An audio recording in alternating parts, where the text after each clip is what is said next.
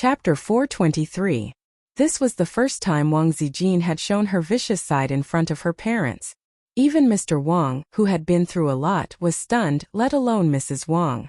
He thought to himself, "My daughter didn't drink tonight, right?" Mrs. Wang said angrily, "What's wrong with you?" Mr. Wang said unhappily, "Zijin, you want me to marry Zhang Mingcheng, right? Do you think I'll be happy in this way? Like you?" Wang Zijin's current state could be summed up in one sentence. "You can't control my anger. Do you think I'll be able to live a happy life if I'm matched with the both of you? Like you only have one daughter? Cold relationship for life? Pretending to be harmonious in front of my family? Why are you pretending? If you're tired, just say it. Divorce, you're pretending to consider my feelings. I feel that you're hypocritical." Wang Zijin looked at her father. "You slept in the study for 3 years. Do you know how much Mom hugged me every day and cried? If you like another woman, go find her. What do you mean you can't go against your father's orders? You're just selfishly doing it for your career. How many times have you hugged me?" Wang Zijin looked at her mother. "Don't come back if you go back to your parents' home. Am I not happy with Grandpa? What's the difference between you and me? You only know how to cry in front of me. What else can you do? I don't want to see you cry. Every time you cry, I feel sad and depressed. Where are you when I'm crying for Mom? Have you ever considered my feelings? Have you ever thought about how much damage you've caused me?" Other children have their parents accompanying them to the amusement park. They visit the Forbidden City and climb the fragrant hills. Their family is happy. What about me? Now you're telling me what to do with my marriage. Do you have the right? Wang Zijin's eyes reddened. After so many years, she didn't care anymore. However, she couldn't bear to hear her mother badmouthing Qin Zhe. She looked disdainful. "Your marriage is such a failure. And now you're interfering with my marriage. Qin Zhe's family isn't on par with our Wang family, but at least his family isn't as hypocritical as you guys. His family can sit together, eat happily and chat happily. But what about you? When you were giving me emotional abuse, did you ever think about what was good for me?" The words that he had been holding back for so many years were finally spoken. "Can you stop criticizing my marriage?" She cried and said, "I like him. I've never liked someone so much before. Whether it's his family background or his money, is it important? I've been very happy in Shanghai for the past 6 months. I only know how to laugh all day. I don't even think about the mess at home anymore. I'm even willing to drink water with him. I don't care about you guys anymore. You can do whatever you want. I just want to be happy." Wang Zijin hugged her knees and cried. Mother Wang opened her mouth wanting to say something, but at this moment, any words would be useless. No amount of apology or consolation could make up for the trauma left in her daughter's heart. Most of the time, adults only cared about themselves and neglected the sensitive and delicate heart of their children. She only knew that she couldn't get her husband's love. At night, she hugged her daughter and cried night after night. She thought about how she was the victim in her marriage and how wrong she felt. However, she ignored the dim eyes and pale face of her daughter in her arms. A child's tolerance was very, very low. The trauma of childhood often followed them for life. Therefore, Wang Zijin had been very evil since she was young. She didn't leave any leeway for others. She vented her negative emotions, but at the same time, she was afraid that she would be hurt. She would rather kill others than get hurt herself. Father Wang felt that it was tragic that he had to spend the rest of his life with someone he didn't love. It was tragic that he would lose his true love and have regrets for the rest of his life. However, he didn't think that his indifference and the cold atmosphere in the house he created were equally tragic for his daughter. Wang Qingfu looked up at the ceiling and remained silent for a long time. Wang Zijin wiped her tears and said softly, "Dad, Mom, go back to sleep. Ace is very good. He will love me very much. Please accept him." Father and Mother Wang left in silence and gently closed the door. Wang Zijin lay on the bed and sniffled. Her eyes and nose were red. She sent a message to Qin Zhe. "My parents don't like you. What should I do?" "Salad. What's the meaning of salad? Let them do whatever they want. As long as you like me. What if they force you to give up your sister?" "Which sister? People are all forced. Who's afraid of who? At most we can elope. Maybe if you give up on me, You'll have a bright future. Is that so? Then I'll give up on you quickly. Hey beauty, who are you? Get lost. I think we can consider plan B. What plan? If we can't cause trouble, we'll kill someone. How about it? Get lost. Wang Zijin wiped her tears and couldn't help but laugh. She hugged her phone and fell asleep. The next day, Wang Zijin took Qinzhe back to Shanghai. She left in a hurry. She only said goodbye to Grandpa Qin and left at dawn. The noon flight arrived in Shanghai at 2:30 p.m. Qin Baobao came alone to pick them up. She drove her little red horse and wore a large brimmed hat, a mask, a pair of sunglasses, and a very loose sweater that covered her iconic 36D. However, her pair of long legs that stood out from the crowd, as well as her round and perky butt, still attracted the attention of many male comrades on the second floor. Qinzhe and Wang Zijin dragged their luggage and walked side by side. Qin Baobao waved her hand. Zijin, a day apart feels like 3 years. Qin Baobao shouted happily and ran over with open arms. Wang Zijin smiled and threw her luggage aside. She opened her arms to welcome her best friend. But just as the two were about to hug, Qin Baobao turned 180 degrees and dribbled the ball. She then dribbled the ball and crashed into Qinzhe's arms. Ace, I missed you so much. Her soft body was in his arms. Wang Zijin froze in the wind. Hey, what are you doing? Qin Baobao hugged her brother's waist and turned her head, pretending to be innocent. I'm holding a maggot in my arms. Wang Zijin gritted her teeth. I'm going to strangle a certain black-hearted maggot. Ace, she's going to strangle you. Qin Baobao complained. Qinzhe was speechless. Sister Bao, have you equated me with a maggot in your heart? The three of them walked toward the car. Along the way, Qin Baobao hugged her brother's arm and rubbed her big chest. She said coquettishly, Did you miss me? I missed you so much. Qinzhe said, I've only been in the capital for a day. Qin Baobao said sadly, I didn't wash the clothes for a day. I didn't wash the bathtub for a day. I didn't dry the sheets for a day. I didn't turn on the stove for a day. Qinzhe said sympathetically, Sister, you've worked hard. I'll make it up to you when we get home. Qin Baobao nodded vigorously. Okay. The real girlfriend, Wang Zijin, dragged her luggage and gritted her teeth. Steady, Aura. Steady, Aura. Whenever the siblings were together, her presence as the real girlfriend would be infinitely reduced. Every time she thought about it, Wang Zijin wanted to cry. Qinzhe acted as the chauffeur while the sisters sat in the back and ate the local snacks Wang Zijin brought from the capital. The two best friends chatted happily. Wang Zijin talked about Qinzhe's performance in the capital yesterday. Qin Baobao talked about the interesting things that happened in the entertainment industry recently, things that were not in the entertainment news.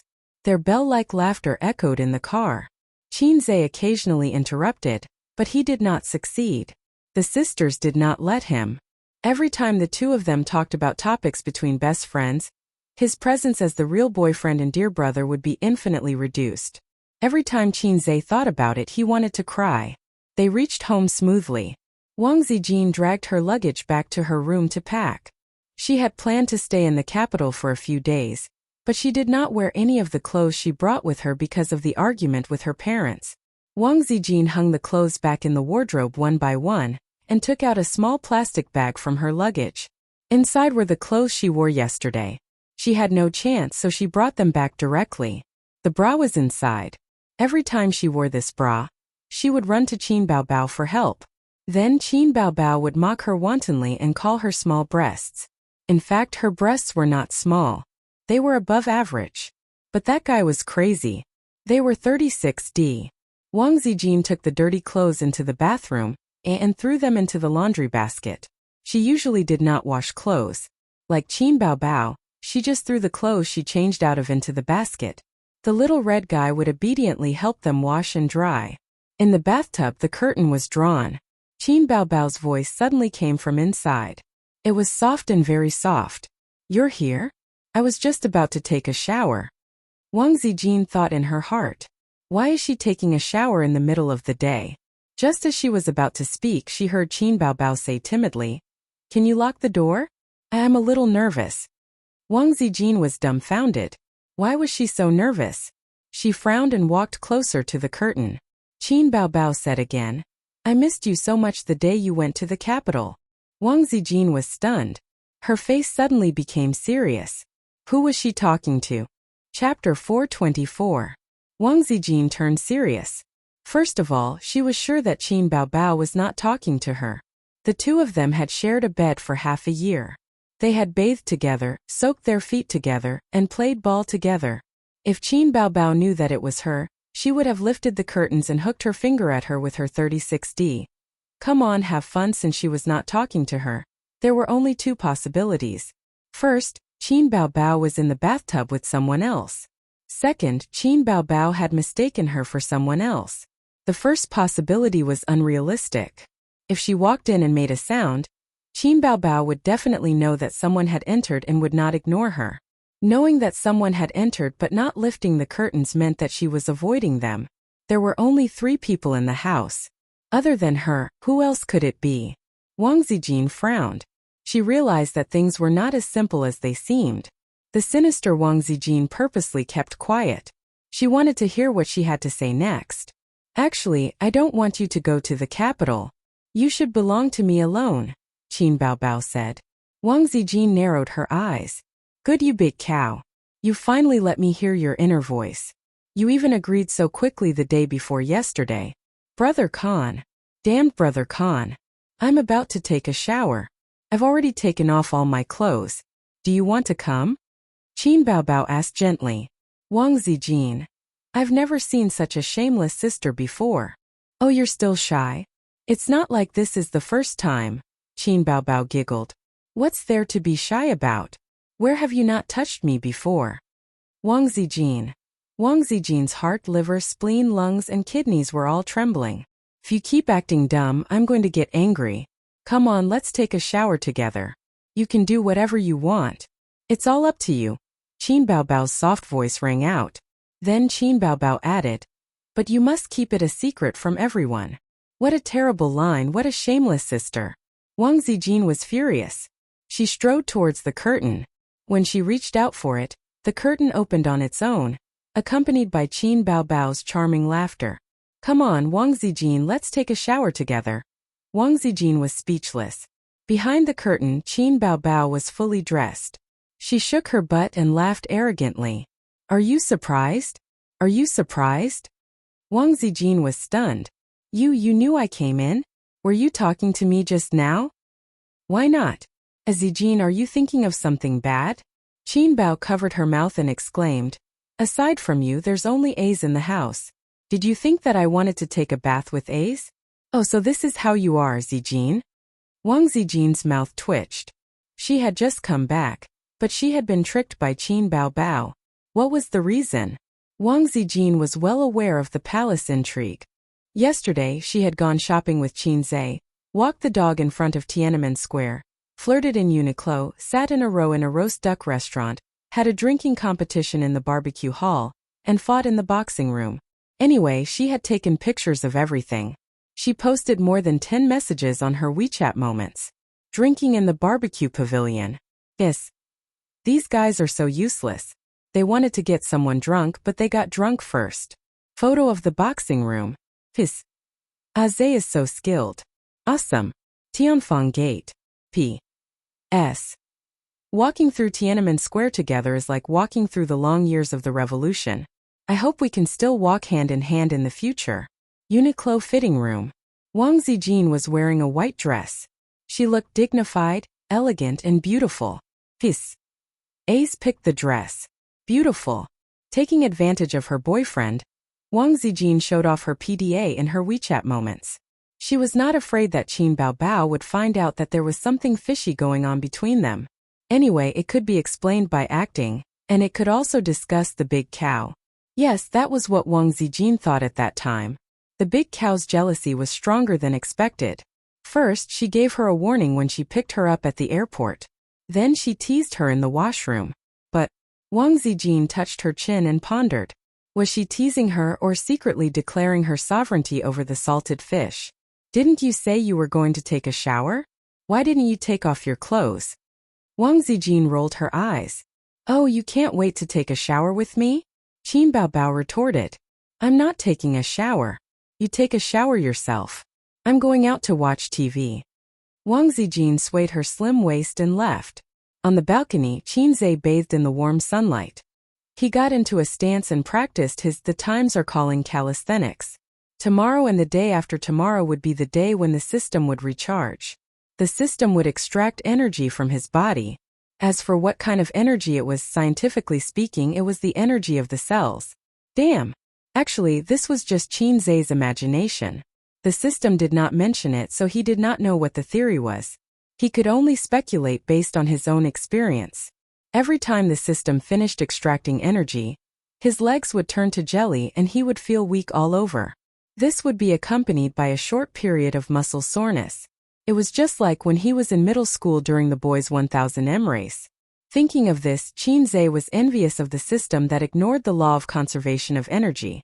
Did they not need to be recharged? Humph, stupid host. You're just like those peasants who guessed that the emperor used a golden hoe to farm. Stupid and ridiculous. The system said. If you're not stupid, then explain it to me. Qinzhe was not convinced. They don't need to be recharged. They're a bug. The system said. Then why do you need to be recharged? The system was silent. Oh. Qinzhe suddenly understood. He laughed sinisterly. What a sad story. You're so low. You're indeed a configuration that's 500 years behind. The system. Who are you calling low? Wang Zijin stood at the balcony with a dark face. I'm not talking about you. Qinzhe explained. About your sister? Wang Zijin's eyes lit up. No. Qinzhe hurriedly explained. So you're talking about me? Wang Zijin's face darkened again. Qinzhe. Where's my sister? Qinzhe could not explain this. He could not say that he was talking to the system in his brain. It was a low level. He was alone on the balcony. He could not help but blurt it out. He could have communicated with the system in his brain. In the bathroom, Wang Zijin said. Help me wash my clothes and wipe the bathtub. I need to take a bath tonight. Okay. Qinzhe ran to the bathroom. Qinzhe equals Haize King equals little henchman. Wang Zijin lay on the single-seater sofa and basked in the sun comfortably. See, Zhang Mingcheng can do this? Qinzhe entered the bathroom. The lavish bathroom was 50 square meters. It was comparable to a small or medium-sized house. He saw the bathtub curtain was drawn and the sound of water splashing could be heard. He thought that Sister Ziwei asked him to clean the bathtub. Then, he remembered that his sister was also in the bathroom. He thought that his sister was cleaning the bathtub. He was touched. It was rare that his sister, who had never done any housework, took the initiative to share the housework with him. Sister, let me do it. Qinzhe was touched and pulled the curtain open. His sister stood in the water. Qinzhe stood beside the bathtub. The brother and sister looked at each other speechlessly. The sister standing in the water was naked. Her curly hair was tied up, and her bangs were tied up with bangs.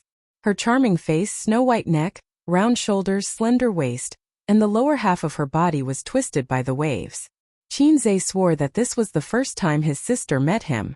They were a family, so they should be honest with each other. I just came back and she's already giving me benefits? No, that's not right. This scene, it's not because my sister is giving me benefits, but because I accidentally barged into the bathroom and saw my sister bathing naked. Why is she bathing? Didn't Sister Ziwei say that the bathtub was going to be cleaned? She even tricked me? Or is it because I pulled the curtain the wrong way? Qinzhe pulled the curtain back and pulled it open again. He repeated it several times. Yes, there's nothing wrong with the way I pulled the curtain. Sister is really bathing. Qinzhe laughed awkwardly. Qin Baobao was dumbfounded. All of a sudden, she had met her brother face to face. She was not on guard at all. She really wanted to take a bath just now. Her clothes were indeed unwashed, and no one cooked for her. But in a neighborhood like Royal View Mansion, a phone call could get a professional cleaner to come up and clean, so the bathtub was cleaned. So Ace did it on purpose? In the name of cleaning the bathtub? He did the dirty things openly? Impossible, this is definitely not the style of her salted fish. After a few seconds of sluggishness, Qin Baobao roared, "Get out!" She grabbed the wooden brush hanging by the wall and threw it hard. The other party didn't want to talk to you and threw a wooden brush at you. The wooden brush hit the bridge of Qin Zai's nose, causing him to stagger. Qin Baobao took the opportunity to pull the curtain and screamed, "Get out! Get out!" Although she hoped that salted fish could get hard, she was not ready to be honest with him. "It hurts. My nose is bleeding. Get out." "It hurts a lot, sister. Get out." "I didn't do it on purpose. Talk more nonsense and I'll kill you." On the balcony, Wang Zijin stretched, squinted, and enjoyed the sun. She hummed a little tune. Today's weather is good, and there's so much scenery everywhere. This kind of weather was the best for sunbathing and sleeping. How wonderful. Chapter 425. After Qin Bao came out of the shower, she started to have a cold war with Qin Zai. She knew that she didn't have the dignity and image of an elder sister in front of Qin Zai, but an elder sister was still an elder sister. Was the extra 2 years of living a dog's life? Therefore, when Qin Zai saw her bathing picture of a beauty, she felt very ashamed and lost face. "I'm the elder sister, right? Don't I have face?" But she didn't realize that other than feeling embarrassed, she didn't feel embarrassed at all. It was as if being seen naked by her younger brother wasn't something unacceptable. Wang Zijin fell asleep on the balcony, curled up like a cat. Qin Zai covered her with a blanket. The wind was strong, so it wasn't suitable to sleep here. He didn't know what happened after last night, but Wang Zijin knocked on his door at 6 in the morning. She also said that she had quarreled with her parents. When she knocked on Qin Zai's door, she said with 2 dark circles under her eyes, "We're going back to Shanghai today." Then Qin Zai followed her back. Thinking back, his performance in the Wang family was commendable. If he was too cowardly, the Wang family would look down on him. If he was too tough, they would think that he was rude. In fact, they didn't love him as a son-in-law, so they could find fault with him. "Oh, how considerate. If I didn't know better, I would think that she's your real sister." Qin Baobao sneered and said with a sour tone, "No, you're my real sister." Qin Zai scuttled to his sister's side like a pug. Qin Baobao snorted and prepared to continue the Cold War. "Imperial concubine, I rashly barged in just now and offended Imperial concubine Bao. I deserve to die." Qin Zai apologized. Qin Baobao grabbed a pillow and hit his head, scolding as she hit. "Where's the holy light? Where's the holy light? Didn't you say it was worth a fight? Come on, come on." Qin Zai said in his heart, "What fight? Do you believe that I will lick your bones until they break?" Hugging his head, he ran from the living room to the bedroom. Qin Bao chased him into the bedroom. He then ran from the bedroom to the bathroom. Qin Bao chased him into the bathroom. Along the way, he was beaten up violently. After beating up salted fish, he felt refreshed. Qin Baobao held her waist, straightened her 36D, and let out a long sigh of relief. At 4:30 in the afternoon, Qin Zai rushed to the company with bags of specialties, not for employees but for Suyu. Food, necessities, and some gifts from men to women. They were definitely not strange things like electric sticks and bouncing balls. When Suyu saw that he had brought back so many gifts for her, she would definitely be overjoyed. She would throw herself into his arms and call him her husband. Thinking about it, he felt a sense of accomplishment. Qin Zai was the most distressed for Suyu, and his feelings of pity were even more than his sister and Wang Zijin. When he rushed to the company, he found that Suyu was not there. The assistant explained that Suyu had gone out to discuss the acquisition of the company, and had made an appointment with 2 bosses of the entertainment company. Qin Zai had discussed the acquisition of the entertainment company with Suyu half a month ago. He could not count on Tianfeng in this aspect, so he needed a professional teddy bear to handle it. He was really not short of money now. Tianfeng was thriving in the entertainment industry, and a few good artists had appeared. After If I Become Memories was released, the star actress Qin Bao's fame increased.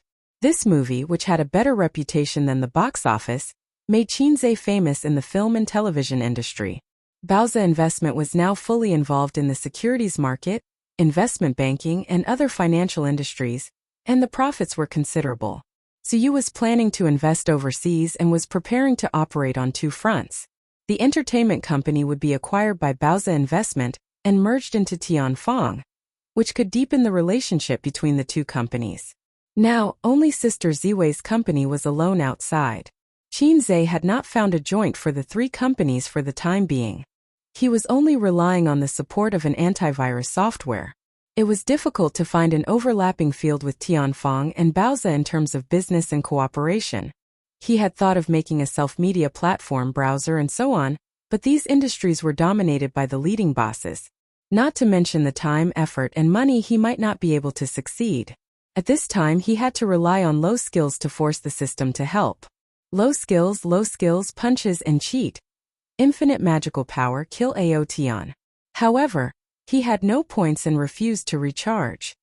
His recent considerable income was to wait until the end of April to complete the top 3 box office and 8.5 reputation mission. In the next year, Tianfeng would become one of the big bosses of the domestic entertainment industry. Just these 2 missions alone would give him tens of thousands of points. Did Suyu say when he will be back? Qinzhe asked. I'm not sure. The female assistant shook her head. I heard from Suyu on the phone that he had invited them to dinner. He probably won't be back to the company today. Where? Qinzhe asked. This kind of social entertainment was generally arranged by the assistant and the time and place were set. The assistant told Qinzhe the location, hesitated for a moment and said, Boss Qin, would you like to go to the conference room? What's wrong? Qinzhe looked at the female assistant. So you had 2 assistants. Their work efficiency was high, they were very competent and professional, but they had one thing in common, they were mediocre. Not to mention Suyu, even the girl at the front desk was more beautiful than them. Suyu herself said righteously that as long as the ability was outstanding, appearance was not important. In fact, with Baozi's capital, it was not a problem to recruit 2 talented and beautiful female assistants. As the president, Qinzhe did not have an assistant so far. The position of the president's secretary was held by Suyu. Qinzhe saw through her little thoughts but did not say anything. It was the same as Qin Baobao. When she first entered Tianfeng, she directly sent the 2 beautiful assistants to the general manager's office. Zhang Fu was flattered and wondered if he was too handsome to be favored by the beautiful president. The truth was that she didn't like to have a coquettish bitch around her brother. Well, it's Boss Su's relative. The assistant whispered. He's been here for 2 days. He came to our company to get investment, but Boss Su ignored him and left him in the conference room. Which conference room?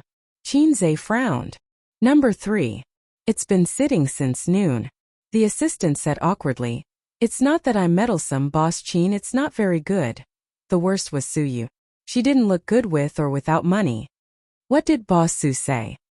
Boss Su said she was too lazy to care. While talking and walking, Qinzhe came to the door of conference room number 3.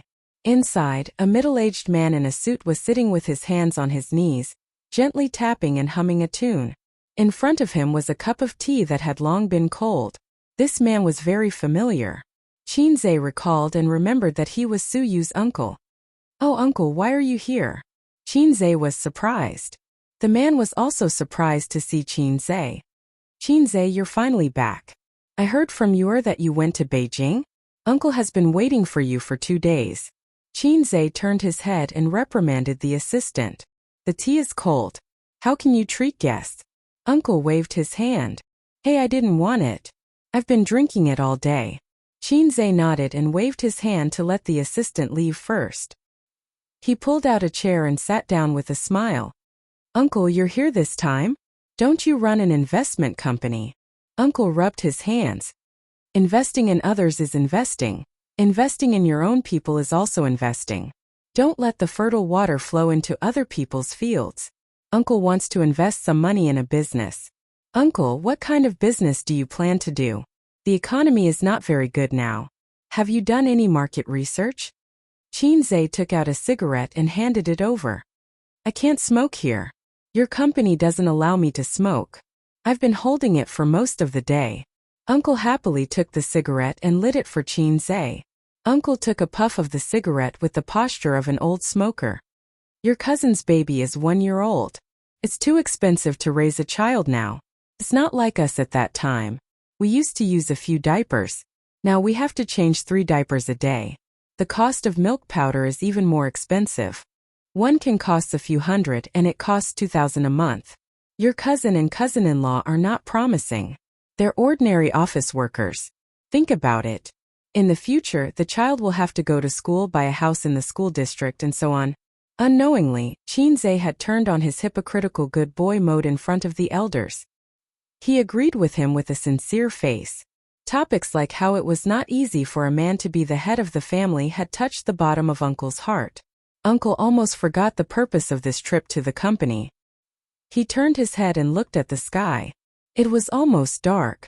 Only then did he force himself to return to the topic. It's like this. I'm thinking of opening a supermarket. It's best to open it in an office building. A few of my friends have made a fortune this way. Of course, Uncle has done market research.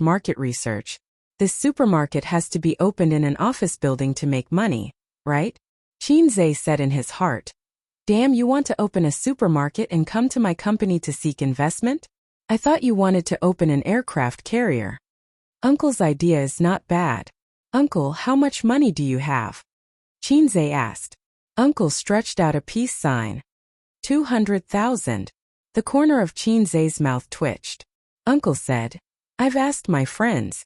From the supermarket to the storefront, then to the stock hiring staff, and finally to the normal operation. The rent of the office building is very expensive. The total investment is about 1 million. I understand. Qinze pressed his hand. It's a small matter. I'll let someone do it. Uncle, you invest 200,000. I'll invest 800,000. If our supermarket receives dividends, I'll give you 20%. Uncle was stunned and waved his hand. No. In this case, the supermarket will become your company's. I mean, tisk, Uncle, you're making it difficult for me. Qinze said. The company is not mine and Suyu's. There are other shareholders. If you want to invest, you have to go through the formal process. I think you want to open a supermarket yourself, right? Qinze said. You see, the company can lend you 800,000. The supermarket is yours and the money is also yours. When the supermarket is operating, you can repay it in installments. Uncle was stunned again. This was not what he thought. Why was it the company borrowing money and not private borrowing money? This is the best way. Uncle, you choose one. Either the company invests in the shares, or you pay in installments. Then borrow the money. Uncle said. Chapter 426. President Zheng, if you want to invest, we can give you a chance. As long as this acquisition is successful, you will be a member of Tianfang. Last year, Tianfang and Feiyang Entertainment were still the same company. Everyone can see how it is now. President Su, I know that your daughter has a lot of resources in Huaiyue. For your sake, Tianfang will definitely take care of her. In addition, I promise that Miss Qin will tailor a few good songs for her. I promise to reverse the audience's impression and restore her reputation. Suyu raised her wine glass and motioned to the two middle-aged men. With President Su's words, I'm relieved. President Su, please take care of us in the future. We will do our best to facilitate this acquisition. President Zheng and President Su nodded and drank. This was a luxurious private room of a 5-star hotel. 6 uniformed waiters served on both sides. The lights were bright and shone on the beauty drinking. The light passed through the red wine in the glass, refracting a diamond-like red light, reflecting on the snow-white neck when she raised her head to drink. President Zheng and President Su were the major shareholders of the 2 entertainment companies that Baozi Investment was preparing to acquire. Acquiring a company required repeated negotiations. The acquisition of these 2 companies was not easy. There were always shareholders like Nanman Pei who were unwilling to fail, so they encountered a little trouble in the acquisition. But it didn't matter. For Suyu, it was only a matter of time before 2 pieces of fat meat were in her mouth. With sufficient financial support, she was very confident. In addition, she could also cater to their interests. For example, President Zheng, who wanted to continue working in the entertainment industry, so you could promise to let him transfer his money into shares and place him in Tianfang. President Su, who was wholeheartedly paving the way for his daughter. Oh, his daughter was in the entertainment industry like Qin Baobao, a little bitch singing. So you drew a big cake and promised to let Qinze write a few songs for his daughter. Who didn't know that a song by a fast shooter could easily make a singer popular? The gimmick was big and didn't cost money. Although Suyu was smiling like a flower, she was actually in a bad mood these 2 days. For example, her husband accompanied another woman to Beijing, and a black-hearted woman even posted on Weibo to show off their love. Suyu was so angry that she couldn't wait to post a little red door or a teddy door to PK with her. Suyu was a little sad. They ate, drank, and played in the capital. They went shopping hand in hand. They were in love. While they spent the whole day laughing and chatting, she was all alone in her work. Just thinking about it made him sad. Today Chinze came back. He should be at home with his sisters, cooking and being intimate with each other. On the other hand, she had to attend social events for the sake of the acquisition of the company, and was even pestered by her uncle. Just as she was thinking about this, her uncle called. Suyu frowned slightly. She had a cold relationship with her family and relatives. She hated those poor relatives who ate and took. She felt that her uncle was just trying to get money from her. Today he was going to open a supermarket. Tomorrow he was going to buy a house. The day after tomorrow he was going to buy a new car. Day after day, what was he doing? Was she close to him? We only see each other during the holidays, but you don't usually care about me. Can't we just go our separate ways? She answered the phone. I know you're busy. Did I disturb you? Her uncle laughed twice. I've got the money to open the supermarket. Your aunt and grandma insisted that I call you to say thank you. What money? Suyu was stunned and then became angry. Did the company's people give the money to her uncle without authorization? It was possible. If they followed the investment process, the company's department managers had the power to casually set up a project and give the money to her uncle. They could also please her. Didn't Chinze come back? He gave it to me. Her uncle laughed and said, Your boyfriend is really good. He has a better eye for men than your mother. When I left, he caught up with me and said that the loan treaty was just a process and you don't have to pay it back. Uncle received this kindness. When the supermarket makes money in the future, you have to pay it back. After all, it's the company's money. Come home for dinner some other day. Your grandma and grandpa miss you very much. Suyu hung up the phone blankly. After talking about things, the dinner party was over. Suyu drank wine and didn't bring a driver. President Zheng and President Su enthusiastically wanted to send her home, but Suyu declined. The April evening breeze blew on her face, cool and comfortable. Suyu stood at the door of the hotel and made a phone call. Hello, come and pick me up. Where are you? I'm at Huijin Hotel. It's too far away. The person on the other end of the phone refused. But I drank. Aren't you afraid that I'll meet bad people? In a society ruled by law, what are you afraid of? You don't love me at all. Suyu angrily hung up the phone. The night wind blew on her face and messed up her hair. Suyu stroked her hair, sighed, walked through the flower bed in front of the hotel, and was about to take a taxi home on the side of the road, but saw a black car parked on the side of the road. Chinze was squatting by the wheel and smoking, with his back to the hotel. Suyu's eyes immediately shone. She bit her lip, walked over, and deliberately stomped her high heels. Hello. Suyu shouted. Chinze ignored her and smoked. Hello. Suyu stomped her feet. I heard you. Wait for me to finish this cigarette. Chinze threw the cigarette butt on the ground, stepped on it, and then picked up the cigarette butts on the ground one by one. Only then did Suyu find that nearly half a pack of cigarette butts fell on the wheel. She was moved. Have you been waiting for a long time? Just arrived. Chinze said, nonsense. You just arrived and smoked so many cigarettes?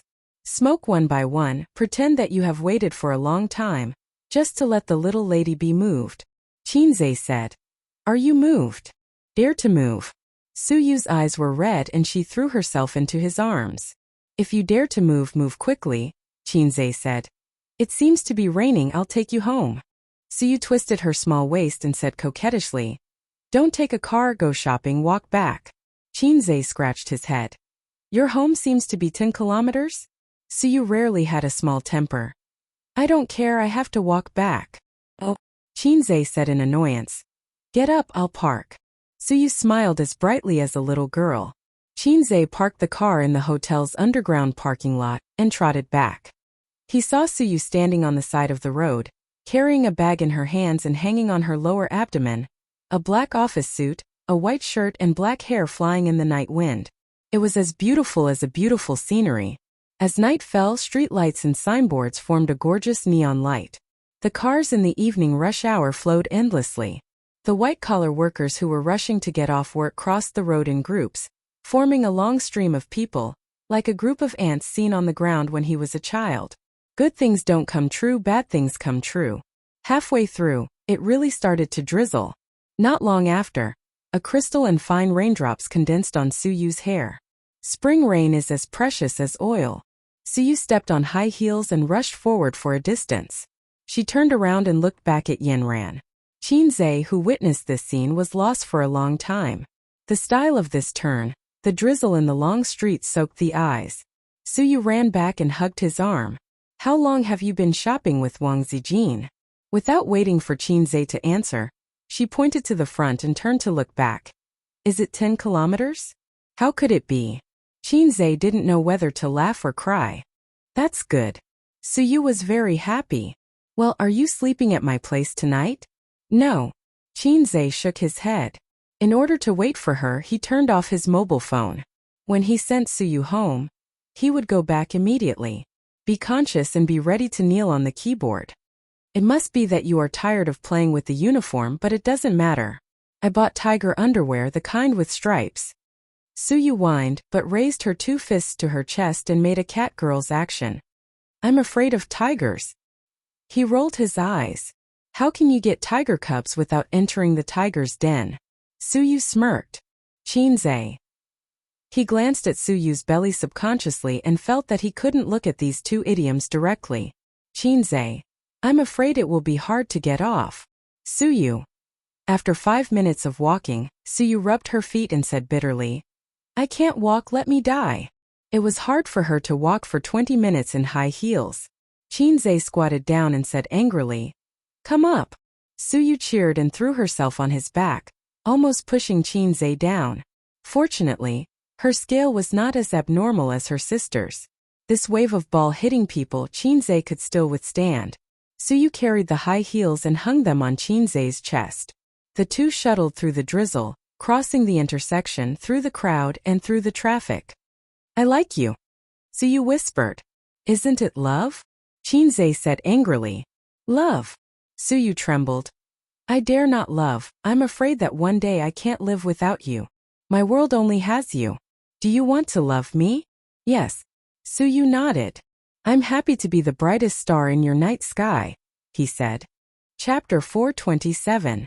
At home, Qin Baobao and Wang Zijin were living too comfortably and looking for excitement. They hugged their pillows and stared at each other on the sofa. Why are you looking at me?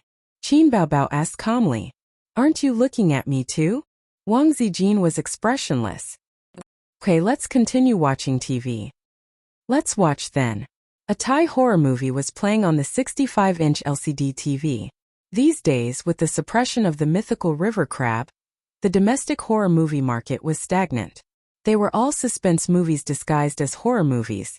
Therefore, if one wanted to watch horror movies, the first choice was Japan and Thailand, followed by South Korea. Western horror movies were like the national football team. The former focused on blood and gore, while the latter focused on soy sauce. They were all useless and could not be supported by a wall. Qin Baobao was very afraid of horror movies. When she was young, she would hug Qinzhe tightly when she watched zombie movies. Wang Zijin was also afraid of horror movies. Female hipsters could not accept such movies. Then why did the 2 of them want to die? After Qinzhe left the room, the 2 best friends began to quarrel again. New worries and old hatred made their brows turn green. The battle would start at 8 p.m. sharp. If your sisters come at me. The Thai movie was scary and bloody. The plot was old. It was set in an old tube-shaped apartment. A few main characters lit candles in a dark room and played a game of summoning the pin spirit. At the crucial moment of the game, a girl in white on the rooftop couldn't take it anymore and jumped off the building. Before she died, her eyes were fixed on the window of the room where the main characters were. After that, they were haunted by the pin spirit. The main characters died one after another. Their deaths were tragic and bloody. The 2 men and 1 woman who survived were so scared that they peed their pants. They asked a witch to exorcise the spirit, saying that they were haunted by the ghost of the girl who jumped off the building and begged for help. The witch performed a ritual to help them and successfully exorcised the ghost of the girl in white. They thought that they had escaped death. However, the next day, one of the men died in his own house. The lower half of his face disappeared. The male and female leads were so scared that they pooped in their pants and asked the witch for help again, said the enchantress, allowing me to ponder. As soon as the male and female protagonists left, a little girl with disheveled hair suddenly appeared in the witch's dark room. The little girl killed the witch and crushed her chin. Just like that, she muttered to herself to death. The male and female protagonists felt that the witch wasn't very reliable, so they tried to think of a solution themselves. First, they had to determine what kind of evil spirit was bothering them.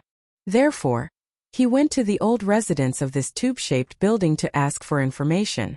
Finally, they found out the true face of the evil spirit. It turned out that before the building was built, a cute little girl passed by and was dragged in and out of the building by an evil Lillicon uncle. Then she was killed. It was said that her chin was smashed. This Lillicon was said to be called Nauchi. He had yet to be arrested and was on the run.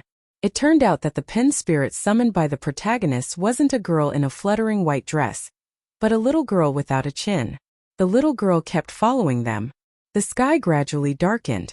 The male and female protagonists went to the witch for help, only to find that the witch was already dead. They fled back to the apartment in fear. The male and female protagonists ran down a long corridor. Just then the corridor lights flickered a few times and went out. The male and female protagonists saw a little girl with disheveled hair appear at the end of the dim corridor. The little girl was still very far away at first, but in the blink of an eye, she was standing in front of them. She raised her head. Her face was badly damaged. Her chin was shattered and there was still black blood. Only the whites of her eyes were missing her pupils. The little girl's appearance was extremely frightening. Qin Baobao picked up her teacup and sipped on it expressionlessly. However, her hands were shaking as if she couldn't hold her blanket properly. Wang Zijin pretended to look at her phone as if nothing had happened. The corner of her mouth twitched slightly. The two girls were actually so scared that they peed their pants. After watching the horror movie, the pale-faced girls tacitly went back to their rooms to sleep and turned on the lights. However, they didn't know if it was a psychological effect, but they felt that the house was especially quiet. Sometimes they would hear strange noises in the living room. Qin Baobao's room was big, so it was even worse. She turned on the lights in the bathroom and opened the door. Every 5 minutes, she would step into the bathroom in her slippers and take a look. She was afraid that something would appear in there. "I'm sorry. The number you have dialed is temporarily unavailable." After calling her brother for the 10th time without any results, Qin Baobao threw her phone on the bed and sat cross-legged. She was so angry that she gritted her teeth. "Where the hell did you go? Don't come back tonight if you dare." After thinking for a while, she changed her words. "If you don't come back, I'll cut off all ties with you." In the room opposite, Wang Zijin covered the mirror on the wardrobe with a blanket. She was playing a funny variety show on her phone, but it couldn't get rid of the shadow brought by the horror movie at all. From time to time, she would dive under the bed to take a look, afraid that something would appear under the bed. "I'm sorry, the number you have dialed is temporarily unavailable." After dialing for so many times, Wang Zijin quickly switched her phone back to the variety show and bit her lip. She couldn't rely on her boyfriend at the crucial moment. The Thai movie was too scary. At 10 o'clock at night, Qin Zhe returned home. The lights in the living room were dark. His sisters had gone to bed early today. That was good too. He didn't want to kneel on the keyboard until the middle of the night. Very good, very good. Time to wash up and sleep. After taking a shower, Qin Zhe returned to his room. Just as he lay down, the door opened. His sister, who was wearing pajamas, was standing at the door with a pillow in her arms. "Ace," his sister called out softly. "Sis, I came back late because of a company dinner. Don't be angry." Qin Zhe said the lines he had prepared as fast as he could. "What nonsense are you saying? Why would your sister be angry with you?" Qin Baobao entered the room. "Your sister loves you so much. How could she bear to be angry with you?" His sister was unexpectedly gentle today. "What's the matter?" Qin Zhe was confused. Chat for a while," Qin Baobao said. "No, let me sleep." Qin Zhe refused. Qin Baobao said happily, Make way, make way." She threw off her slippers and crawled under the blanket. Qin Zhe was speechless. Hey boss, did you misunderstand me?" At this moment the door opened again. Wang Zijin stood at the door. Qinze was speechless. Qinze was cold. No, his heart was cold. Sister Ziwei is not like what you see. Why didn't you knock on the door? At least give me time to crawl under the closet. Wang Zijin hugged the pillow and glanced at Qin Baobao, who was next to her brother. She curled her lips and walked to the other side with the pillow. She threw off her slippers and crawled under the blanket in one go. Sleep over there. Wang Zijin nudged Qinze. Qinze was speechless. It was late at night. Qinze, who was enjoying the happiness of having two wives, lay on the bed and stared at the ceiling, not daring to move. On his left lay his 36D seductive sister, and on his right lay his dignified and gentle girlfriend. The sister slept on her side facing him. Her big breasts were shockingly hot, and her breast volume was shameful. Wang Zijin's back was facing him. Her butt was shockingly hot, and the distance was shameful. She was just touching his waist. What's wrong with the sisters? Are they giving me benefits? Are you touched? I don't dare to move, I don't dare to move. The distance is too scary. If I move even a little, I'll rub against sensitive parts. Usually it's fine. But now my pajamas are thin, and the sisters will definitely slap me to show that they are pure. When that happens, if Qinze moves, they'll slap me. Slap me every time I move, slap me every time I move. So this is their plan to play with me. Punish me. Aren't they underestimating me too much? To the sisters, I want to be big. To Sister Ziwei, we're already boyfriend and girlfriend. I just need to wait for the good weather. Qinze tilted his head slightly. With the faint light outside the window, he scrutinized his sister's sleeping face. Her facial features were exquisite. Her eyelashes were like brushes, and her lips were red and moist. What are you looking at? Qin Baobao opened her eyes and said angrily, without waiting for Qinze's reply. What's wrong with looking at you? Wang Zijin continued the conversation. She turned over and raised her head slightly. Try looking at me again. I'll try. Qinze. What are you doing? Qinze was confused from the beginning to the end. Why are you squeezing into my bed all of a sudden? Qin Baobao and Wang Zijin couldn't think of an excuse, so they said in unison, stop talking and go to sleep. The sisters were still shy. Although he didn't know what went wrong that made the two of them unable to control themselves, this didn't hinder Qinze from feeling pleased in his heart. Ying Freak, although she usually didn't act like an older sister, she had wholeheartedly relied on him since they were young. She raised him for 3 years without caring for him. If he was the brightest star in Suyu's night sky, then he was his sister's son. Other than indulging her, he was still indulging her. Black-bellied sister. Although she usually pretended to be gentle and generous, she always exposed her black-bellied side from time to time. When she got jealous, she would even dig a hole for her boyfriend. But overall, she was considerate and had a good temper. Otherwise, she wouldn't have tolerated Ying Freak for so long. Presumably, she would be a good wife in the future. Thinking about this, he fell asleep in a daze. The next day, early morning, the first to wake up was always Qinze. He slept very tiredly last night. The three of them squeezed into one bed, so everyone was quite tired. Moreover, the current Wanchan was hot from my warming.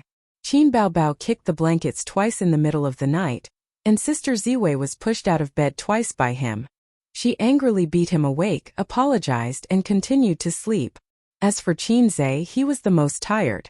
When people sleep, they automatically adjust to a comfortable sleeping position, so he squeezed in with all his might. In this aspect, Qin Baobao's large but had an absolute advantage. Then the squeezed Qinze subconsciously squeezed in the other direction, causing Wang Zijin to flip out twice. But during this process, Wang Zijin also continuously squeezed in, so Qinze, who was in the middle, was the most tired. The first time he enjoyed the happiness of having multiple partners, he didn't want to try it again. Qinze pushed his sisters awake and chased them away. It's daybreak. Qin Baobao rubbed her eyes and breathed a sigh of relief. Don't sulk in the future. Wang Zijin looked at her. You squeezed into my bed to sulk? Qinze was at a loss. Whoever climbs into my bed first wins. Qin Baobao sneered and glanced at him. She hugged her pillow and left with Wang Zijin side by side. This guy is too arrogant. I don't know what he was doing last night. His phone was also turned off. He said something about a company gathering, but he clearly didn't drink. Why don't we just beat him to death? Qin Zhe. In the past few days there had been many discussions to bribe the two major shareholders to contribute, facilitate, and be willing to spend money. The acquisition process was progressing smoothly. Su personally sent the information to Tianfang for two reasons. As a minor shareholder of Tianfang, she had never been here before and wanted to take a look. Qin Zhe was in Tianfang today, not at Baozi and Purple Crystal. Su knocked on the company's door. When the receptionist saw the cold beauty, she was stunned. Then she remembered something and quickly opened the door. At last year's annual meeting, Su sat at the same table as CEO Qin. She was on the same level as CEO Qin. Moreover, her beauty alone left a deep impression on people. The male and female employees present at that time should have a deep impression of Su Yu and Wang Zijin. There were many beautiful women in Tianfang and Baozi companies, especially the former. As an entertainment company, any artiste or model would be better looking than an ordinary person. Not to mention a B-list artiste like Li Wei. But even a B-list artiste was not qualified to sit at the main table. "Hello, how can I help?" The receptionist asked cautiously. "Where is CEO Qin's office?" Su asked. "It's in the innermost area. I'll take you there." The receptionist welcomed her. The entire floor of the office area was Tianfang. The total area added up to more than 800 square meters, not including the two offices downstairs. Su followed the receptionist and walked through the office area of various departments. Many male comrades stopped their work and stared at her with excited and amazed eyes. Su was also looking at them, or rather, the layout and scale of the company. At present, Tianfang's funds were certainly not as good as Baozi's, but the company's staff was nearly twice as much as Baozi's. Different industries had different divisions of labor. Investment companies did not need too many post-production and logistics personnel, but in the entertainment industry, they were basically logistics personnel. The ones who were really on the table were actually just stars. Next, the two entertainment companies were merged into Tianfang.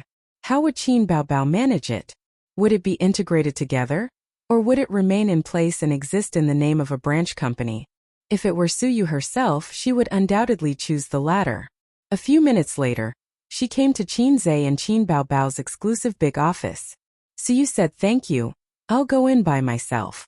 The receptionist nodded and turned to leave with her low-heeled shoes. Just as she was about to knock on the door, Su Yu, who had sharp ears, suddenly heard a soft conversation inside. Well, there's a lot coming out." Qin Baobao's voice. Su Yu had a strong sense of déjà vu in that tone of complaint and surprise. "Hey, don't suck so hard." Qin Zhe gasped. Su Yu's face changed, and she couldn't believe what she heard. "It's all your fault. How did I know there was so much inside? It's white and sticky." Qin Baobao complained. "It's all over my face and hands." "Sister, I'll help you get it." Qin Zhe gasped for breath. "No, you keep moving. You can't stop if I don't let you." Qin Baobao snorted. "But even if it's me, I can't stand such intense movements." Qin Zhe's gasping became more and more intense. "You can't stand it just a few hundred times? Are you a man?" Qin Baobao said. Su Yu's raised hand froze in the air and couldn't fall. If she remembered correctly, the two inside were brother and sister, right? They must be brother and sister, right? They were so evil her outlook on life suddenly collapsed. If Wang Zijin was inside, Su Yu would be very angry. But the person who was exercising with Qin Zhe inside was actually Qin Baobao. Su Yu's hand trembled slightly. "Oh, there's so much coming out I can't eat it at all," Qin Baobao said. The taste was really bad, and it was hard to swallow. Su Yu's brain twitched and resonated uncontrollably. "Isn't there a paper towel? You wipe it clean, don't lick it," Qin Zhe said. "It's quite sweet, delicious." Qin Baobao enjoyed the sound. "How can it be sweet? It's obviously very fishy." Su Yu thought. No, now is not the time to think about this. Although I like Qin Zhe very much, she can't accept the fact that her sister threw her clothes. It's even more evil than the grass python hero Su Xian. Su Yu took a deep breath, twisted the handle, pushed the door open and shouted, "What are you doing?" In the office, Qin Zhe was doing push-ups, while Qin Baobao took off her high heels and sat cross-legged on the sofa, holding a sweet like bread in her hand. She took a bite, and immediately white cream flowed out. Qin Baobao licked it clean and squinted. What we do is none of your business. Why are you here? Qin Zhe took the opportunity to get up. Hey, I didn't ask you to stop. Qin Baobao threw the crumpled paper towel over. Keep moving, 200 more. Suyu. Suyu walked to the sofa and her eyes fell on the dessert. Do you want to eat? A's bought it, I'll give you 2 and the rest are mine. Qin Baobao said. It turned out that the white sweet and relied on sucking was this thing. Suyu's heart was tired. How long have you been doing it? Suyu turned her head and asked Qin Zhe. Qin Zhe looked at his sister, who thought for a while. Almost 500. Don't do it, tomorrow your muscles will be sore. Suyu was distressed. It's none of your business. Qin Baobao raised an eyebrow. How is it none of my business? Suyu retorted. Oh, you tell me, I'm training my brother, how is it none of your business?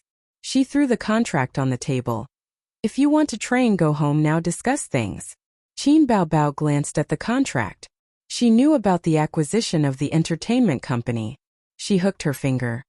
Little Zhe, come here, push-ups, go home and continue. Okay, thank you, sister. Qin Zhe came over. Suyu secretly kicked him, hating iron for not becoming steel. Why should my man be bullied by Qin Baobao like this? Qin Baobao focused on looking at the information and did not find Suyu's little movements. She roughly went through it and frowned. How is the attitude of the artists of these two companies? Suyu said. The communication passed, and the contract was automatically extended to Tianfang. The two companies added up to only one second-tier artist, a third or fourth-tier artist, and they are eager to enter Tianfang. By the way, the second-tier female singer is the daughter of the general manager of Xiayi Entertainment. I promised to let Qin Zhe write a few songs for her. Mr. Su has made a lot of efforts in the acquisition. Is there any problem? Qin Zhe nodded. No problem. Qin Baobao looked at him in surprise. As we all know, the fast shooter is famous for being stingy. Other singers eagerly ask for songs, but don't even think about it. But Suyu's words made her brother agree. When Qin Baobao looked at Suyu again, her eyes were secretly vigilant. Qin Baobao's biggest imaginary enemy was Wang Zijin, and then Suyu.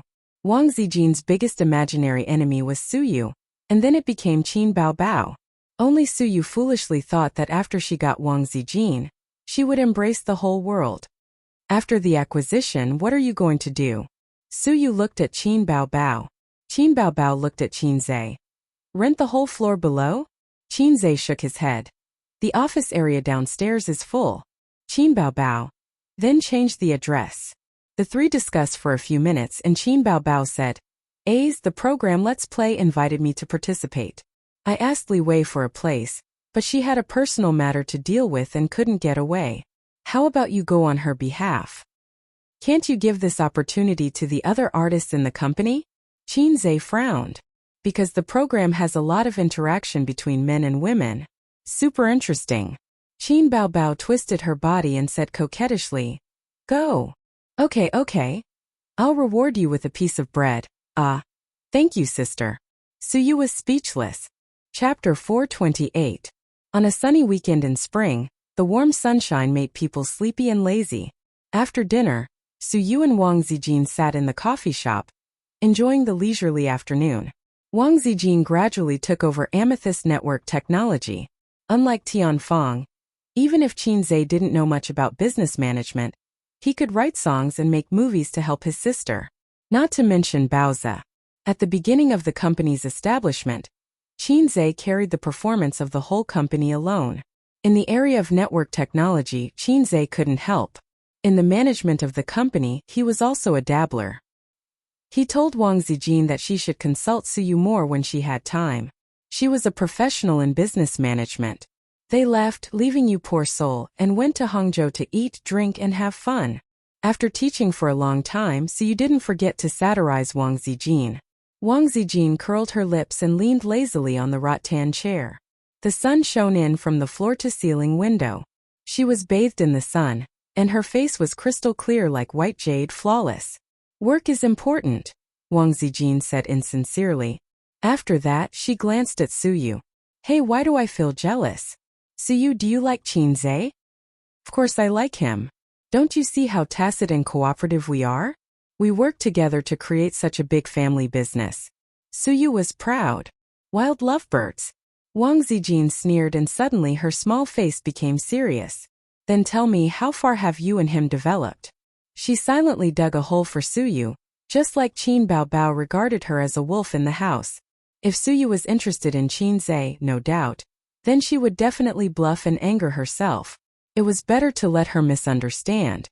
Eat all day long, Suyu said. Wang Zijin. Then she came to her senses, and two sharp rays of light shot out of her eyes that were like peach blossoms. What do you mean? She said. Just kidding. Suyu laughed and said, do you think I have an affair with Qin Zhe? Stop fooling around. I'm such a pure and innocent little fairy. A pure and untainted white lotus. That's right, there's something going on. She paused for a moment, and before Wang Zijin could say anything she smiled and said, what about you? Are you having an affair with Qin Zhe? She was exaggerating so much that Wang Zijin didn't believe her. Wang Zijin pretended to be relaxed. How is that possible? I only treat him as a younger brother. I'm not some kind of brother complex. It doesn't exist. She thought that she couldn't let Suyu know her relationship with Qin Zhe. Otherwise, Suyu's big mouth would turn around and tell Qin Bao. The big cow was going to explode. Wang Zijin was not ready to have a showdown with the big cow. Suyu was confused at that time. What was going on? Wasn't she Qin Zhe's official girlfriend? Why did she cower faster than her? What was she afraid of? It didn't make any sense. Was he worried about something? Anyway, it was impossible to worry about her, Suyu. Suyu frowned and realized that things were not simple. Today's training will end here. I'm going home to write novels. Suyu stretched. Wasn't your novel banned? Wang Zijin asked curiously. Suyu's novel was 404 because of too many illegal content. At that time she was heartbroken and called Qin Zhe with tears in her eyes. She cried and said that she wanted to buy that novel platform and then fire all the employees. Qin Zhe comforted her that it was useless to do so. The power of the #1 beast in the world was not something you could compete with. Just go to work obediently. Suyu was not reconciled and secretly started a new book. At the same time in Hangzhou Stadium, the program group of Let's Play officially started recording. It was a relatively popular reality show. There were 4 permanent guests in the program, 2 men and 2 women. 2 of the female stars were acquaintances, Qian Shishir, who was in the variety show, and Gu Ling, a very popular female singer in Wanwan. It was the sister who posted Qin Zhe's picture. Pigeon, the sheep below, is dead. They met when they participated in the Golden Melody Awards. Of the 2 male stars, one was once a big star in the music industry called Li Guangsheng. The other won the Best Actor award called Sun Chun. In the stadium, hundreds of audience members were looking forward to it. At this time, there were 2 male guests standing in the stadium. Yes, there were only 2. Following the director's speech, a man came out of the entrance. Lin Jiao. It's him. I love him. The stadium was noisy and the audience cheered in surprise.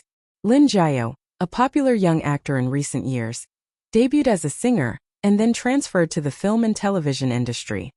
He was often criticized for having no acting skills, but it did not prevent him from being popular. The classification of the entertainment industry was actually very vague now. In the past, the classification of A-list and B-list stars was very clear. With the development of the times and the emergence of young actors, this classification faded away. In the past, the level of stars was divided according to the work and salary. After the young actors, this method did not work because good work did not mean high salary. Lin Jiao went on stage and exchanged pleasantries with the 2 male stars. The director raised the microphone and shouted, "Let's welcome the next guest." There was a puff of air from the entrance and a tall voice walked into the stadium. Several male guests exclaimed in surprise.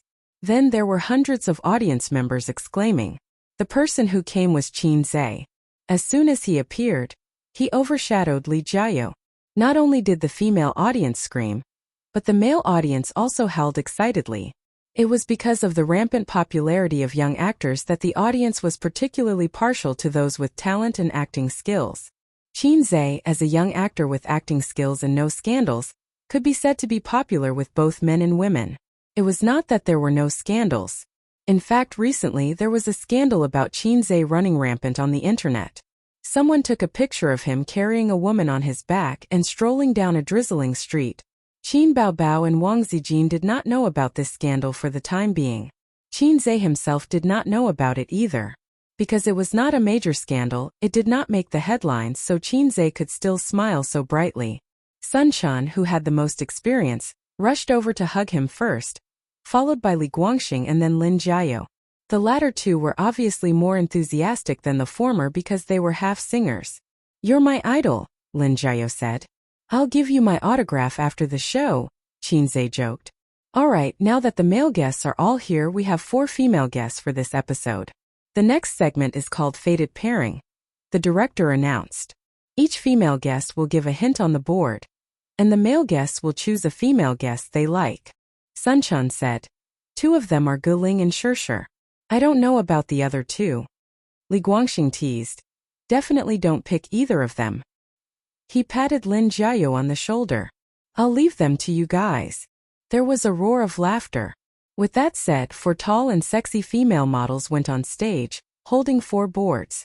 The 4 boards were Werewolf Kill, Golden Melody Award, Watching Childhood from Afar, and Black-Hearted Maggot. Sun Quan was dumbfounded. What kind of trick is this? The production team must be up to something. I can't tell Guling and Shirshir's styles at all. How are they going to choose? Li Guangxing said. What does Werewolf Kill mean? Are they hinting at the game they like? Which female celebrity especially likes to play Werewolf Kill? Qin Zhe touched his nose. He felt that these 4 female guests were up to something. Lin Jiao said. Golden Melody Award. Does it mean that she won the Golden Melody Award before? Watching Childhood from Afar. What does that mean? The last one is Black-Hearted Maggot. Which female guest has such a strong taste? Sun Quan rubbed his hands. I know that Qin Baobao came to our show this week, but I don't know which one she is. It's definitely not Werewolf Kill. I've never heard that she likes to play this game. I think it's most likely to be the Golden Melody Award. She won the Chinese Best Female Singer Award before. Lin Jiao said. Can we ask the audience for help? Qian Shirshir. Werewolf Kill is Qian Shirshir, the audience shouted. Sun Quan was still confused. Li Guangxing suddenly understood and explained. Qian Shirshir is a permanent guest of Werewolf Kill. But I remember that Qin Baobao also participated in it before. There's no need to say more. It's another smokescreen by the production team. Watching Childhood from Afar is Qin Zhe's Weibo name. A female audience member in the front row shouted with her hands as a loudspeaker. That was his old name, but now his real name was verified on Weibo. Sun Quan clapped. Then this could also be Qin Baobao. The director announced. Now let's invite the male guests to choose. Sun Quan took the lead and snatched the Golden Melody Award. Lin Jiao and Li Guangxing snatched the Watching Childhood from Afar writing board. The 2 of them pushed each other and fought for it. Qin Zhe silently took the last writing board. There was no need to say anything. Evil Maggot, his sister's catchphrase. If he didn't choose this, his sister would kill him.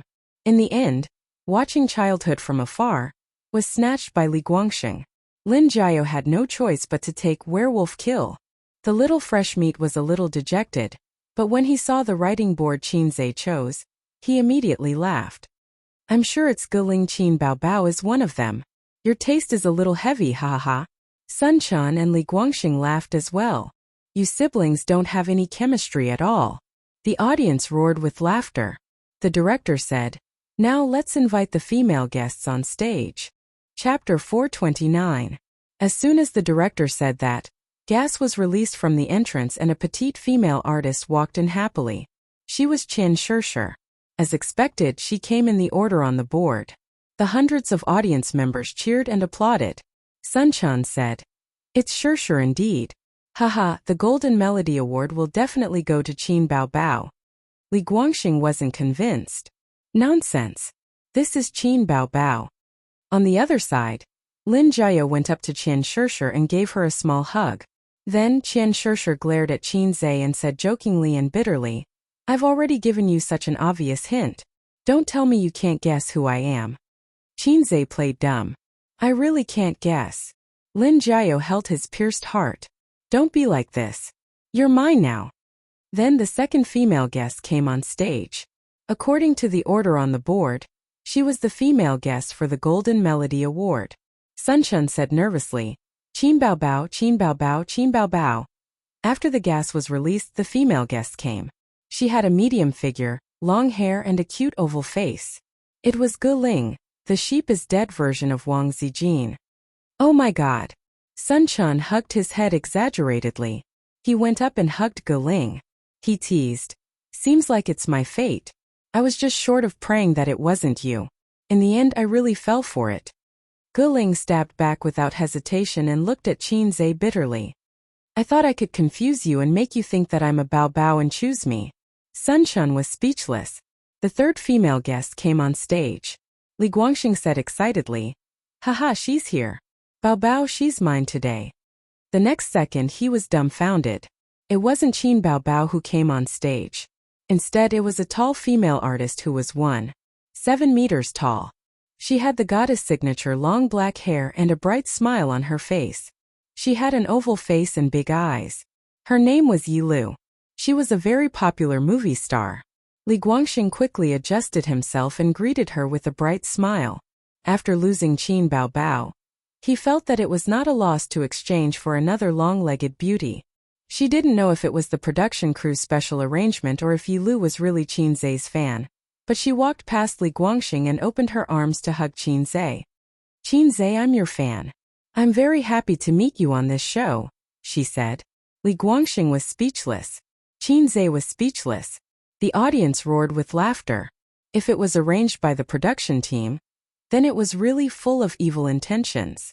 If it was her own doing, then the operation was too much. Qin Zhe knew that he was very popular as a salted fish, but once his brand was revealed, he really underestimated his own charm. He just wanted to be a quiet, handsome man. Qian Shishir's werewolf kill was definitely a hint to him, hoping that he would choose her as his partner. There was no need to talk about Ge Ling. She had been eyeing him for a long time and wanted to recommend herself to sleep with him. Qin Zhe knew that Ge Ling had a few boyfriends. Some were from the entertainment industry, some were from outside.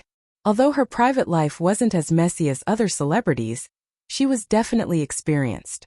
She had so many boyfriends already. Why would I hook up with her? I don't want to be in the same boat with too many brothers. Qin Zhe was already a strange man. If he hooked up with this experienced driver, would they be racing with each other? Also Yi Lu. He felt that this sister shouldn't be his fan. Before he changed his Weibo name, he wasn't a god of stocks or a fast shooter. At most he was a little famous. Yi Lu was already a famous celebrity. How could she be his fan? With that thought, Qin Bao Bao went on stage. She was wearing the same sportswear as the other female celebrities, which was given out by the production team. But because she was wearing the same clothes, she stood out. The other female celebrities' breasts weren't obvious or barely protruded, but when it came to her sister, they were heavy and eye-catching. She also had a pair of long and straight legs. They were pleasing to the eye and there was nothing to say about her looks. After Qin Bao Bao went on stage, the cheers exploded. Qin Zhe ran up and held his sister's hand. Sunshun raised his hand and said loudly, "Director, did you purposely put Qin Zhe and Qin Bao Bao in the same group?" The director said no. But the guests didn't believe it and protested. Qin Bao Bao laughed. "This wasn't arranged by the production team. I promise." Li Guangxing didn't believe it. They purposely wrote such a non-mainstream slogan and the other two are just smoke bombs. They're Weibo names and Golden Melody Awards. Shady, shady. Qin Zhe smiled. "I'll testify for the director. They definitely didn't arrange it." After a pause he smiled bitterly. "That's her catchphrase. She calls me that at home. Qian Shishir. Pft. Ge Ling. Pft. Yi Lu. Ha ha ha. Are you two siblings? Ha ha." A few male guests laughed. Lin Jiao said, "Sai, I feel that this catchphrase is going to be popular after this episode." Sunshun said, "Then how do you usually call your sister?" "Moaning monster." Qin Zhe obviously wouldn't say it. "I don't have such a weird catchphrase. I usually call her sister and call her by her name when I'm angry." When everyone was here, the director said, "Now we'll enter the next segment. In order to train the team's chemistry, we'll have a question and answer game. The question and answer game was very interesting. The men and women who weren't familiar with each other made fun of each other. This game was scored. 10 points would be awarded if the answer was right and points would be deducted if the answer was wrong. After this round, Qian Shishir and Lin Jiao's team had 0 points. Guling and Sun Chun had -10 points. Yi Lu and Li Guangxing had 20 points. The two were very smart. Yi Lu's question was, "Who is my idol?" Li Guangxing wrote Qin Zhe. The two compared their answers and scored 10 points. Li Guangxing's question was, "Who is the female celebrity I like?" Yi Lu wrote Qin Baobao. She scored another 10 points. This small segment basically revealed their IQ.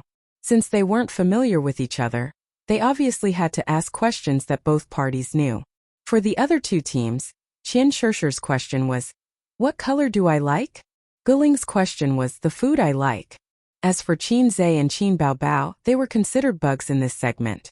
They scored 40 points. Both teams asked 2 questions each and the two answered them correctly. Qin Baobao's question was, "The food I like the most." Qin Zhe obviously knew that. He wrote chicken stewed with mushrooms. When he usually cooked, it was definitely chicken stewed with mushrooms. Qin Baobao's second question was, "The thing I dislike the most." Qin Zhe originally wanted to write horror movie. But when the sister touched her nose, the younger brother understood. After hesitating for a long time, he wrote tissue. In the end, the answers were correct. He hoped that Sister Ziwei wouldn't watch this show. Qin Zhe could only pray in this way. Next, they left the stadium and took the bus to West Lake. Along with them was a large group of fans. The show quickly booked the top floor of Leifeng Pagoda to film the show. The top floor of Leifeng Pagoda had great scenery. The sun was shining brightly. Standing there, one could see the green waves of West Lake rippling like folds. Further away were the Su Causeway and the Bai Causeway. The willows were green and there were many tourists. The Su Causeway divided West Lake into 2. In the smaller part of the lake, boats with black awnings slowly sailed past. In the larger part of the lake, boats competed with each other. The reason why Qin Baobao came to this show was because she wanted to freeload on the show's travel activities. The show filmed all over the country and sometimes even went abroad. She originally thought that even if she didn't go abroad, it would be great to go to Sanya or something. She didn't expect the show to be set in Hangzhou. The Hangzhou siblings had already been here many times and played everything they wanted. It was only an hour away from Shanghai by high-speed train. They didn't have the thrill of traveling together at all. On this point, Qin Baobao was very disappointed. As everyone knows, there is a beautiful legend about Leifeng Pagoda. It is said that White Snake is imprisoned here. Now we will choose the most beautiful White Snake and the most handsome Su Xian.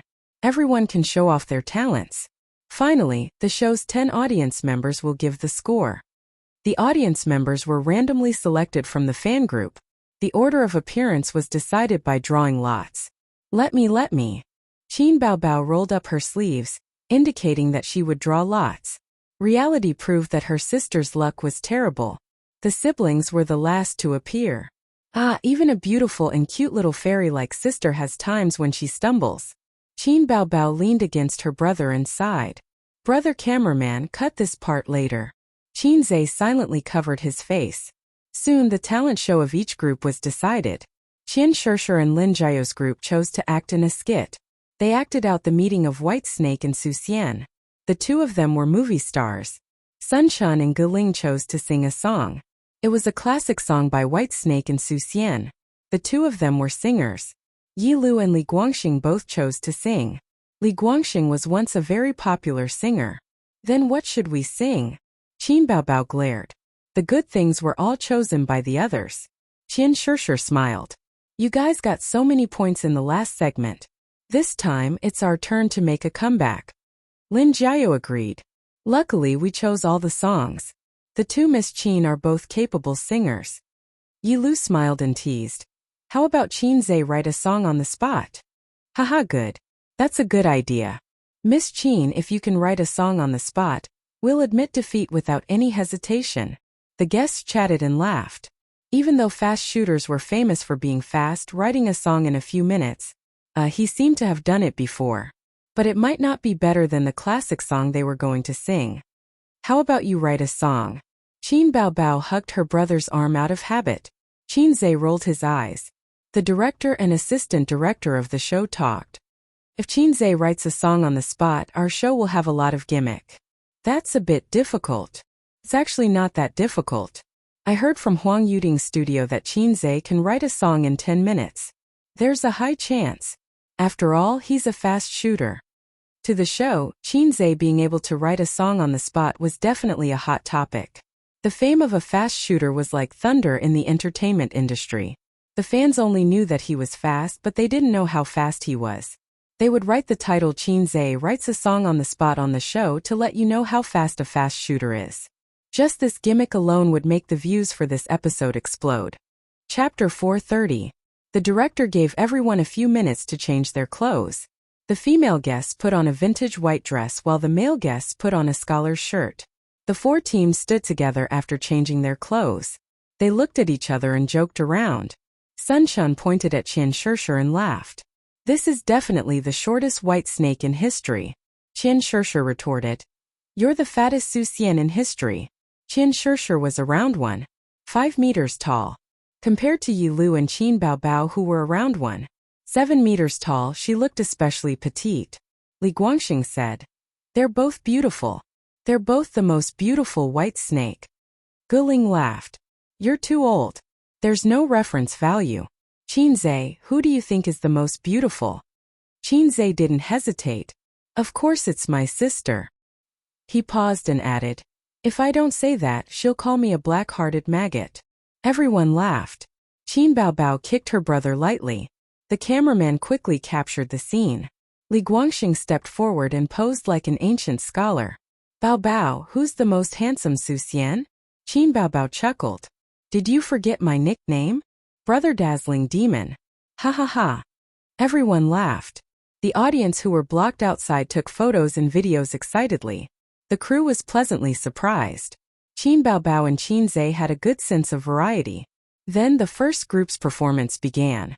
Qian Shishir and Lin Jiao acted.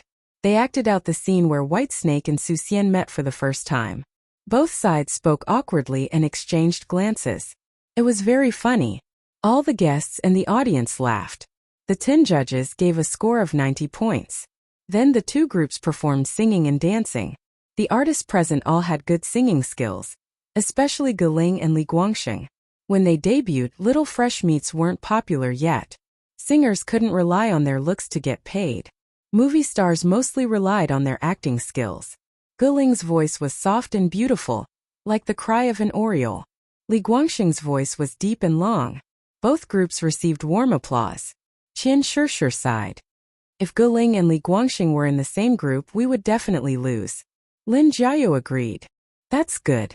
Miss Qin and her brother are also very good at singing. If their performance could be repeated, we would all lose. For Guling and Sun Chen's team, the audience gave them 88 points. For Li Guangxing and Yi Qing's team, the audience gave them 92 points. Right now, Li Guangxing and Yi Lu were leading. Everyone looked at Qin Zhe and Qin Baobao. It was their turn to perform. Qin Bao and Qin Zhe were still whispering. She said, Brother, you look quite handsome in this outfit. As she spoke, she helped Qin Zhe straighten his collar. Qin Zhe thought to himself, of course, I'm not Salted Fish Zhe or Hey Eyes King now. Please call me Grassland Hero. Today, his sister wasn't a whimpering monster either. She was a snake that was good at swallowing and spitting. Sister is also very beautiful, Qin Zhe said. Not as handsome as you. Not as pretty as you. Not as handsome as you. Sister twisted her body. Cameraman. They definitely wouldn't cut out this part. They had to let the entire country see how shameless the 2 of them were. They had heard of businesses praising each other, but they had never heard of siblings praising each other. Seeing that it was their turn soon, Qin Baobao couldn't help but stop praising each other. She asked, Have you finished writing? Cameraman, you can go first. We need to talk about business secrets. The siblings chased the cameraman to the side. Qin Zhe said, Not yet. Qin Baobao complained, You're not fast at all today. Qin Zhe, will you cry if I'm too fast one day? Actually, he could just search for songs in the point store, but the system didn't have any missions. If there were no missions, he wouldn't waste points. Qin Zhe smiled. Don't worry. I'm confident. Qin Baobao said in disdain. I'm the one with the big chest. When did this girl become better at complaining than me? Do you remember a palm technique that came down from the sky? Qin Zhe asked mysteriously. I only remember a hand blade that came down from the sky. Qin Baobao waved her hand and lightly hit her brother. What's your plan? Try to recall. Have we ever sung a song like this before? Qin Zhe winked at him. Qin Baobao racked her brain and thought seriously. She couldn't remember and shook her head. You posted it on Weibo. Qin Zhe reminded her. Sister shook her head. I used to be ashamed of it, Qin Zhe said helplessly. Sister shook her head again. Think about it. That day when I wanted to hit you, you hid behind Sister Ziwei and trembled in fear. Qin Baobao remembered. It was the shameful video that was posted at the same time as Qin Zhe's photo. She posted it without Qin Zhe's knowledge. After that, the exasperated Qin Zhe pounded on the door. Open the door, open the door. If you have the ability to post on Weibo, then open the door. He was really yelling like that at that time. Fortunately, Wang Zijin helped. Otherwise, she would have been beaten by her brother that day. Do you remember that song? Qin Zhe asked. I don't remember. Qin Baobao frowned with a bitter expression. That song was written by Qin Zhe. At that time she wasn't a big star in the music industry and he wasn't a famous composer in China. The song wasn't the complete version. That song didn't become popular, and Qin Baobao, one of the people involved, didn't take it seriously. It's time for the complete version of this song to appear. Qin Zhe raised his hand and said loudly, Director, give me 10 minutes. No problem. The director made an okay gesture. Qin Zhe pulled Qin Baobao to a corner. The director hurriedly asked the cameraman to follow them. They couldn't miss such a crucial moment. The fast shooter wrote a song live. I'll teach you how to sing it. You follow me twice, Qin Zhe said. Okay. Qin Baobao leaned her face close to him and pecked his head. She was very cute. How many words do you remember now? I forgot all. It's useless. Oh, I didn't remember. Qin Baobao punched him. Fast shooter. Qin Zhe glanced out of the corner of his eye and turned his head. Good heavens, 2 cameramen on the left and 1 on the right. The 6 guests were sneakily bending over and whispering into their ears, as if they were eavesdropping. Hey, Qin Zhe said. Hey, Qin Baobao said. Do what you want to do. Pretend we don't exist. Everyone waved their hands. Director, we can't record this show, Qin Zhe shouted. No, no, no. Qin Baobao slapped her thighs with her 2 small hands. The siblings chased all of them away, leaving only 1 cameraman to shoot without any distractions. I'll write down the lyrics first. You look at the lyrics and sing at the same time, Qin Zhe said. 10 minutes later, Qin Baobao memorized the tune and lyrics. As the talented and beautiful maggot Qin, her memory was so strong that Qin Zhe before the system's modification could not compare. Every day when Qin Zhe stayed up late with the table lamp to memorize English words, his sister would recite them several times on the balcony, during meals and on the way to school. She would memorize them all. His sister's brain was so big that the old man wanted to pluck his daughter's brain and put it on his son's neck. Old comrade Qin Jianzhang often lamented that although his daughter was smart, girls were born to be disadvantaged in academic research. Getting married, pregnant, and having children, they still had to take care of the children. Especially when the country allowed for a second child, women did not have time to devote to academic research. Qin Zhe was envious when he heard that. 2 thoughts came to his mind. First, they were not disadvantaged. They were clearly the welfare group. Why not let him take care of such a happy thing at home? Second, his father was fine. In the future, his sister would go to academic research, and he would be a stay-at-home dad and full-time husband. He could not say either of these thoughts. The former would be dragged into the study by old comrade Qin Jianzhang for ideological modification. The latter would probably be hospitalized. Seeing Qin Zhe and Qin Baobao return with confidence, the guests couldn't wait to ask, singing or acting? Is it an original?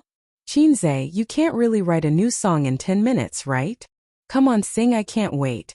The onlooking fans also couldn't wait. They talked about it all at once and the scene was particularly hot. Qin Zhe and his sister looked at each other and nodded. Director, we have no problem. Wait a minute.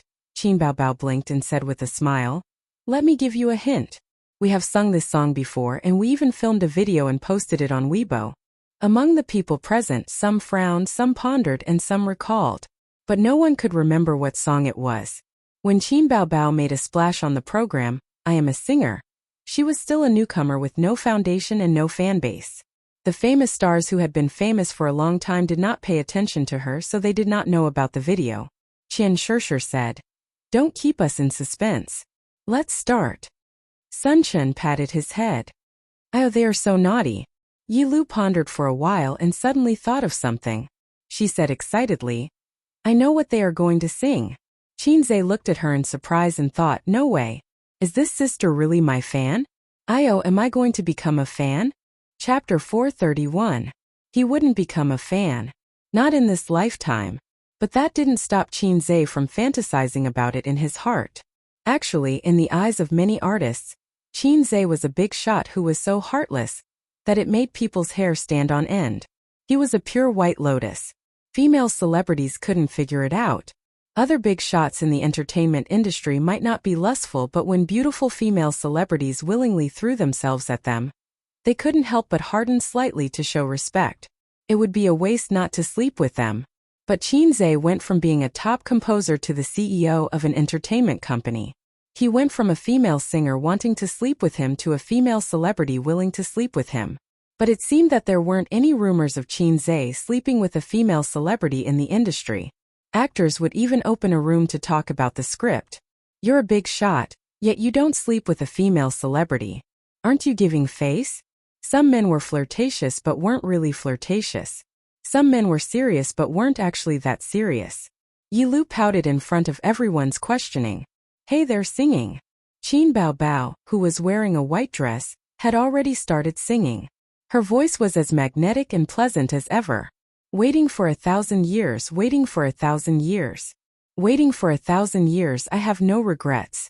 Qin Baobao took 2 steps forward. Her right hand formed an orchid shape and her left hand formed a trumpet shape as she sang. Who said in my ear, love me will never change. Just for this sentence, aha, I have no regrets even if my intestines are broken.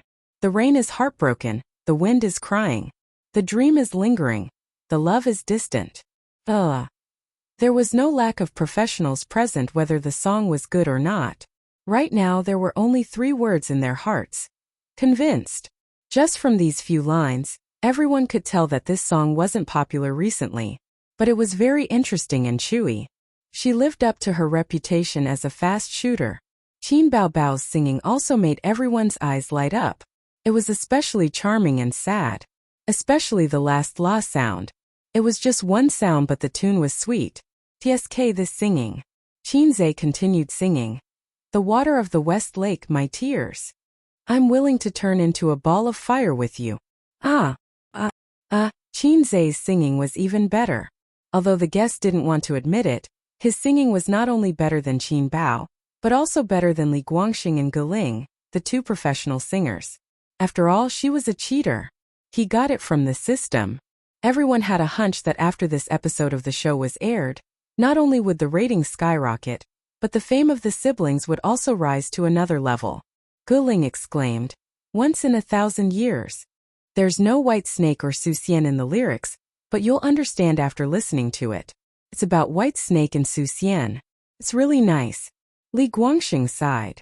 If I had known Qin Zhe 7 or 8 years earlier, I might still be in the music industry now. Qian Shishir curled her lips. Come on quick. Qin Zhe's songs are notoriously hard to book. Geling nodded. You're good if you can get one. The long-legged sister Yi Lu's eyes sparkled. After he finished singing, there was thunderous applause. The audience and judges all gave him full marks. Everyone got 10 points, so the total was 100 points. They won without any pressure.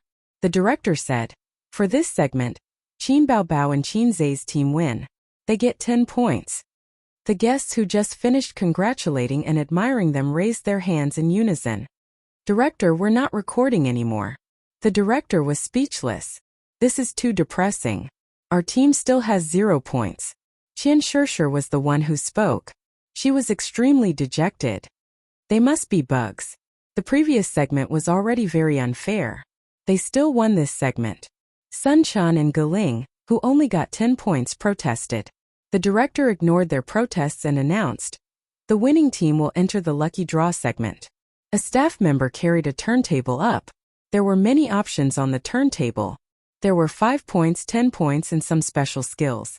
For example, skills that could randomly draw the other team's points or skills that could command a team to help their own team in a certain segment. "I'll do this, I'll do it," Qin Baobao said excitedly. "I'll do it. Don't forget your terrible luck just now," Qin Zhe warned.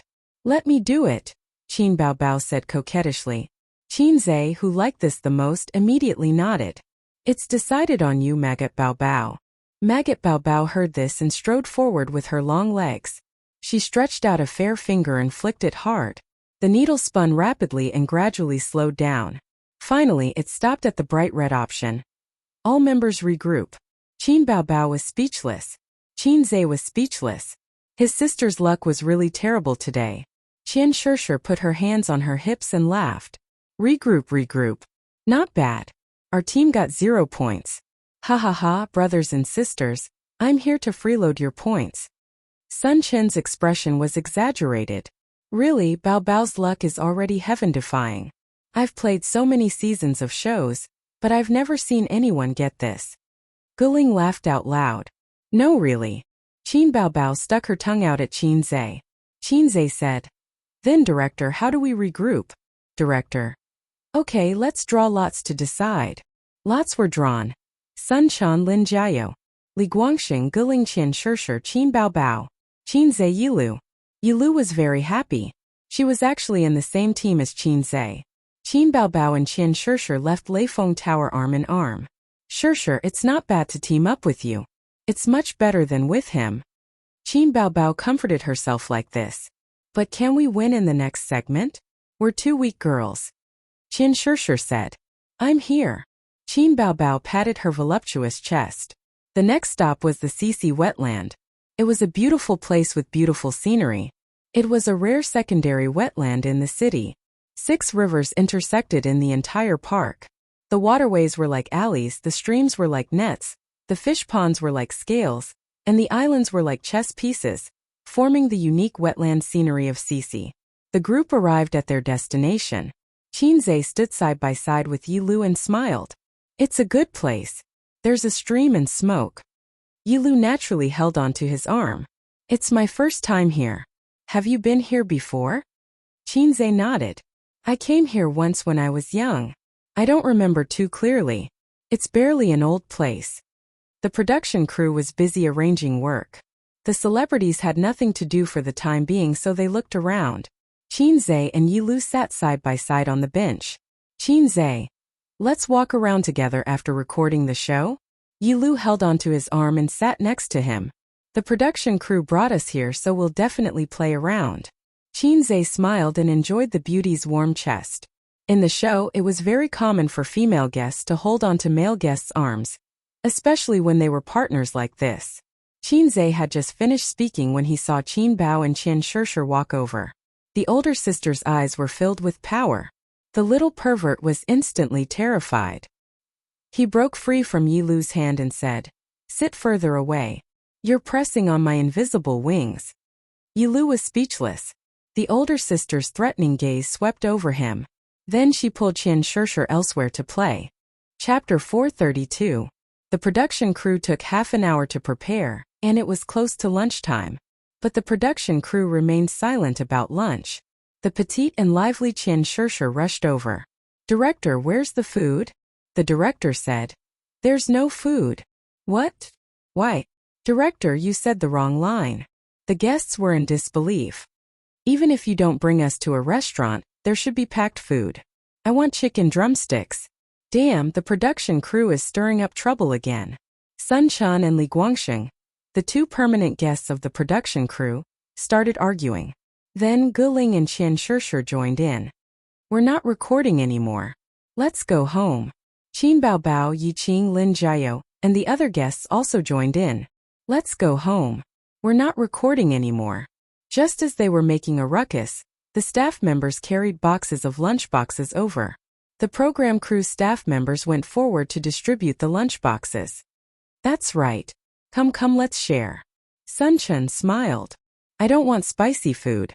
I don't care about vegetables. I'm not picky, Guling said. I like spicy food, Yiqing said. The director held the microphone. No, this is our packed food. You don't have it. Now let's move on to the next segment. The director swept his gaze across the guests. You need to make lunch on your own. The production crew will provide you with the cost of buying groceries and a stove, but you need to do it yourself.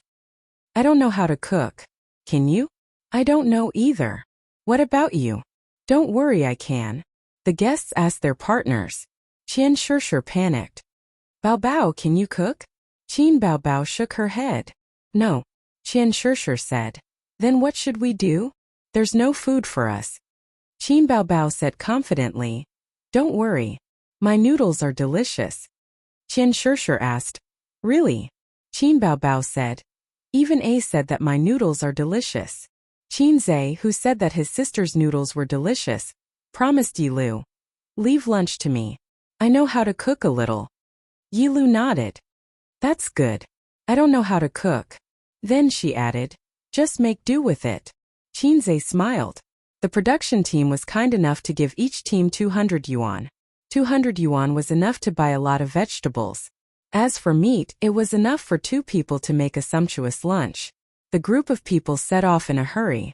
The production crew had their meals on the spot. The ones who had it the hardest were the brothers who were carrying the cameras. When the celebrities ran, they had to run too. They still had to carry the equipment. The other program crew members had already eaten, but they did not leave. They would wait for the celebrities to finish cooking and start eating before they could switch to other people to eat. Well, where is the market? Where are we going to buy groceries? I don't know. Didn't I follow you guys? How would I know where to buy it? Sunchun, who was leading the way, said innocently. If you didn't know, why did you charge to the front? The guests looked at each other dumbfounded. This was a tourist area. How could there be a market?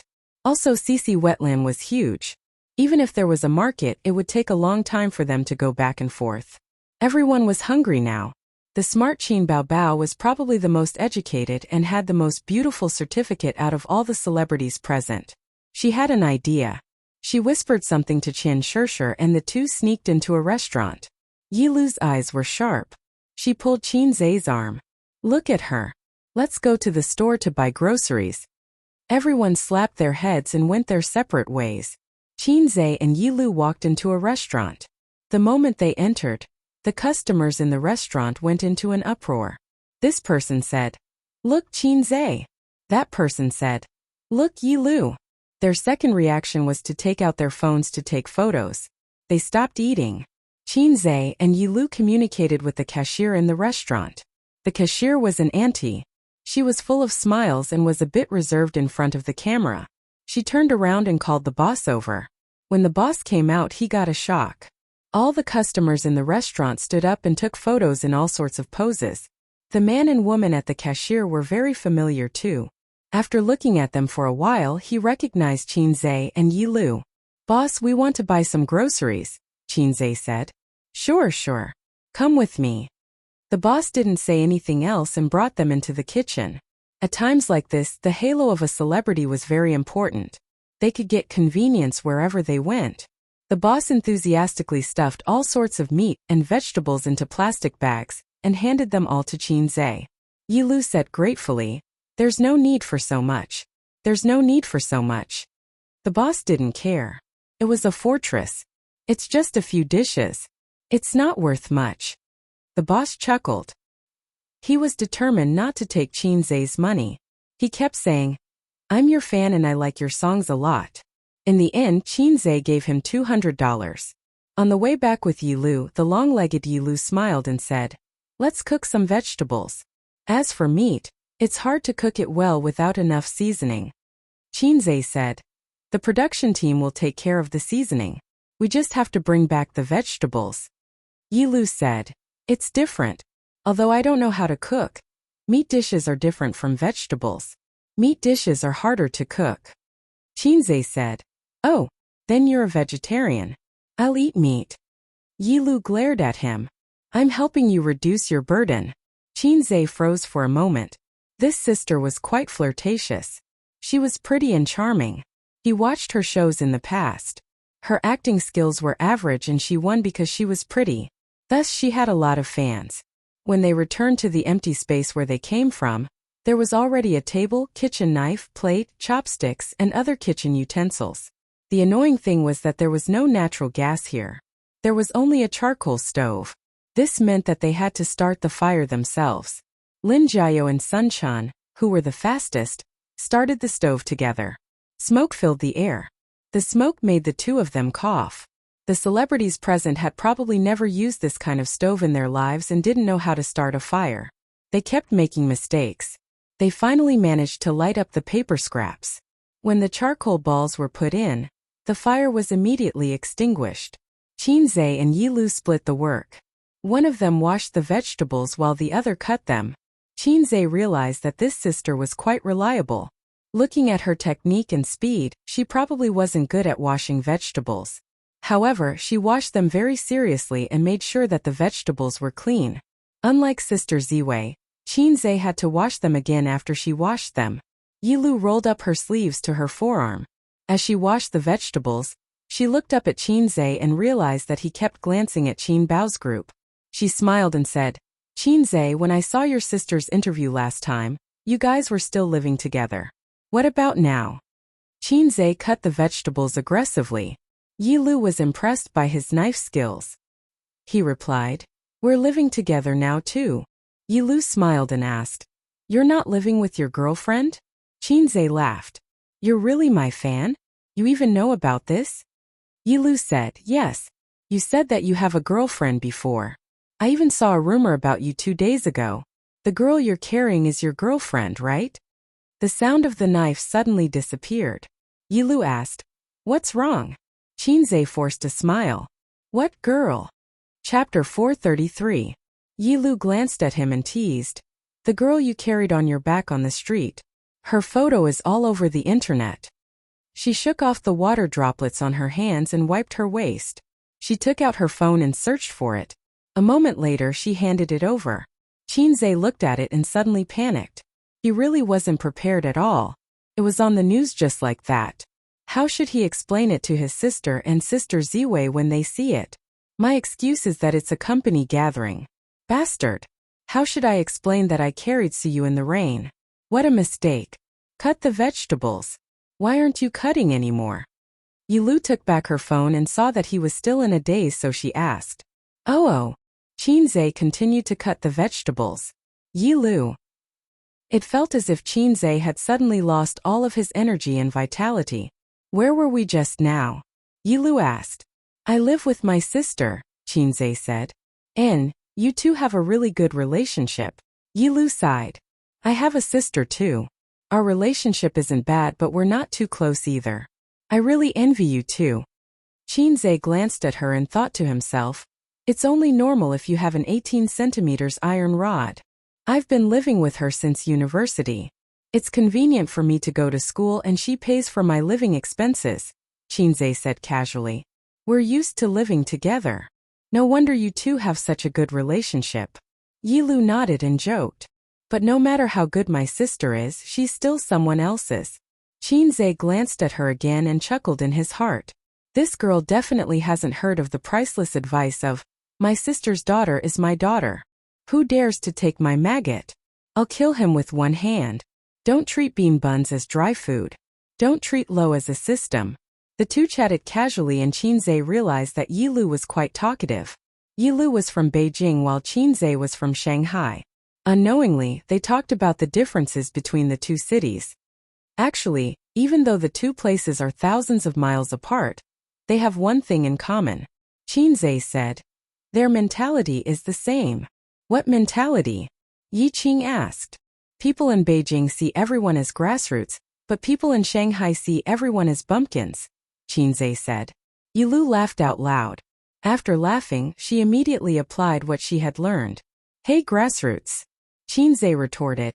Hey bumpkin. Yilu continued. To be honest, the people in Beijing don't have as much money as you people in Shanghai.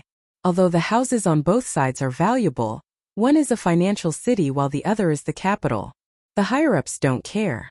For the commoners at the bottom, Shanghai has more business opportunities. Qinzhe said.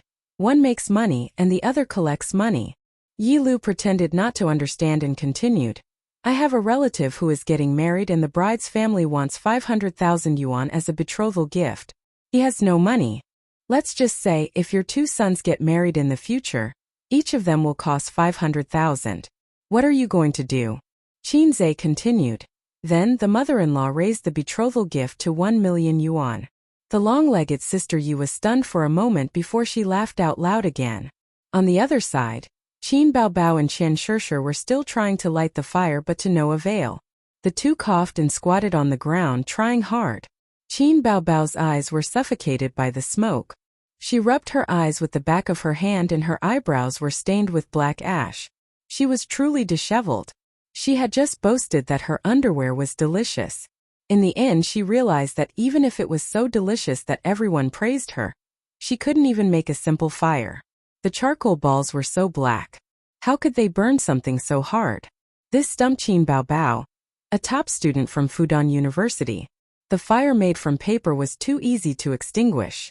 Since they had never come into contact with something like a stove, Qin Baobao and Qian Shishir had already been doing useless work for more than 10 minutes. When they saw Qinzhe's laughter, the maggot Baobao gritted her teeth in hatred. Maggot with a black heart. Maggot with a black heart, she muttered as she lit the fire. Qian Shishir thought to herself, Qinzhe wasn't lying. She really did have such a weird habit. The cameraman pointed the camera at Qin Baobao and recorded her muttering without missing a single word. These were all funny points. The cameraman was about to cry from the two girls' stupidity. Everyone else had already started the stove and was about to cook, but the two of them were still standing there. Qinzhe, let's work together in a movie if there's a chance, Yi Lu said. Your pay is too high. I can't afford it, Qinzhe smiled. Yi Lu pouted. Then I won't take your pay. Qinzhe was puzzled. Why? Yi Lu said matter-of-factly. I'm your fan. It's great to be able to film with my idol. We'll talk about it when there's a chance, Qinzhe said. What do you like to eat? I like to eat this. Yi Lu pointed at the gizzards. Qinzhe heated up the pot, poured oil, and poured the cut gizzards and green peppers into the pot. The fire immediately lit up, scaring Yi Lu so much that she took a few steps back. Qinzhe was the one who lit the stove and spent a lot of effort. He also hadn't done this before, but men were naturally better at doing things than women. While his useless sister was still stomping her feet in anger, he had already successfully heated up the briquettes. The briquettes were heated up piece by piece. A few briquettes were thoroughly heated and the fire was burning fiercely. Qinzhe performed his fancy cooking skills for Yi Lu. Wang Zijin usually helped out in the kitchen and liked to watch him cook.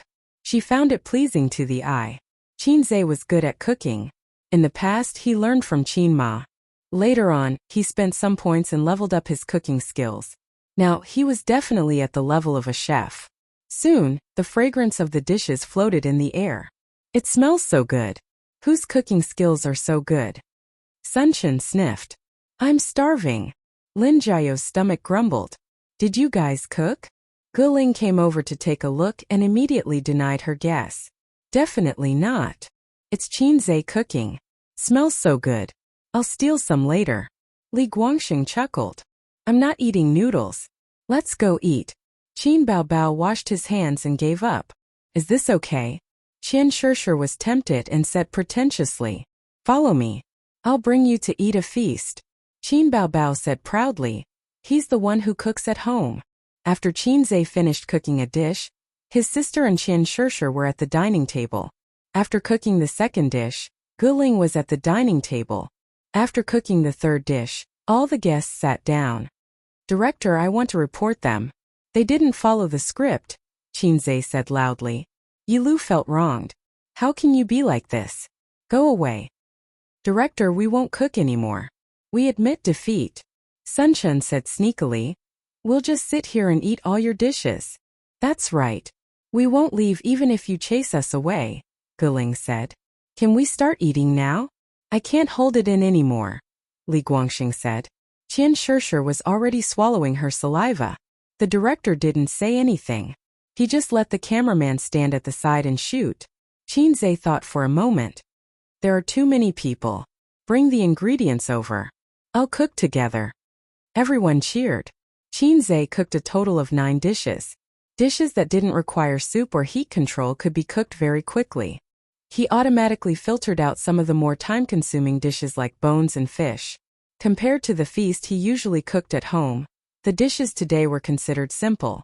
But right now, everyone was so hungry that their chests were sticking to their backs. When Qinze said to start eating, the guests picked up their bowls and chopsticks and started eating. Delicious. Qinze, you graduated from New Oriental, right? Sun Chen joked. He's definitely at the level of a chef. Li Guangxing continued. The guests were touched. They were like passers-by who ate Chinese food and wanted to rip their clothes off. He was simply a god of cooking.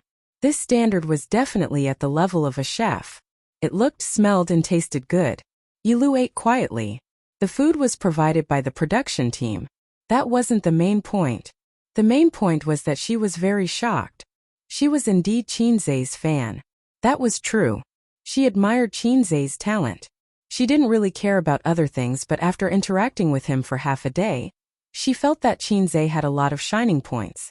He was multi-talented, had a net worth of 10 billion, had a good reputation, had a good character, and was humorous. He wasn't hard to get along with. She knew that some bosses were hard to get along with. They were gentle on the outside but cold on the inside. Actually, they might not look up to celebrities. What was more disgusting was that they would use different methods to hint at you and promote you. Qinze gave her a completely different feeling. She could tell if he was faking it or not. This segment was considered useless. But from another perspective, the effect of the show would be better. This was also the reason why the director didn't stop them. They were filming a variety show, not a competition. All the competition rules were just for the effect of the show. Chapter 434. In the afterglow of the setting sun, the high-end van sped on the highway. It was 2:30 p.m. The first day of the program recording had ended, and they still had to continue tomorrow. They were not returning to Shanghai. Although the two places were close, a round trip would take 4 hours, so it was unnecessary. The van was driving in the opposite direction. They were going to Shujiao town. After the program recording, Yi Qing invited Qinze to tour Hangzhou. Qinze declined under his sister's murderous gaze and said that he wanted to wave his invisible wings and fly freely. You're so obedient. I'll wear a swimsuit for you tonight. Qin Baobao was very satisfied with her brother's tactfulness in private. Qinze lit a cigarette and said softly, I'm going to Shujiao town. The tall sister with long legs stood behind him and was silent for a long time. Okay, I'll accompany you. Qinze was touched. Sister, you're so nice. Qin Baobao said seriously, I'm afraid that you'll turn around and secretly ask that long-legged monster out. Qinze. On both sides of the highway were tracts of farmland and fish ponds. The water was blue and the sky was blue. The vegetation was lush and the crops were thriving. Nowadays, transportation was getting more and more convenient. More than 10 years ago, before the highway was built, Qinze's mother took him to Shujiao town. First, they took the green train for 6 to 7 hours to get to the village of Ham. Then they took the bus for an hour to get to the county, and then took the bus to Shujiao town. They set off in the morning and arrived at night. If you want to be rich, you have to build roads first. Qin Baobao curled up in the comfortable big chair and talked on her phone for half an hour. Feeling rather bored, she stretched her body and squeaked. Her elder sister, who was wearing thin spring clothes and a white shirt, stretched her waist, revealing a patch of white skin around her waist, as well as her cute belly button. Qinze took the opportunity to take a few glances. When his sister finished stretching, he resumed his sitting posture. Qin Baobao muttered, salted fish. Qinze did not hear clearly. What? Nothing. Qin Baobao pulled the hem of her shirt. I'm so bored. Let's watch a movie. My eyes are tired from playing with my phone. Sleep. I can't sleep. Qin Baobao blinked, her eyelashes fluttering. Ace, tell your sister some jokes. Qinze thought for a moment and looked at his sister's face. Sister is the most beautiful fairy in the world. Qin Baobao was taken aback for a moment, Then a look of joy appeared on his face. Qinzhe changed the topic. What a joke, haha. The smile on Qin Baobao's face gradually turned ferocious. She waved her hand to beat him up. You're the one who told me to tell jokes, Qinzhe protested. When Qin Baobao heard this, she became even angrier. She pounced on him and started to wrestle with him. Her heavy chest rubbed against his face. It was the genuine facial cleanser. No, that's not right. Looking at sister's murderous look, this isn't a facial cleanser. This is a chest murder. How do you want to die? Qin Baobao pinched his ears with both hands and puffed up her cheeks. You can't say that you want to die of pleasure. You can't say that you want to die of old age. And you can't say that you want to die of lust. Hissed, Qinzhe gasped. I choose to be dumbfounded. Qin Baobao. Question mark. Qinzhe. Suffocate me to death. Although I don't know what you're talking about, I reject. Qin Baobao bent her finger and flicked him hard on the forehead. Then I'll tell sister another serious joke. I saw it on the internet and laughed until my stomach hurt, Qinzhe said. Then tell it. Qin Baobao crossed her legs. Do you know who the most selfless person in the world is? Qinzhe asked. I don't know, Qin Baobao said. It's Kailuan. Qinzhe smiled wickedly. Why? Qin Baobao asked. Because he's a eunuch, but he invented paper and benefited thousands of fellow otakus. Qinzhe couldn't help but laugh. Qin Baobao. What was so funny? She couldn't get it at all. Isn't it funny? Qinzhe scratched his head. I think it's very funny. Then I'll tell you another one. He pondered for a long time and his eyes lit up. I'll tell you a joke that I made up. There's a story behind it. Instantly, Qin Baobao's interest was piqued and she nodded vigorously. Qinzhe cleared his throat. When Li Bai was young, he didn't work hard in class and ran out to play. He saw an old granny sharpening an iron rod. Li Bai ran over and asked, Granny, why are you sharpening an iron rod? The old granny said. He paused and looked at his sister. His sister blinked. As long as you work hard, you can grind an iron rod into a needle? No. Qinzhe paused for a few seconds. The old granny said, What do I need this iron rod for? After he finished, Qinzhe was overjoyed. Qin Baobao. Isn't this funny? Qinzhe saw his sister's confused expression. Qin Baobao pouted and nodded. I think it's quite funny, and I feel that I'm very smart to come up with such an interesting joke. Qin Baobao thought to herself, You're just being self-absorbed. Then I'll tell you another joke. I've made many jokes. Qinzhe was not satisfied that he couldn't make his sister laugh. No. Qin Baobao looked dispirited and forced a smile. Actually, I don't like jokes at all. I was just joking with you. She would never joke with A's again. I can really tell a big joke this time, Qinzhe said.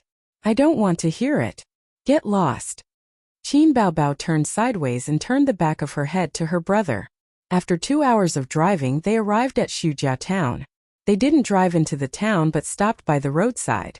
Qinzhe got out of the car with a bouquet of white chrysanthemums he bought. The siblings walked side by side on the weedy field path in the middle. They passed through the crops, the pond, and a small city god temple. He climbed up a small mound and looked down. What entered his eyes was the rising and falling of tea trees, arranged very neatly.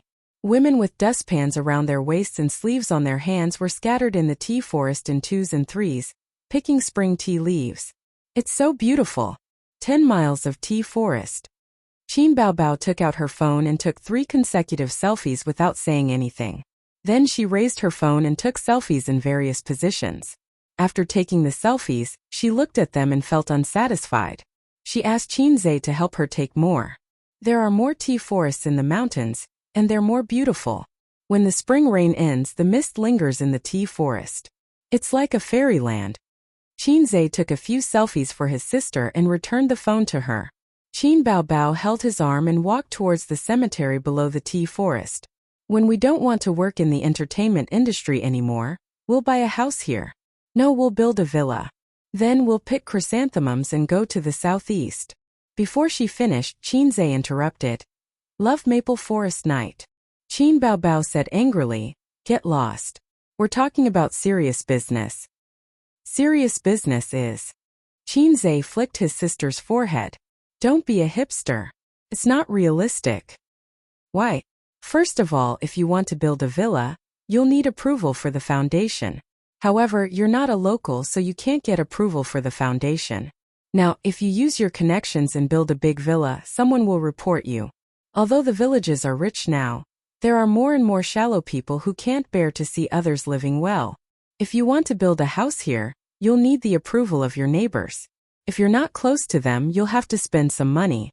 If the neighbors are jealous and refuse to agree, don't even think about building a brick. We people in the city always yearn for a rural life and envy the villagers. Actually, it's easy for us to say that. Fortunately, our mother brings me to the countryside for a few months every year. It's not as leisurely and carefree as the people in the city say. When I was young, whoever raised chickens, ducks, and geese would have a smelly yard. When it rained, it would be like dung hitting water. It's also not like now where there are so many factories. The villagers all live in the fields, facing the yellow soil and the sky.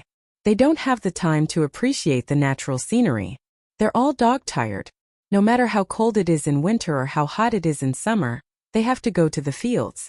Why would the people in the city come to the countryside? After spending all their money, they still have to go back to work in the city. We're rich. We have enough money to spend in the countryside for 8 lifetimes. However, the countryside is short of supplies. There's no 24-hour convenience store, no shopping mall, no subway. There are all kinds of restaurants in Thailand, Japan, Korea, and France. If you want to have a cup of Starbucks with me, you have to drive to the city to buy it. I'm just saying. Why do you have to dampen my enthusiasm? Qin Baobao was confused and helpless. She glanced at her brother. What's wrong with you? Qin Zhe shook his head and stood in front of a tombstone expressionlessly. Chapter 435.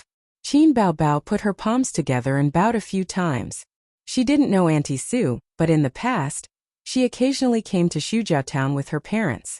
Her mother would call her and Qin Zhe together. Standing in front of a weather-beaten tomb and facing an elder who had passed away more than 10 years ago, Qin Baobao didn't feel the slightest ripple in her heart. But she knew that Auntie Sue had a very important place in her brother's heart. Every year after the summer vacation, Qin Zhe would tell her how good Auntie Sue was in Shujiao Town. She bought him snacks and toys. Every time Qin Zhe showed off like this, Qin Baobao would kick him and say, "Go and get food for me." The little red guy would obediently run to get fruits and snacks. After a few times, the little red guy realized that this couldn't make his sister envious, so he rarely showed off in front of her. "You black-hearted maggot, why are you in a daze?" After Qin Zhe was in a daze for more than 10 minutes, she finally couldn't help but speak. "You're the maggot." Qin Zhe rolled his eyes and said, "I'd rather shit than maggot." Qin Zhe said, "You came to the wrong place." Qin Baobao was confused. "What?" Qin Zhe pointed to the tombstone. "Auntie Sue's birthday is on June 5th, not May 5th. I remembered it wrong. I didn't come for the New Year, and I didn't have time to come for the Qingming festival. I wanted to wait for her birthday to come and see her." After that, he bent down and put the white chrysanthemum in front of the tomb. "I'm sorry, Auntie Sue. I haven't come to see you for many years. How are you doing down there? My mother always said that you were unlucky, but when I saw you when I was a child, you were smiling very happily, very happily. Do you know I'm rich now, a lot of money. How good would it be if you were still alive now? I can also be filial to you. You're so good to me, I'll remember it in my heart." Shujiao Town has changed a lot now. The asphalt roads and yellow houses in my memory are gone. A few years ago, I wanted to go to the reservoir to see it, but I found that it was full of weeds and there was no road. Other than playing computer games at home, kids these days don't go swimming. Most of the trees have been cut down, so I can't fish for eggs anymore. The stream is also gone. I don't know which mayor dug up the sand and sold it. I used to catch crabs to cook for you. The market outside the town has also been sold. If you want to buy groceries for me, you won't be able to find another place. All the items in the town had been sold out, and all the money had gone into their own pockets. Look at the nearby towns, they are almost more prosperous than the suburbs. The changes in Su Town can't keep up with the times. Qin Zhe muttered to himself for a long time, and then he seemed to remember that his beautiful sister was standing beside him. He pulled his sister to his side and said with a smile, She's my sister, Aunt Sue. You haven't seen her before, but she's very beautiful, very beautiful. Therefore you have to be at ease. Qin Baobao didn't understand. What did her beauty have to do with Aunt Sue's uneasiness? But she still smiled sweetly at the tombstone. After staying for about half an hour, Qinzhe and his sister went back the way they came. His sister took out a mask from her pocket and put it on. Qinzhe also put on a mask. The two of them went to buy spring tea from the auntie who picked tea nearby. Auntie, we want some freshly fried tea. Do you have it at home? Qinzhe smiled. Yes, how much do you want? The auntie looked at the strange man and woman wearing masks. I'll buy 20 caddies, Qinzhe said. Shujia Town's tea was famous in the whole county, and the price was not cheap. Aunt Sue's family had planted tea before, and Qinzhe had also picked summer tea when he was young. At night he would fry it in the big pot on the stove and it was very fragrant. In addition to drinking it himself, he could also give it to the employees as a company benefit. He, Salted Fish Zhe, was the boss of 3 companies and had 600 to 700 employees. The old man also liked tea, so he gave him 1 or 2 caddies. It was enough to last him half a year. The tea auntie was very happy. She didn't want to do this business. Although tea was not cheap, it was not as expensive as it was in the market. Moreover, it was not a particularly famous tea. If the customer bought a few taels, it would only cost a few dozen yuan. It was not worth it to go back and forth from here to Shujia Town for half an hour. Looking at this scene, Qin Baobao suddenly recalled their childhood when their parents took them to Hangzhou to play. They swam past the Lion Peak Mountain, and the village was in sight. The old man could not restrain his poetic spirit. Mountains and rivers, there is no road, Luan points to another village. It's really a beautiful place. There's no such environment in Shanghai. Shanghai was a flat area and there were generally no mountains. Xishan was the highest peak in Shanghai and it was 100 meters above sea level. In Zhe province there were mountains that were 100 meters high everywhere. At this time a rural woman caught up with them and said with a smile, "Are you tourists?" The old man said, "Yes, we're here to play. We're from Shanghai." Along the way, the rural woman and the old man talked about the tea leaves of Lion Peak Mountain and tea culture. The old man was a tea lover. They chatted about this topic for more than 10 minutes. Seeing that they were about to reach a modern village, the woman warmly invited the 4 of them to her house. "Come in and have a cup of tea. You must be tired after walking for so long." The old man laughed heartily and said, "Not only is the scenery here good, but the people are also hospitable. It's a good place." Then the woman poured a cup of tea for the 4 of them and said, "Try it. It's authentic Lion Peak Longjing tea." They were all picked and fried by themselves. The old man was full of praise. The fragrance lingers in the mouth and the aftertaste lingers. "Good tea," the woman said. "It's not expensive. 1 tael to 120. Buy some if you like." The old man was speechless. The old man looked at the tea in his hand, then at the tea in his wife's hand. Then, he looked at his son and daughter in elementary and middle school. The smile on the old man's face gradually disappeared. The village is full of tricks. I want to go back to the city. After drinking the tea and chatting so happily, he was too embarrassed to say, "Sorry, I'm not buying." The old man was a cultured person. He was black-bellied, but he was thin-skinned. Therefore he bought 2 taels of tea. After that, he comforted himself by saying, "Lion Peak Longjing tea is famous. I came to Hangzhou to buy it. This is not a loss." He was completely unaware of the disdainful eyes of his wife and child beside him. Qin Baobao couldn't help but look at her brother. With Salted Fish Zhe's thick skin, if he was as old as he was now, he would definitely take the initiative to say, "Thousands of mountains and rivers are always love. Can't you give me a discount?" On the way to Shujia Town, the auntie said, "You two aren't from the town, right?" Qinzhe nodded. "No, we're here to pay respects to my mother's old friend." The auntie asked, "Which one? Do you want me to take you to their house?" "No need." Qinzhe smiled and said, "Su Ru, do you know her?" The auntie thought for a while and suddenly realized. "Her? I know her. When I came to Shujia Town for a few years, I often came here with her to pick tea." Qinzhe smiled and said, "My mother and her were good sisters. They grew up together." The auntie said. Oh. She didn't have any reaction. She was not from Shujia town. She was married here. If she was a native of Shujia town, she would ask, "Is it Sulan?" The auntie changed the topic. Now in the whole town, her house is the largest and most beautiful. It's a pity that she passed away early. She's not blessed. Qinzhe smiled and said casually, "Yes, she didn't marry a good husband." The auntie said, "Zhang Hanxing is okay. He's just a gambler. But she used to." Used to what?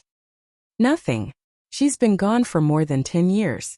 I won't talk about her behind her back. On the way, they passed by a 5-story villa. Qinzhe ignored it. The siblings followed the auntie to her house. They stood at the door and didn't go in. After about 10 minutes, the auntie came out. "We don't have enough new tea. Why don't you wait for me? I'll borrow some from other houses." Qinzhe, who was squatting at the door and smoking, nodded and smiled gently. "Sure." The auntie put the tea leaves in a brand new woven bag and hooked it on the old-fashioned scale. "Look at the weight. It's exactly 20 kilograms. Qinzhe. Qin Bao Bao." Qinzhe thought to himself, "Auntie, I'm just a kid who weighs 75 kilograms. I don't understand this scale. She did it on purpose, right?" But it didn't matter. He didn't care about the weight. But he regretted buying so much. How was he going to bring it to the company with the woven bag? Boss Qin's arrogance instantly fell to the bottom. It was replaced by a strong rustic aura. When he returned to Shanghai, he still had to find someone to buy tea cans and put the tea leaves in them. Then he would give boxes to the employees. 20 kilograms wasn't heavy, but for tea leaves it was very large. Qinzhe carried the tea leaves on his shoulder and brought his sister back the way they came. Qin Baobao shamelessly surrounded him and took photos of his back, front and side. Qinzhe said helplessly, "Get lost." Qin Baobao laughed until she couldn't straighten her back. When they passed by the beautiful 5-story villa, Qinzhe suddenly stopped. "This is Auntie Sue's house. It used to be." Qin Baobao asked foolishly, "What about now?" "The hostess has changed," Qinzhe said. "Where did Zhang Hanxing get the money?" Qinzhe muttered. Su Yao. Chapter 436. "Do you want to go in?" Qin Baobao asked. "Forget it." Qinzhe shook his head. "Things have changed. Why should I go in? I haven't been here for more than 10 years. I'm afraid she won't recognize me. Besides, the mistress of this house has changed. I don't want to go in." As he said that, he squatted down at the door of the villa and smoked. "When I came here when I was young, there was no villa. It was a 2-story red brick house. Except for the bedroom that was painted white, the second floor was an empty shell. Mom and I lived in the ancestral home. We ate at Aunt Sue's house. She gave us some money for food. My mom and Aunt Sue didn't need to do that. But Aunt Sue's husband was narrow-minded and calculative." Qinzhe exhaled a puff of smoke. He was a very unscrupulous man. He was not ambitious and liked to gamble, but he could bear hardships. He farmed and worked. It was not a problem for him to support the family. The relationship between the husband and wife was not very good. They often quarreled. They had a son who was 3 years younger than me. Auntie Sue is really good to me. I remember one year I fought with her son and beat him up. Zhang Hanxing was very unhappy, but guess what Auntie Sue said first? Qin Baobao tilted her head. "Why did you fight?" she asked me. "Where did it hurt?" Qinzhe took a puff of his cigarette and exhaled. After asking, he slapped his own son. Zhang Hanxing was so angry that he almost died. At that time I was almost in junior high school. Her son was still in elementary school. I could beat 10 people with one hand. How could it hurt? Qin Baobao also smiled. And Sue was a good person. Anyway, as long as she was good to her brother, she would think that she was a good person. Next month I'll come to Shujia town again. I might meet someone. Qinzhe paused for a long time. The cigarette gradually burned out. He looked up at his sister. "Are you coming?" "We'll see," Qin Baobao said. "Okay." Qinzhe nodded and got up. He put the tea leaves on his shoulder and took his sister's hand with the other. "Let's go back." The next day at night, after the dinner banquet, the celebrities exchanged contact information and followed each other's Weibo. These were all connections in the entertainment industry. As long as they were properly managed, they would definitely be useful in the future. Even if it was just on the surface, it was still profitable. In the future, no matter what event he attended, he would know 9 out of 10 celebrities. It was a completely different concept from only knowing 1 out of 10 celebrities. In any circle of society, if you had connections, you would have a way. If you didn't have connections, you wouldn't be able to make any progress. It was worth mentioning that although Qin Bao didn't like Yilu secretly flirting with Qin Zhe, and was even more disgusted by Galing eyeing Qin Zhe covetously, she hid her emotions very well. On the surface, she was chatting happily with Yilu and reuniting with Galing. Her gaze and tone were especially sincere. Sisters on the surface. 666. Qin Zhe wanted to go back to Shanghai directly, but Qin Bao said, "Oh, it's rare for us to come to Hangzhou. Let's go shopping tonight and go boating tomorrow. We can play for a few days before going home." The nanny van was too eye-catching. Qin Zhe gave the driver 2,000 yuan and told him to play with it however he wanted. He called a business partner in Hangzhou to borrow a car. The other party was in the bill business and acted as an intermediary between companies and banks. So you built a department in Baozi that specialized in bill business. It only dealt with banknotes and not business bills. Currently, it had added electric bill business. When Suyu invited this bill intermediary for a meal, Qin Zhe also attended. The big boss said regretfully that if he had entered this industry 6 or 7 years earlier, he could have become a millionaire in 1 year. After a few years, his assets would be a few hundred million yuan. It was a profiteering industry with no cost. The profiteering was so high that the country was jealous. He started his business in the bill business. In just 5 years, he had a net worth of 700 to 800 million yuan. The salesmen under him had several houses in Hangzhou. However, this industry rose quickly and fell even faster. The country intervened and the threshold was low. It was gradually mature and on the right track. Now, it was just bitterly holding on and eating some small profits.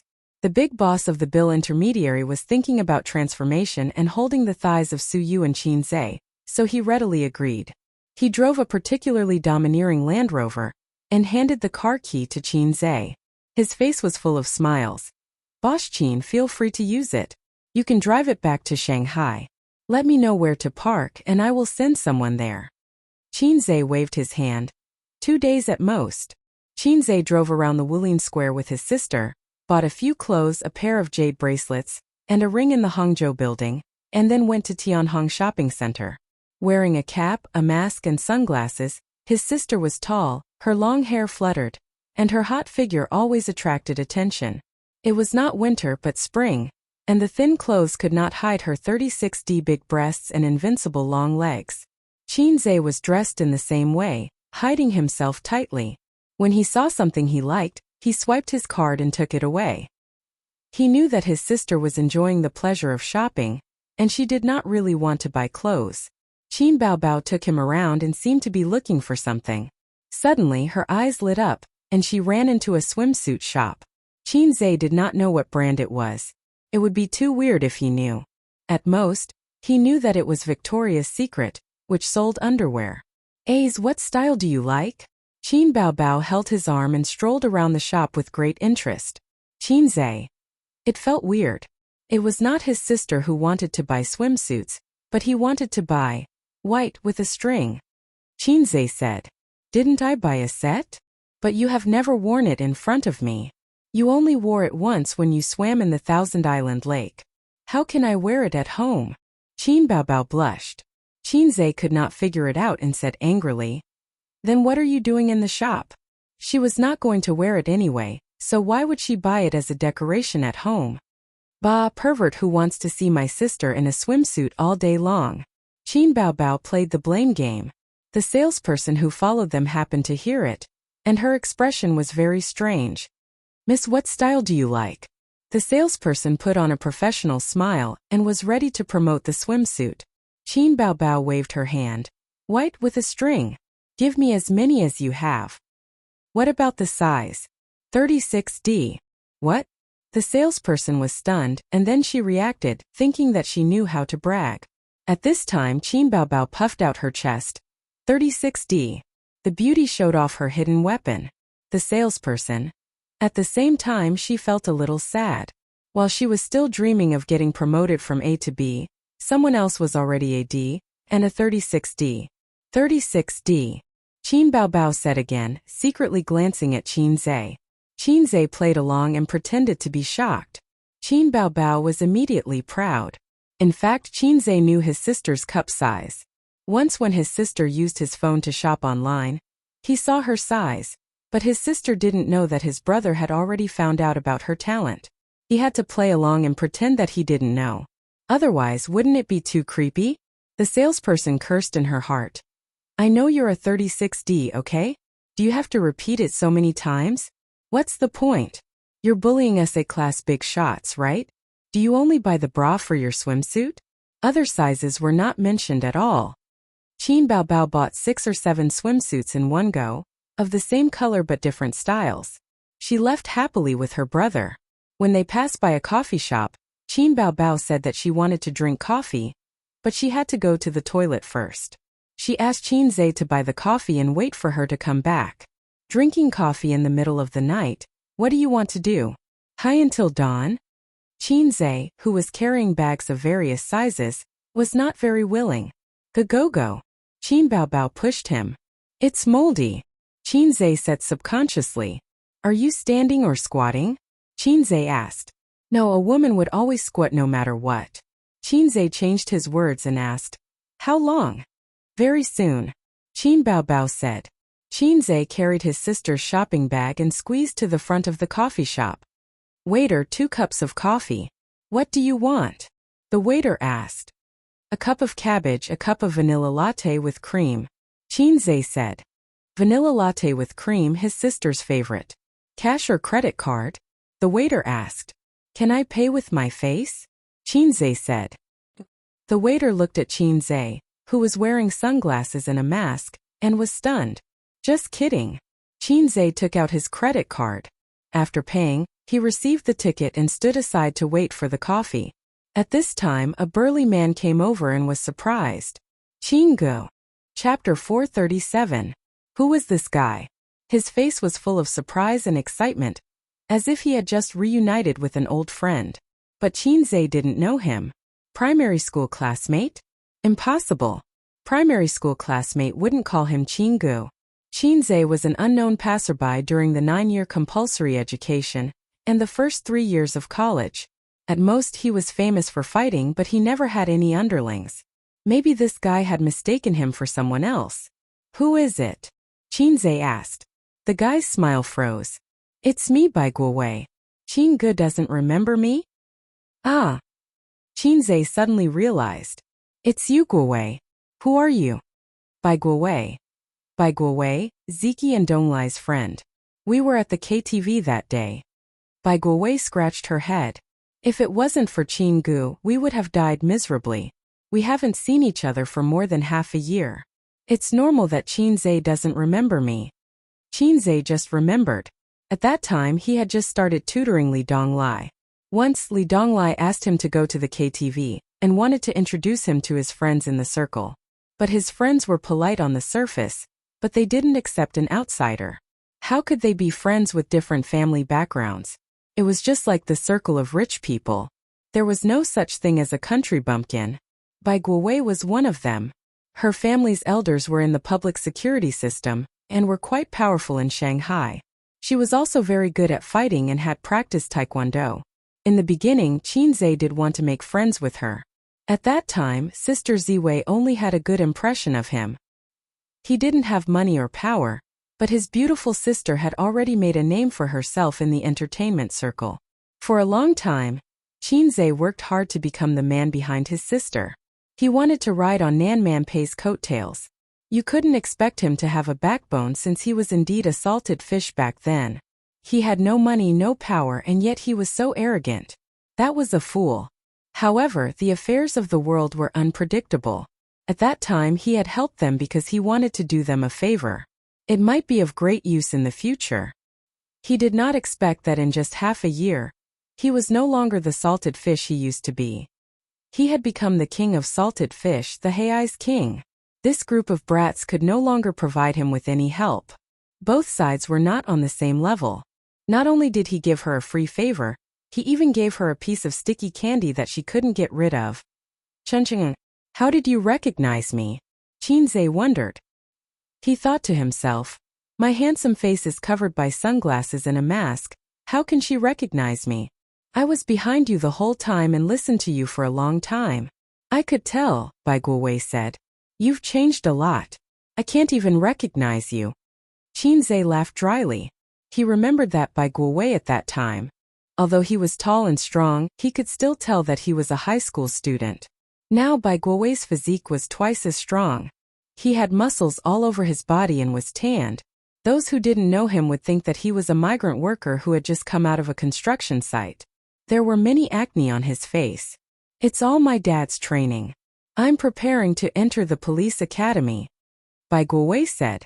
Qinze thought to himself, so it's your dad who trained you. Training? Are you planning to follow your father's footsteps? Why are you here?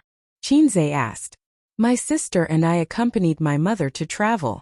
She dragged me out to go shopping at night and just went to the washroom. Bai Guowei said. What a coincidence. My sister went to the washroom too. By the way, Qinge, have you made any progress with Changqing'an? Bai Guowei winked. Qinze laughed bitterly. Tisk tsk. It seems that Changqing'an didn't succeed. But she's very annoying and stubborn. Bai Guowei said. She was indeed a stubborn little girl. When he first met her at his cousin's school, Qinze had already communicated with her frankly and expressed his aesthetic standards subtly. I'm not a cis-con. I don't like girls with flat chests and small butts. I only like girls with big boobs and big butts. It's best if they have a pair of long legs. Who knew that not only was the girl not discouraged, she even seemed to have a goal and worked hard to cultivate herself into a mature little sister. On the one hand, she wanted to make a breakthrough with his cousin Suyu. On the other hand, she continued to send him caring text messages, called him from time to time, and occasionally sent video requests. Once Qinze was bored, so he agreed. It was a stormy night. There were no kisses from his sister, no sister Ziwei, and no Suyu. Qinze clicked on the video of the girl who was pursuing him. In the video, Changqing'an was wearing low-cut pajamas and lying on the bed. The angle of the phone's camera was very tricky, and it just happened to be aimed at her chest. What a deep ravine. Qinze was dumbfounded at that time.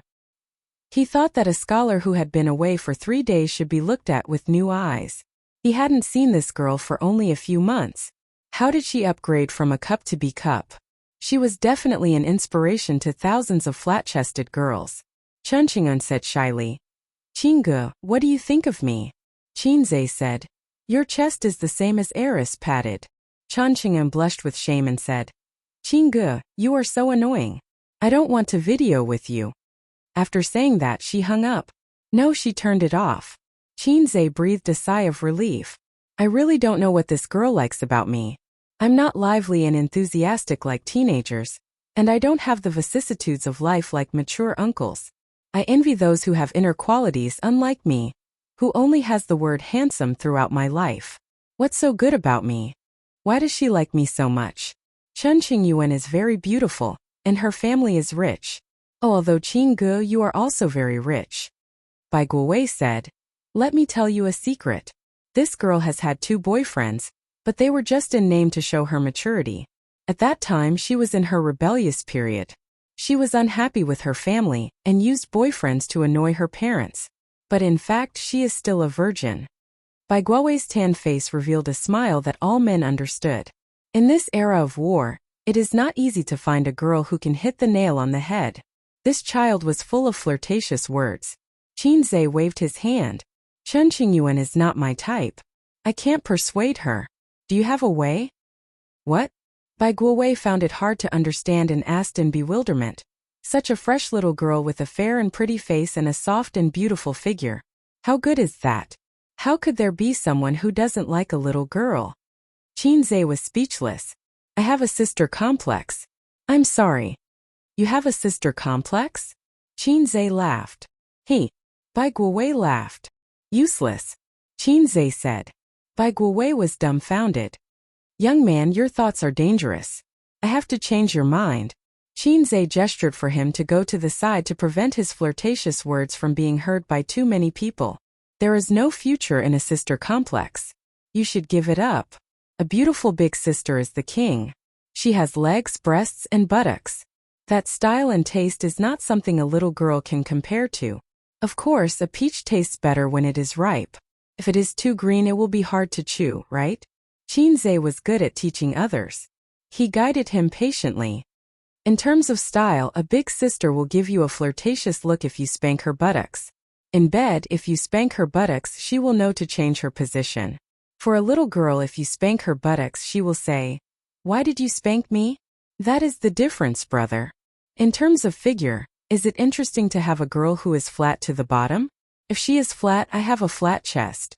What is the point of rubbing a washboard? It is boring. If her buttocks are too small, there is no feeling or flesh when you spank them. Is that right? Bai Guowei was not convinced. But little girls are cute, Qinze said in annoyance. Do you eat cuteness for a living? If she is cute, wouldn't she be cuter if she gave birth to a daughter? Bai Guowei. Qinggu, your thoughts seem to be more dangerous. Bai Guowei said again. Maybe it is because I have a big sister. I am not interested in big sisters. Me too. Qinze quickly stopped himself. He almost said the truth. You don't understand. With a capable big sister, you can do whatever you want. My big sister has a bad temper. I am quite afraid of her, Bai Guowei said. Qinze was actually just bored. He kept talking to Bai Guowei to pass the time while waiting for his big sister. Just then he saw Qin Baobao coming out from the corner. This girl was finally done with the toilet. If a man is not sweet, how can he have a happy childhood? Qinze patted him on the shoulder. If a man is not sweet, how can he have a good relationship with big sister? Watch carefully. Qin Baobao walked over. Qinze said listlessly, Big sister, I am dizzy, nauseous, and want to vomit. Qin Baobao was shocked. She asked with concern, What is it? Do you want to go to the hospital? Qinze said seriously, No, I am just a little dizzy. Qin Baobao was stunned. Then she reacted and hit him with her little fists. You are so annoying. His sister hugged his arm and used her free hand to hit his chest, pouting coquettishly. Bai Guowei was dumbfounded. There was such a thing?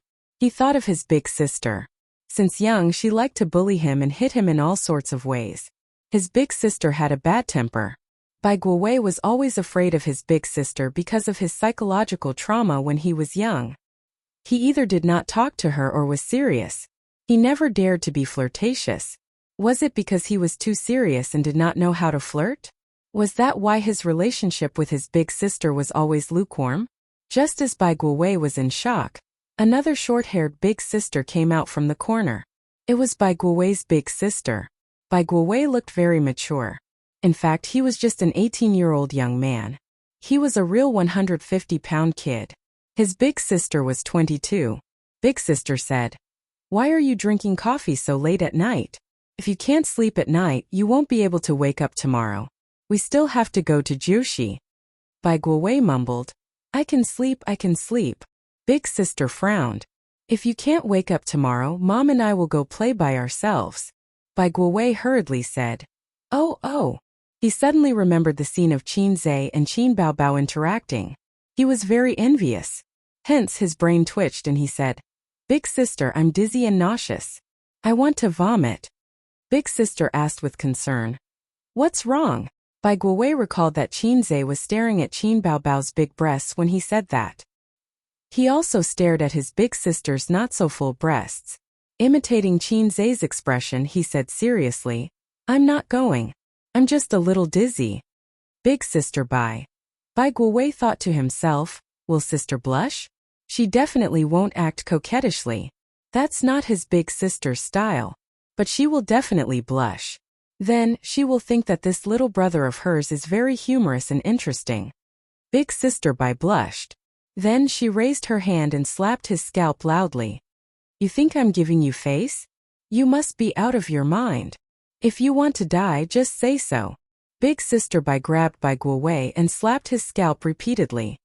Big sister, I didn't do it on purpose. Listen to me. Bai Guowei defended himself while casting an interrogating gaze at Qinze. What happened to the promise that if a man was flirtatious, he would be able to build a good relationship with his big sister. Only then did he realize that Chingu and his superstar big sister had already left, leaving him with a sweet back view. As they walked, the two of them were still talking. "Do you know that person just now?" Qin Baobao asked. No, Qinze said. From Bai Guowei's Distress, +10086. Chapter 438. Most of the audience who liked Let's Play were looking forward to this episode. Through the Easter egg at the end of the last episode, the audience knew who the guests for the next episode were.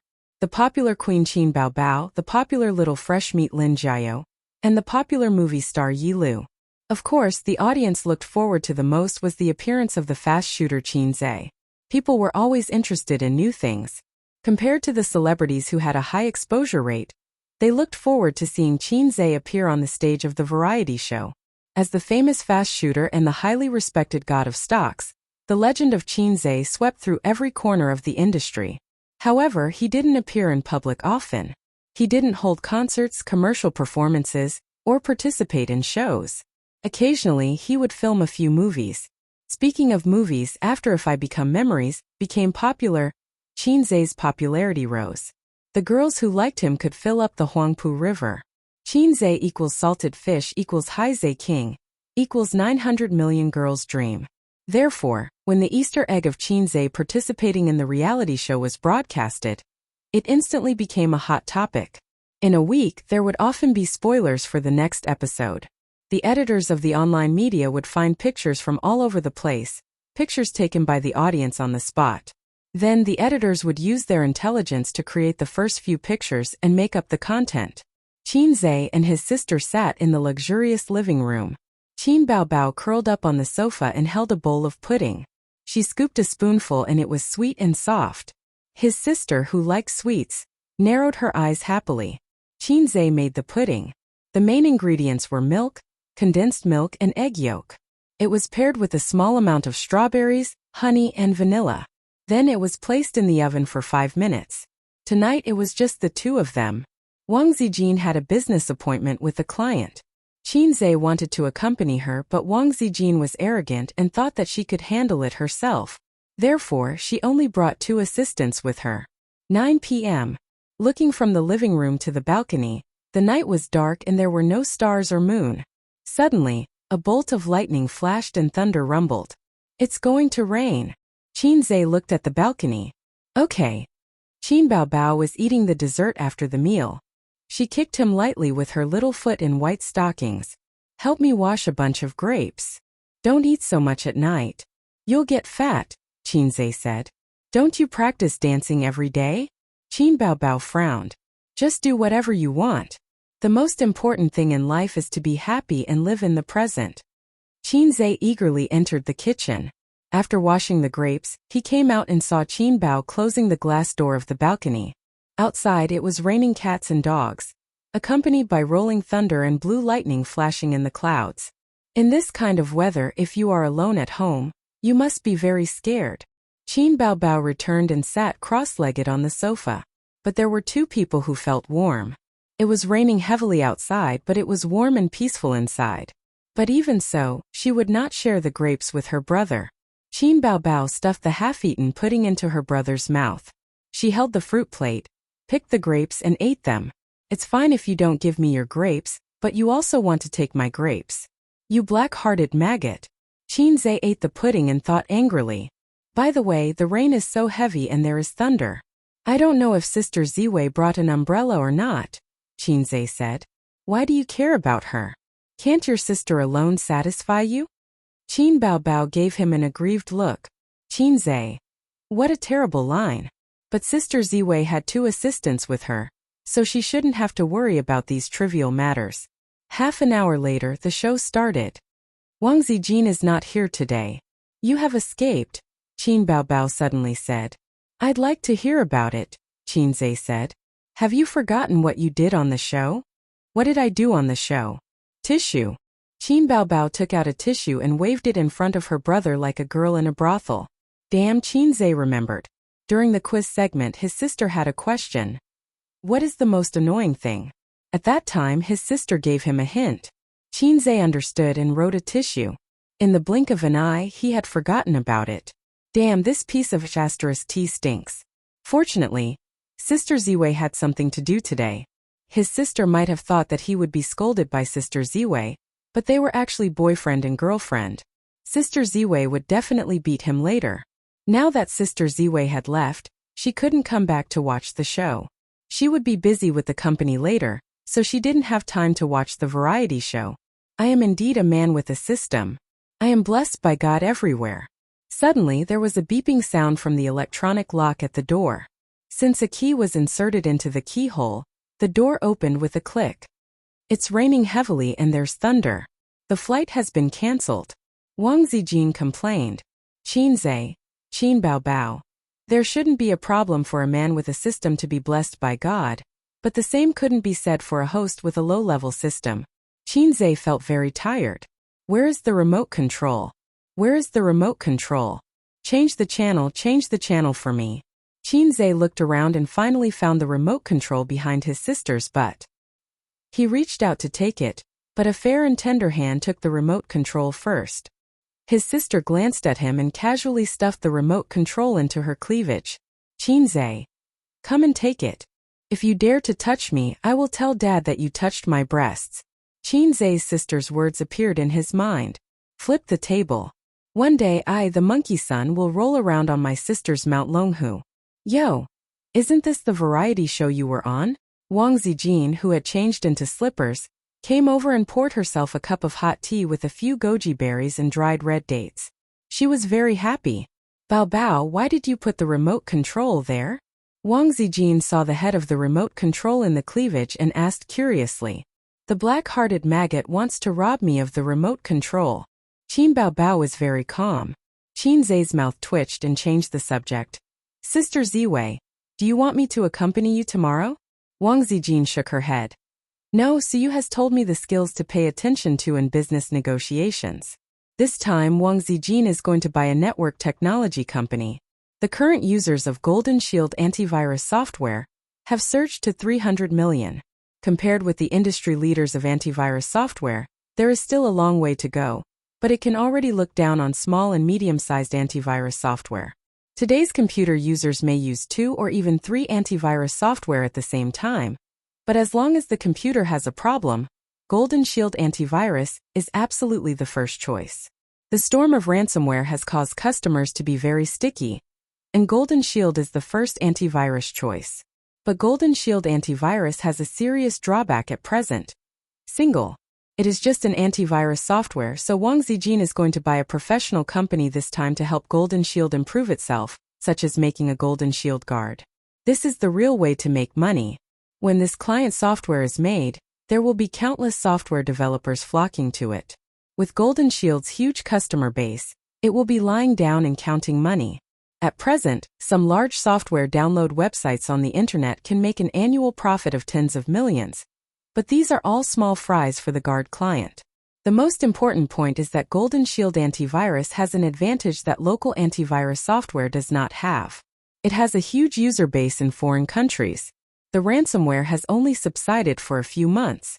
Who knows when it will come back, so no one dares to uninstall Golden Shield antivirus. At that time, Golden Shield Guard will be online at home and abroad. The advertising fees collected will be astronomical. In the near future, it will even surpass Baozi and Tianfang. Qin Zai told Wang Zijin so. Sister Ziwei thought, oh, it turns out that her company has the greatest potential, far exceeding Suyu's Baozi and Qin Bao Bao's Tianfang. She was happy for a long time, and her oval face was smiling all day. Do you have enough funds? Qin Bao Bao frowned. Not enough, we just bought 2 entertainment companies, and Baozi doesn't have so much funds. Qin Zai said, but you Tianfang have money. Including the box office earnings of our movie, Tianfang earned more than 1 billion this quarter. It's more than enough to buy a small to medium-sized company. Not to mention 1, even 10 would be enough. Qin Bao Bao rolled her eyes and said slyly, okay, then I'll buy a stake in Purple Crystal. No. Before Qin Zai could say anything, Wang Zijin rejected. Then I won't give you a single cent. Qin Bao Bao glared. Tianfang was also given to you by A's. Your money is his money. Are you qualified to say no? Wang Zijin said. Well said, my money is his money and his money is my money. What's wrong with me buying a steak? Qin Baobao said. I'm the CEO of Purple Crystal. If I say no then no. What a coincidence, I'm also the CEO of Tianfang. If I say no money, then you can't take a single cent. The two of them stared at each other without backing down. Look at how unreasonable she is.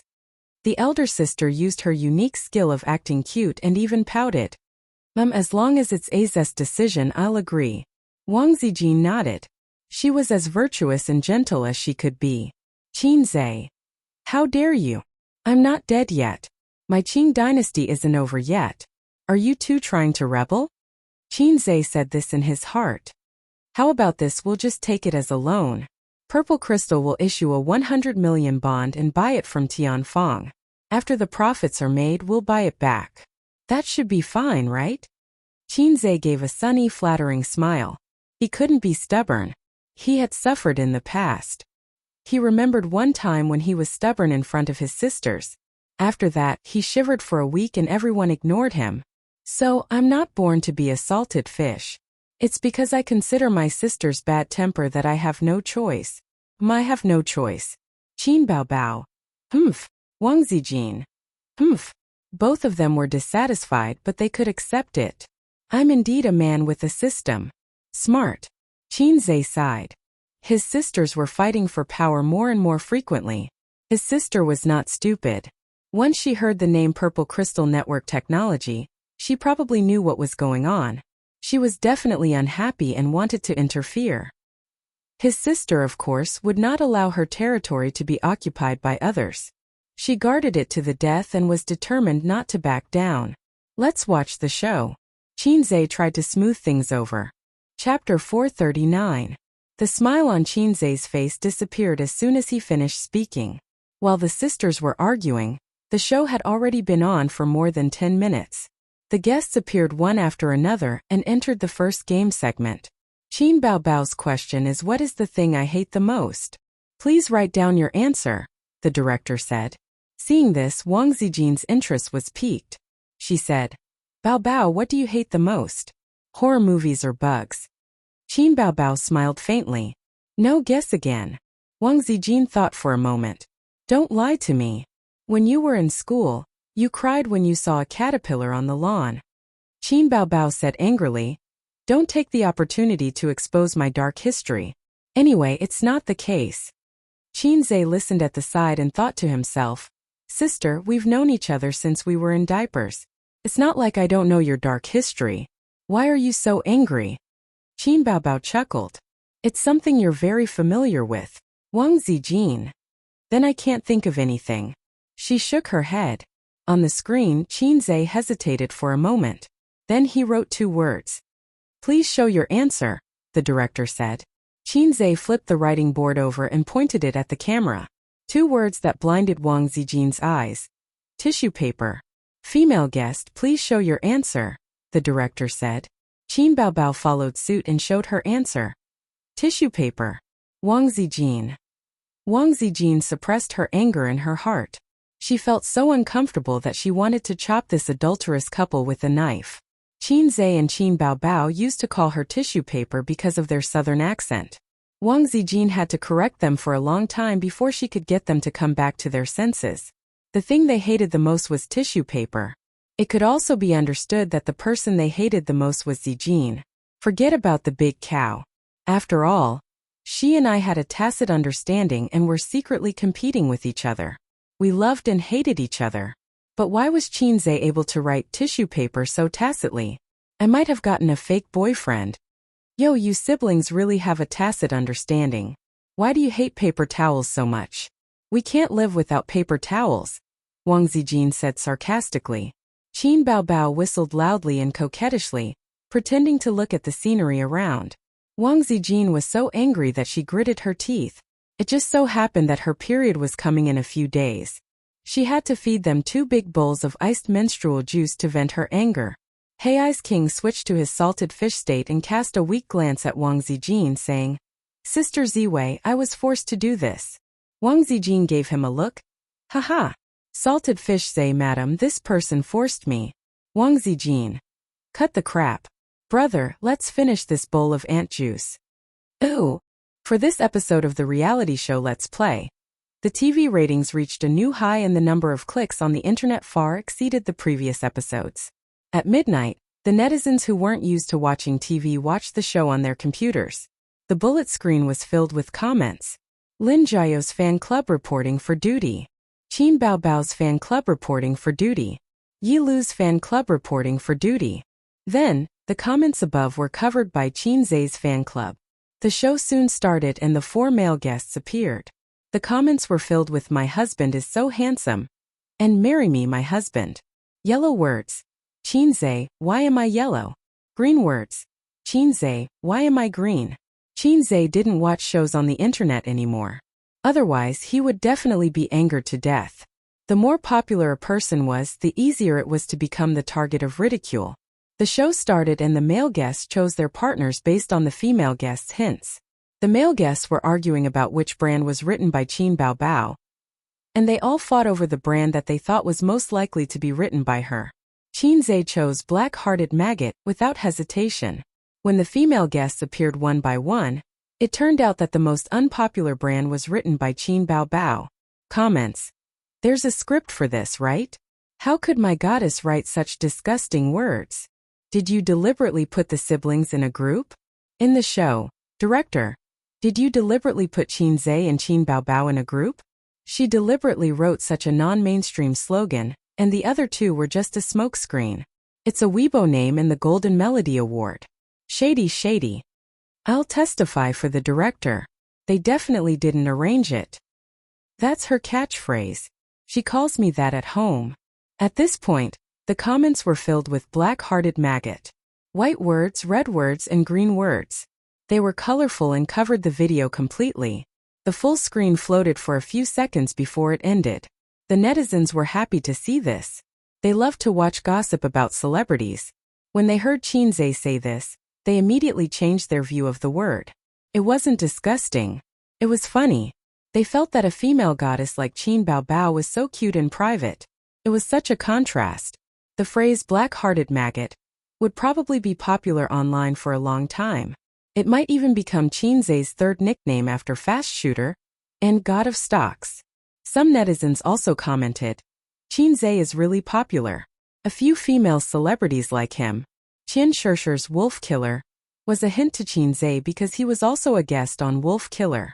Guling wrote the Golden Melody Award to mislead Qin Zhe. Yi Lu even wrote Qin Zhe's old Weibo name. Damn, I'm envious of his luck with women.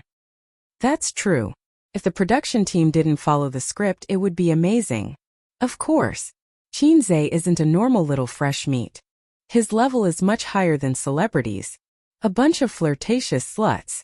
They only know how to think about my husband. Humph. The next stop was Leifeng Tower. The guests would dress up as White Snake and Su Xian for a talent show. Someone immediately commented, is Qin Zhe going to compose a song on the spot? That's what the promo said at the end. F***ck, we can finally see the glory of Fast Shooter. High energy ahead. For the first few talent shows, the comments were quiet. Occasionally, there would be a few comments praising their idols. But most of the comments were silent as if they were holding something back. Among the guests for this episode, Qin Baobao was the most famous.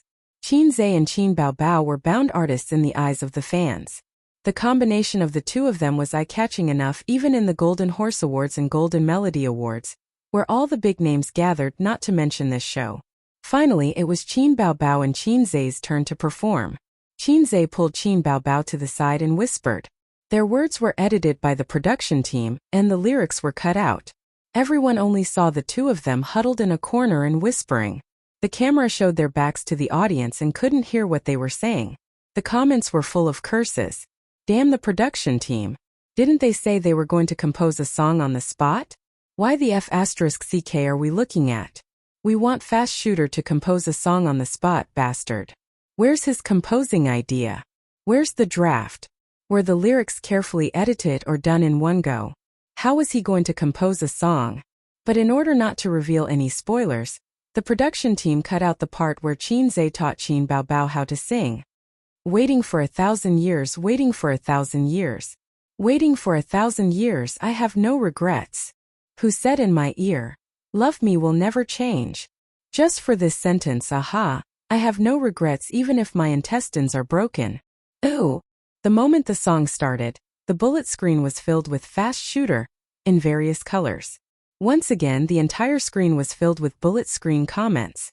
But this wasn't the highlight. The highlight was that when the two of them were singing, the image was replaced by a video. It wasn't the image of Leifeng Tower, but an old video with AV quality. In the video, Qinze was covered with a blanket and Qin Baobao had a white scarf wrapped around her head. The two of them played the role of White Snake and Su Xian with simple equipment and sang the same song. Qin Baobao was beaming with joy as she sang and cooperated with Yan Yi's performance. Qinze, on the other hand, kept a straight face throughout the whole process and looked reluctant. Aha, I've seen this video before. I laughed like crazy at that time. At that time, Qin Baobao had just become a little famous. She updated her younger brother's photo on Weibo. This video was posted at that time. Later, Qin Baobao deleted it. Full of memories. At that time I felt that her younger brother was really pitiful and looked reluctant. I still keep the photo to this day and change it every day to use as my desktop. The one who said the photo don't go. Where's the photo? Quick, send me the seed. The program continued. The guests were cooking at Cici Wetland. Qin Baobao and Qin Shishir didn't manage to set the fire for a long time. Instead, they made themselves dirty. The audience laughed crazily on the bullet screen. They were crying because of their stupidity, but they also felt that it was especially cute. As for the scene of Qinze cooking and the other guests running over to freeload the food, it shocked countless audience members. Although they couldn't smell the fragrance of the dishes, even the simple stir-fry looked good and gave people the feeling that it was cooked by a chef. The female fans screamed in the bullet screen and liked Qinze even more. He could make money, write songs, was multi-talented, was handsome and could cook well. He was simply too outstanding. Chapter 440. After Qinze and Wang Zijin finished their morning run, Wang Zijin occupied the large bathroom and said she wanted to take a comfortable hot bath.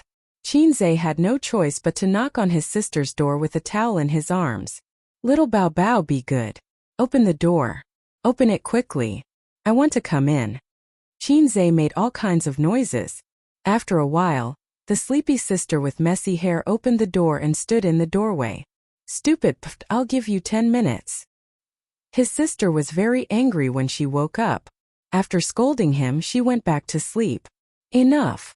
Before Qinze entered the bathroom, he stretched out his leg and lightly kicked his sister's big round butt under the thin blanket. You're looking for trouble. Haha. Qinze slipped into the bathroom and closed the door. He was too lazy to lock it. In any case, All-Mouthy King's sister wouldn't dare to open the door and enter while he was bathing. 10 minutes was enough for him to wash his face, brush his teeth, wash his hair and take a bath. He even had time to pee. In less than 10 minutes, Qinze finished bathing. His whole body was relaxed. He stood in front of the mirror in his bathrobe and used a short sleeve to wipe the mist off the mirror. He tilted his head and looked at his neck through the mirror. After looking to the left, he looked to the right. There were hickeys on both sides. They were done by Wang Zijin. Last night he had sneaked into Wang Zijin's room and was prepared to beg for forgiveness. He would do his best until he died.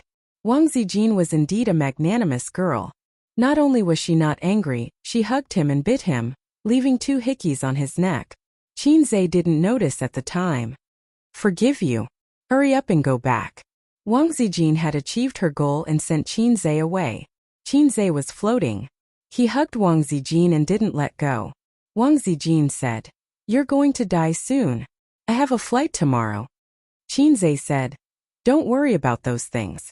Sister Ziwei just needs to be in charge of being beautiful." Wang Zijin felt a little sweetness in her heart. She said, "What about you?" Qinze said, "I'm in charge of the flower arrangement."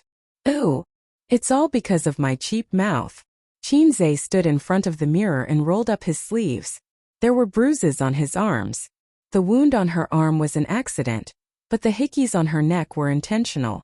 When Qinze saw the 2 hickeys, he realized that the generous sister Ziwei did not exist. To think that he didn't even know that he had been tricked last night. He was even King moved. I can't be seen by my sister later, otherwise, the house will become a scene of carnage. Dong dong dong. Someone knocked on the door. Qin bao bao. That's enough, I need to go to the bathroom. Qinzhe said. Okay, come in. Qin bao opened the door and came in. She was stunned. Why are you wearing a short-sleeved shirt around your neck? Qinzhe said. This is the punishment for being impulsive. Qin bao bao. Of the 36 stratagems, escape is the best stratagem. While his sister was dawdling in the bathroom, Qinzhe finished his soy milk, held a bun in his mouth and went to work. After thinking about it, it was not good to go to Baozi. Suyu, that jealous jar, saw the two hickeys and went back to settle the score with Wang Zijin. He turned a corner and went straight to Purple Crystal. Wang Zijin went out to discuss business, so he would be in charge today. At noon, Qinzhe received a call from the dorm leader, Li Liang. Qinzhe, we're going to have a farewell meal. I know you're busy, do you have time to come? Li Liang said. Farewell meal. Qinzhe did not understand. Zhao Guoshan is going back to the northeast. Li Liang sighed. I have time. Tell me the location and I'll come over now. Qinzhe said. After graduation, the four guys in dorm 303 parted ways and went their separate ways. Qinzhe occasionally chatted with them in the group, but they had never met. At 11 o'clock in the afternoon, Qinzhe drove to the agreed location, a gourmet city in the CBD area. He parked, put on a mask and opened the door to get out. A small yellow car passed by and stopped outside the gourmet city.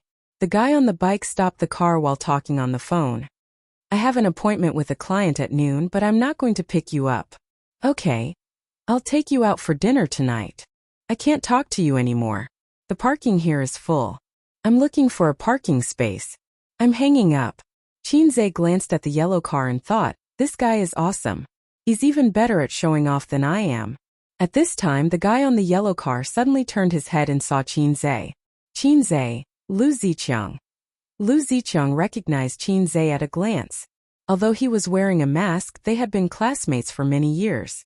Unless Qinzhe covered his face tightly, he would be easily recognized by people familiar with him. This was King awkward. You brat, have you paid the tax for showing off? Qinzhe joked. Haha.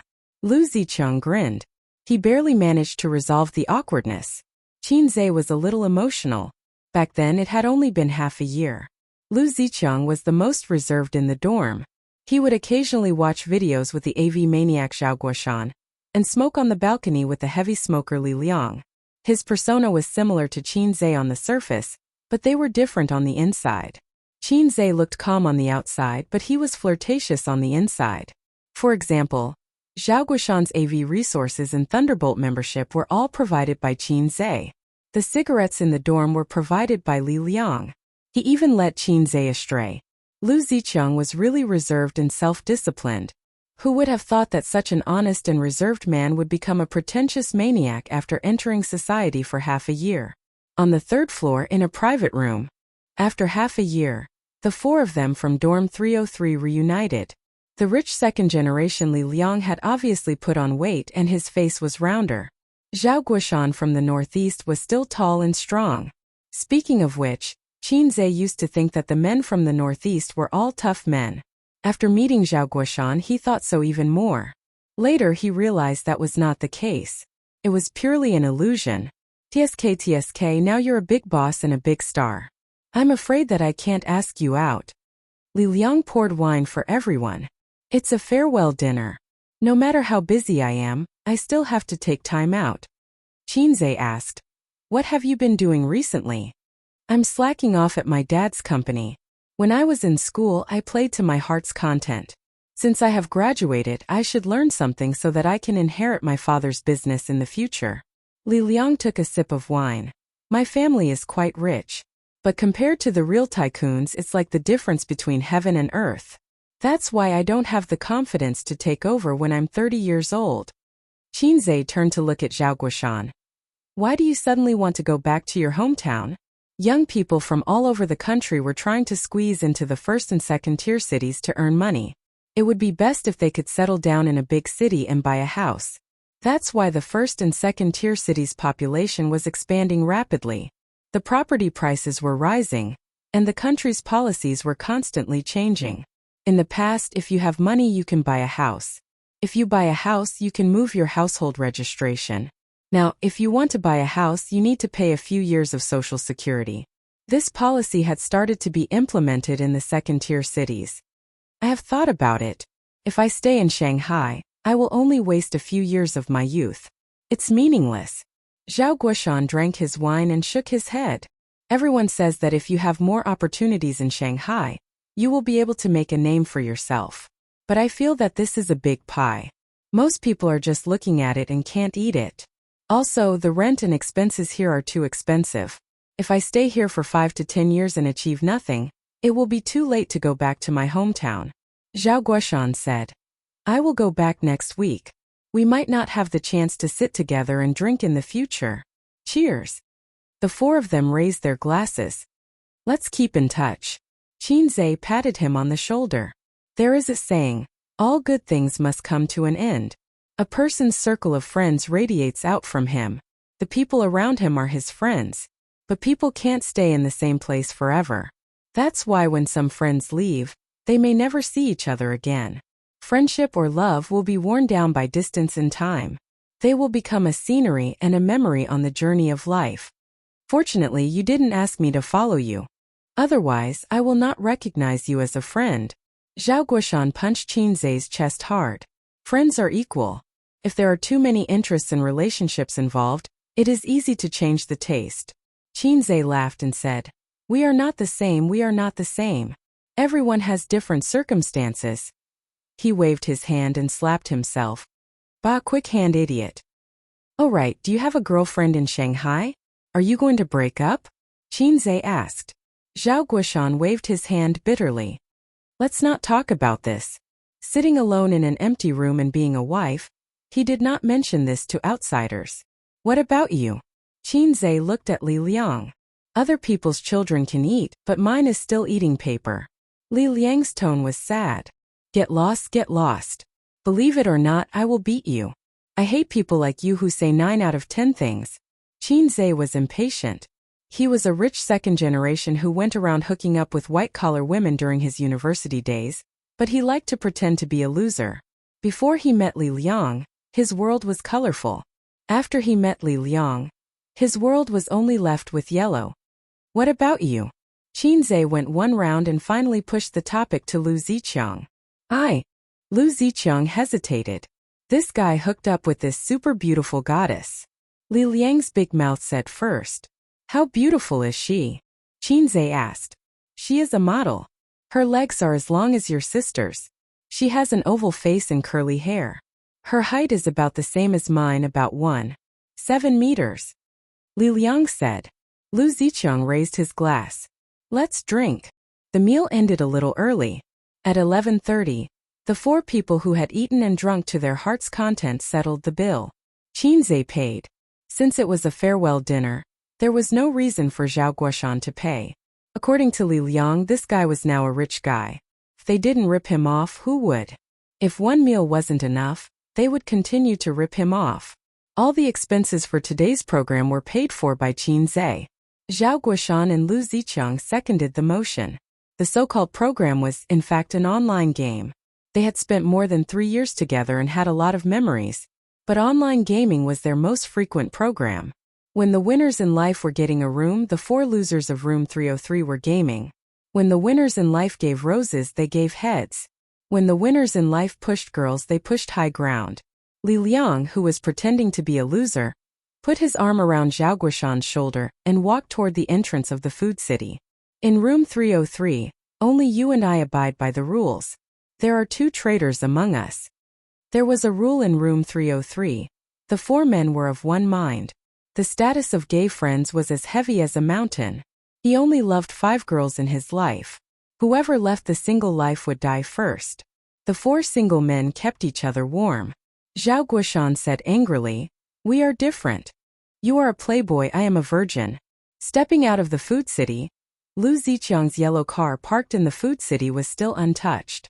He scanned the QR code and unlocked it. Let's ride. Before he could finish, Lu Ziqiang suddenly froze. Chapter 441. When Lu Zicheng saw the tall girl walking towards him, his face turned slightly pale. Li Liang's face also changed, and finally the tall girl. This girl was called Xia Chu, a model. She wasn't a runway model, nor was she a high-end print model. She was a fashion model for Taobao and a cosplay model at comic conventions. She made a lot of money, but not a lot. This type of model was on the same level as car models but more conservative than the latter.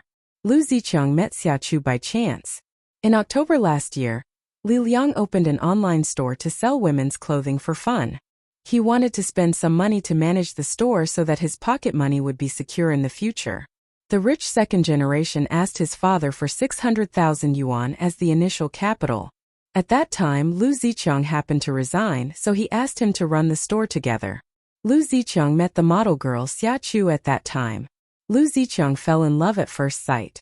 Li Liang, who had tasted countless abalones, chose to help his roommate.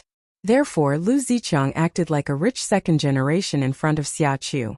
When the model fee was paid, Lu Zicheng gave Xia Chu an extra 1,200 yuan, totaling 5,200 yuan. Don't ask why 5,200 is suitable for you.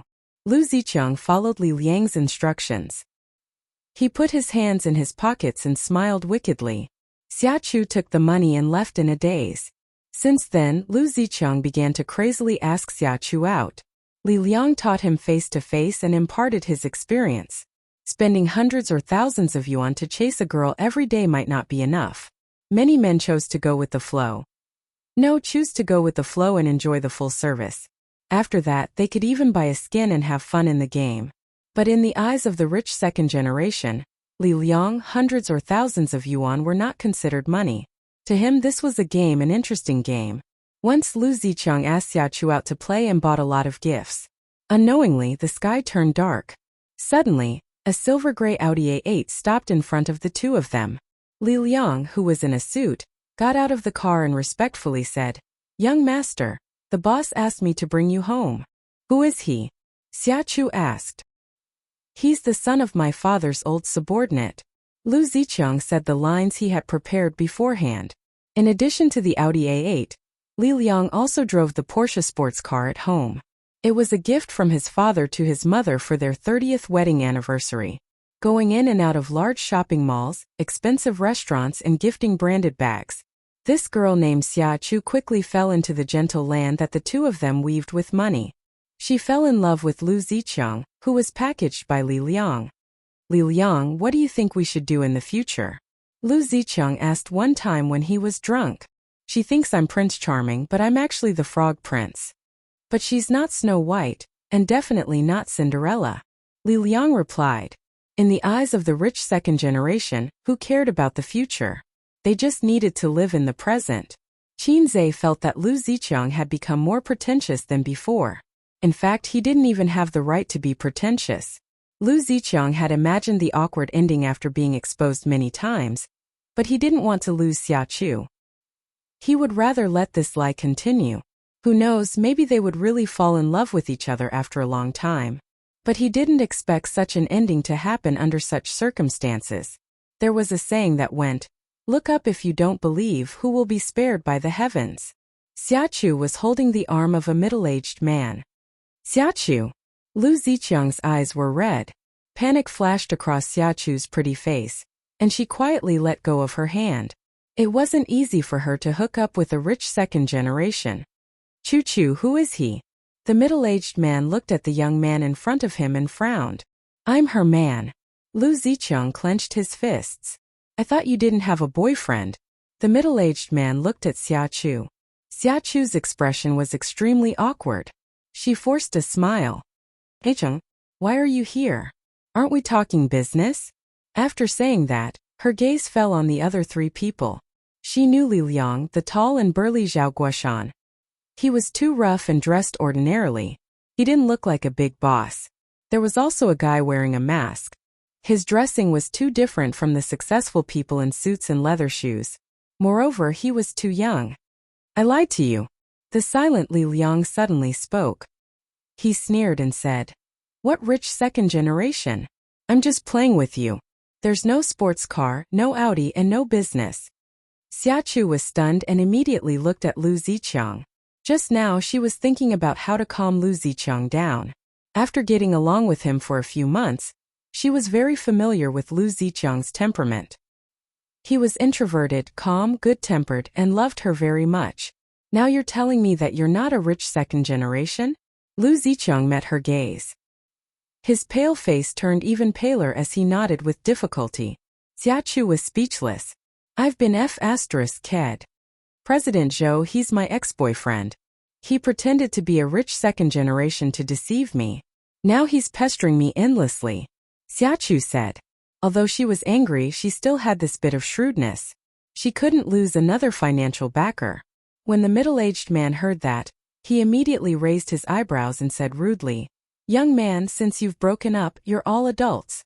In the future, don't be too petty when others look for Chu-Chu. She's my woman now." This was a false accusation. It was true that Lu Zicheng had deceived her first, but he had bought her gifts and bags. In total, he had spent nearly 100,000 yuan. However, while Xiachu had hooked up with a rich second generation, she had also hooked up with a middle-aged uncle. The green hat was placed on Lu Zicheng's head.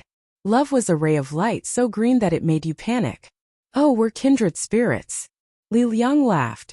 It's just a coincidence. I won't pester you. We're not at a disadvantage. Although we've spent tens of thousands, we've done what we should have done. Up and down, in and out, we're not at a disadvantage. Xiachu's pink face turned red as she scolded. You two be *cheese, I was blind to fall in love with a dog like you. Get lost, I'm the one who's kicking you now. The middle-aged man said unhappily, Don't interact with these people in the future. I don't want you to keep in touch with them when you're with me. Xiachu immediately said, They're the ones who pestered me. The middle-aged man nodded. All right, they're just a bunch of immature brats. He glared fiercely at Li Liang. Obviously, Li Liang's words just now made him extremely unhappy. An old man with no hair left. Li Liang retorted. The middle-aged man pointed at him with his finger. Lowly person. Xiachu continued. That's right, lowly person. Why are you pretending to be a rich second generation? What did you say? Lu Zicheng's forehead was blue with veins popping out. I'm talking about you. Xiachu glared at him. If you're poor, then you're poor. Why are you pretending to be a rich second generation? I was really blind to fall in love with you.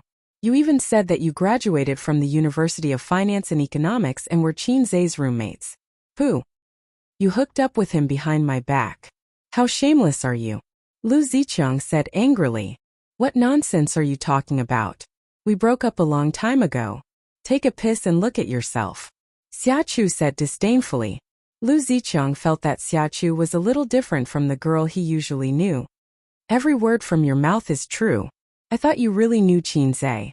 Most of the girls who were beautiful had a good figure and worked in the modeling industry. Most of them had the ambition to enter the entertainment industry and become stars. Lu Zicheng moved her not only with the gift, but also with the gift of tens of thousands of yuan. Being a rich second generation was only one of the reasons. The key was that Lu Zicheng said that he and Qin Zhe were roommates and even showed her photos. Xiachu asked to see Qin Zhe several times, but Lu Zicheng did not agree. At that time, he was still a rich second generation. Whatever he said was the truth. Let's go. I'm too lazy to care about him. Xiachu hugged the middle-aged man's arm and walked towards the gourmet city. Qin Zhe took a step forward and blocked in front of the two. But I really know him. Qin Zhe took off his mask. Chapter 442. Qin Zhe took off his mask, grinned at Xiachu and the middle-aged man, and put his mask back on. Xiachu and the middle-aged man were dumbfounded. If their eyes were right, this young man was Qin Zhe? Did Lu Zicheng really know Qin Zhe? Was he really Qin Zhe's roommate?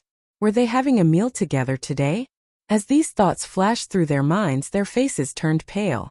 There was annoyance, regret, shame, and anger. All kinds of emotions surged in their hearts. Lowly person, are you talking about me? Qin Zhe smiled. Xiachu bit her lips. When we were having dinner just now, I wanted to meet Lu Zicheng's girlfriend. I was wondering when this guy would hook up with a long-legged girlfriend. Now that I've met her, her legs are indeed long, but she's not a good person, and her taste is even worse. Qin Zhe glanced at the middle-aged man. The middle-aged man was furious. He felt naked contempt. What do you mean? He said angrily. Your IQ is too low. You're not qualified to talk to me. Qin Zhe's words almost choked him to death. You're not convinced? How many assets do you have? Do you have 10 billion? You don't even have 10 billion. Your assets are too low. You're not qualified to talk to me. Qin Zhe gave him a disdainful look. His attitude, if placed in a novel, was exactly the attitude of a supercilious retard. You think you're so great just because you're rich? Do you really think you can do whatever you want in Shanghai? The middle-aged man said hatefully. You're just a nouveau riche. Which unit are you from? Show me your identity. Let's play if you dare. Qin Zhe sneered. The middle-aged man was terrified when he saw that the billionaire was going to be serious. Qin Zhe's reputation was so well known that rumors about him were flying everywhere. A young man who suddenly rose to fame in the entertainment industry in less than a year. He was the god of stocks and investment company, and the antivirus software. There was no doubt that he was a big shot. Those rumors speculated that Qin Zhe had someone backing him up and knew some big shots. Otherwise, no matter how talented a young man was, how could he earn 10 billion yuan in a year?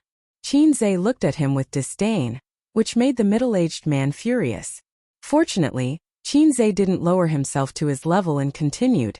If you want to enter the entertainment industry, that's not a problem. I can package you into a vase and become a big star. At that time you will realize that the old man beside you is actually just SOSO. Look at his clothes, his entire body is less than 100,000 yuan. My pair of leather shoes is more than 100,000 yuan. Li Liang looked on enviously. When would I ever be able to match your beauty? But the premise is that you're still Lu Ziqiang's girlfriend. Now that you're not, it's not good. If we didn't bump into each other today, he would still be in the dark. He did lie to you, but what he can give you is not something a typical rich second generation can give you. Qin Zhe stared at her. Because he is my brother. Lu Ziqiang's eyes turned red. Lowly people like us can't afford to have a woman like her. It's better to get rid of her as soon as possible. In the future, when you find a woman, remember to open your eyes. Can beauty be used as food? Qin Zhe looked at Lu Ziqiang. Lu Ziqiang nodded. Xiachu clenched her teeth tightly. She didn't dare to refute or curse. At the same time, she knew that she had missed a big opportunity. That's all. Qin Zhe paused. Then let's go. Let's go to the underworld. Li Liang laughed. What underworld? Let's go to Qin Zhe's company. There are models there. Let him introduce us to girls with good moral character. He especially emphasized the word moral character. Qin Zhe. Okay, my company has more than 20 high-end models. You can pick any. Zhao Guoshan watched for a long time and added, for this kind of woman it's better to use tissue. Qin Zhe was furious. What are you talking about? Is tissue for you? Zhao Guoshan. As they talked, they left along the road. Various expressions flashed across Xiachu's face. She took a deep breath and forced a smile. Mr. Zhou, shall we go in and eat? The middle-aged man's face darkened and he pushed her away. No, I have something to do. He turned around and walked away. Suddenly he stopped. Xiachu's face lit up. She heard him say, today's matter didn't happen. Who am I? Don't talk too much. I'm too lazy to lower myself to their level. Xiachu. She squeezed out an ugly smile. Got it, Mr. Zhou. At the corner of the intersection, Qin Zhe turned around and saw Lu Ziqiang following behind them with his head slightly lowered. Are you serious? Qin Zhe handed him a cigarette. Lu Ziqiang took it, lit it, and took a deep puff. I like her. Otherwise, I would be crazy to spend so much money on her. If you like her, you have to cheat her, Qin Zhe retorted. That kind of woman has been around for so many years. She's not a little girl who just graduated. She's more materialistic, Li Liang said. So you cooperated with him to play the role of a rich second generation? Qin Zhe whipped his leg, causing him to stagger back a few steps. Lu Ziqiang held the cigarette and whispered, otherwise she wouldn't even look at me. I don't have money, but when I see a woman I like, I always want to get close to her and understand her. Even if it's cheating, as long as I'm with her, I'll be happy. Qin Zhe sighed and patted him on the shoulder. That's true. If you like someone, you'll do everything you can to get close to her and have her. Have you slept with her? Lu Ziqiang nodded. Just when he thought that Qinzhe was going to comfort him with some chicken soup, Qinzhe said, Okay, this is not a loss. Lu Ziqiang. Li Liang. Zhao Guoshan. Was it an illusion? It felt like Qinzhe's mouth was sharper than before. What a show of flowers. Qinzhe just didn't know how to comfort him. Although it was quite tragic to be cheated by his girlfriend, Lu Ziqiang had also cheated her. If not for this, Qinzhe would have killed that pair of B** stars just now. Because he liked you, he pretended to be a rich second generation to get close to you and took advantage of you to make you smile. If this was in a novel or a TV series, they would first fall out and the female lead would wash her face with tears, but in the end they would definitely change their minds and get married.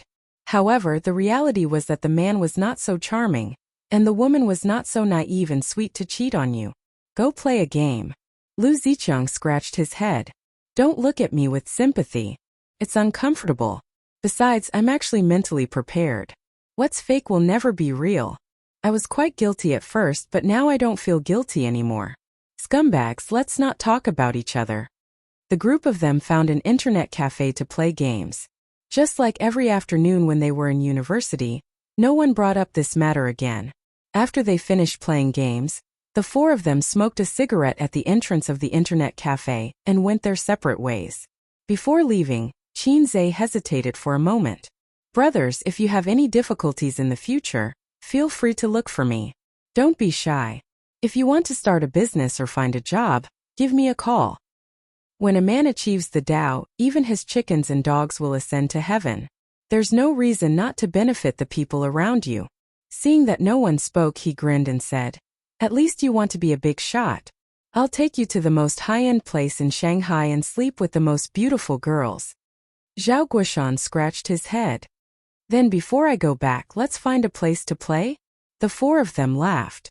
Chapter 443. After drinking some wine, Qinzhe stopped driving and took a taxi back to Purple Crystal Technology.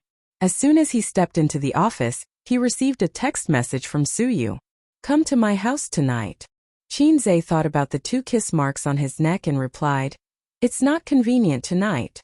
Suyu sent a questioning emoji. Is your period here? Qinzhe.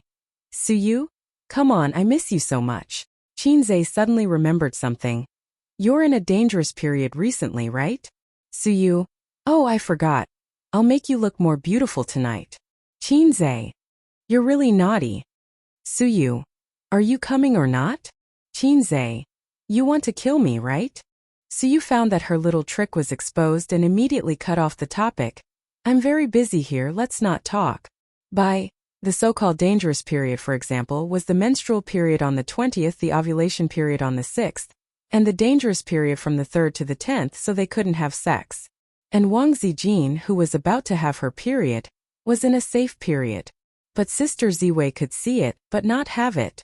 Qinzhe couldn't be too hasty with her. I have a little donkey, but I never ride it. Qinzhe's phone rang, and the caller ID showed, Sister Man.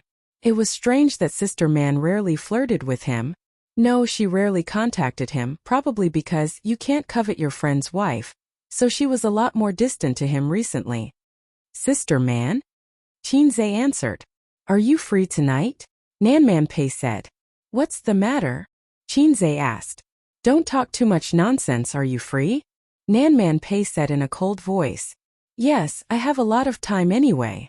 It's Ziki's birthday, so I invited some friends over. I don't have time tonight, you go over and help me keep an eye on them. Don't let a group of children make too much noise.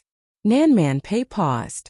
Donglai and Ziki also wanted to invite you over, but they were afraid that you would refuse if they called. That's not a problem. As long as you're not the one cooking, I'll definitely come.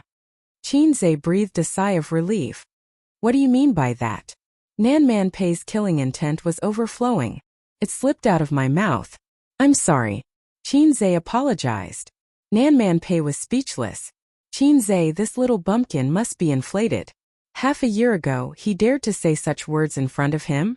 This man, once he had money, he would become unbearably slutty.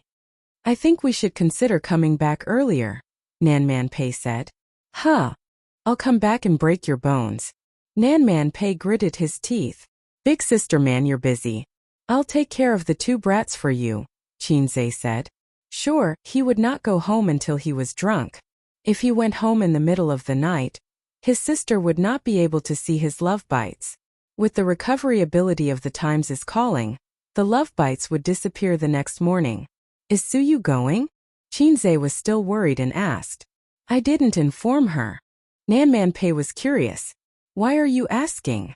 It's fine. She's busy, so there's no need to inform her. I'll go over after work. Qinzhe said bye-bye and hung up. Suyu was Nan Man Pei's best friend, and she did not hang out with Ziki. She would definitely not come. At the villa, the spacious backyard was filled with tables and chairs. Electric wires were pulled up from shelves and installed with colorful light bulbs. 7 to 8 tables and chairs were fanned out around the bonfire. 5 or 6 barbecue staff were in charge of tonight's meal. They had rented a barbecue restaurant. A lamb was placed on an iron rack in the middle of the burning charcoal fire. As night fell, young men and women sang and danced in the backyard, laughing and chatting. There were wine, champagne, beer, and all kinds of drinks. There were about 17 or 18 young men and women present. Those who played at the KTV last time were the closest friends. This time they were all present. For example, Bai Guowei, who met Qinzhe a few days ago in Hangzhou. Old Bai, you're getting more and more stingy. My dad froze the card he gave me. I asked you to lend me a few tens of thousands, but you didn't even give it to me. The guy who spoke grumbled as he hugged Bai Guowei's shoulder. How could it not be frozen? This guy used his dad's card to sleep with women everywhere. He swiped a few million yuan in a month. The henpecked dad could not stand it anymore. Why did he have to work every day while his son could fool around everywhere? Dream on. Bai Guowei drank a mouthful of wine gloomily. I said I have no money. My pocket money for this month is gone, and the next 3 months' pocket money is gone too. Why? I was cheated by my sister. How old are you? Are you still afraid of your sister? Bai Guowei's face was full of tears. I'm not afraid of my sister. I'm afraid of my dad. What do you mean? You're annoying. I'm in a bad mood. Get lost. I'll beat you up if you keep talking. After being beaten up in the mall that day, he was dragged into the room by his sister when he returned to the hotel. Do you still have milk sickness? Not anymore. Aya, do you mean that my breasts are small? Then. Aya, how dare you faint my breasts? Have you asked for our dad's opinion? Sister, my mouth is cheap. Can you stop hitting me? Isn't it right for me to hit you? Yes. Isn't it right for me to spend some of your money? Yes. Hand over this month's pocket money and the next 3 months' pocket money to my card. Otherwise, we'll ask for Dad's opinion. If his bad-tempered father knew about this, Bai Guowei felt that his life would end in GG. Bai Guowei's intestines were green with regret now. He should not have listened to Qinzhe's words. How evil must her brother be to be able to tell his sister that he has milk sickness? He would definitely not reveal such a sad thing to his friends. He drank alone. Chan Qingyuan, who was among the acquaintances, sat quietly in the group of girlfriends. She was dignified and elegant like a quiet little swan. She was a young girl. She had a thin and sharp oval face. Her eyes were clear and bright, and her long hair was draped over her shoulders. After a few months of persistent diet therapy, her breasts were even more prominent than most girls her age. She already had a B cup, and her breasts were perky and her waist was thin. Ziki, is Qinggu not here yet? Chen Qingyuan thought to herself. It's so tiring for me to pretend to be a virtuous lady. She was dressed especially beautifully today. She wore a purple off-the-shoulder dress and light-colored Roman shoes. Her 2 pairs of white and tender legs were very tasteful. On the other hand, tonight's protagonist, Pei Ziki, was dressed very plainly. She looked like a lively girl next door. She rolled her eyes. Donglai went to the door to pick him up. He'll be here soon.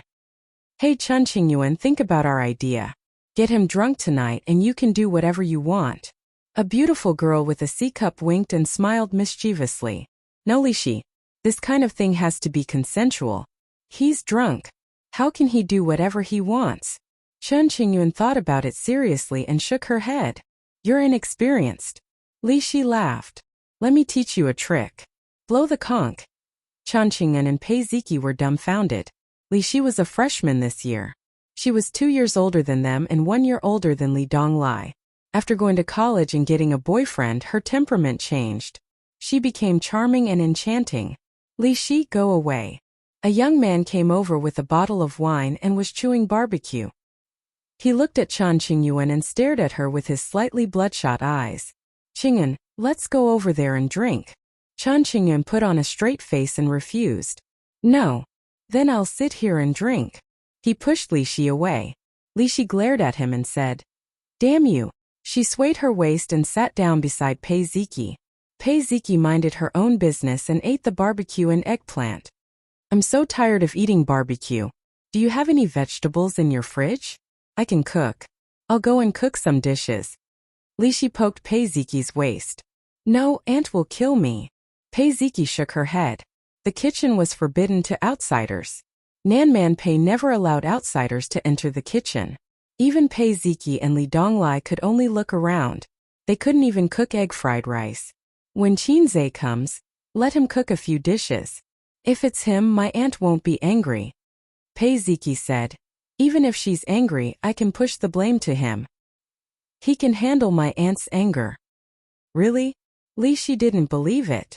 Your aunt has such a good relationship with him? It can't be.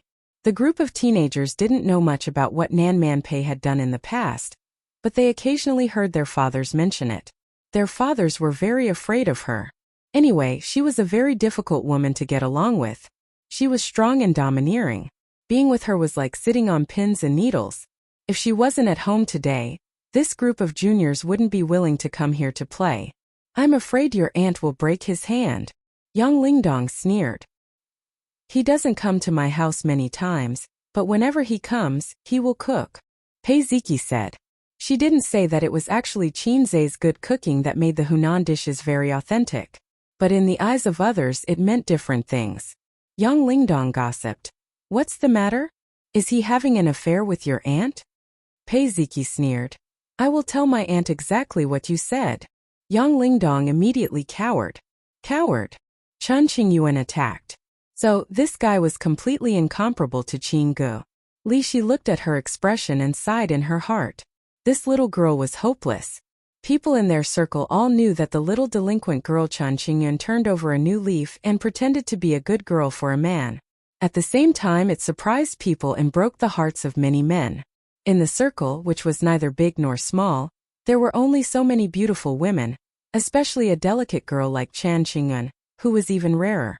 Although the second generation of the rich and the officials did not lack beautiful women, they would only consider the beautiful women in the circle when they got married in the future. They could not marry a bar girl or a prostitute. Many young people were certainly dissatisfied with Qinzai, such as Yang Lingdong, who openly pursued Chan Qingyuan. When she was still a delinquent girl, Yang Lingdong often asked her to hang out. But now Chan Qingyuan ignored him. Li Shi, who claimed to be a big sister, was also disappointed because there were rumors in the circle that Chan Qingyuan was in a pitiful one-sided love, and that he didn't even care about her. At this time, 2 people came from the path beside the villa. Pei Ziki's brother, Li Donglai, and Qinzai, who everyone had seen on the screen.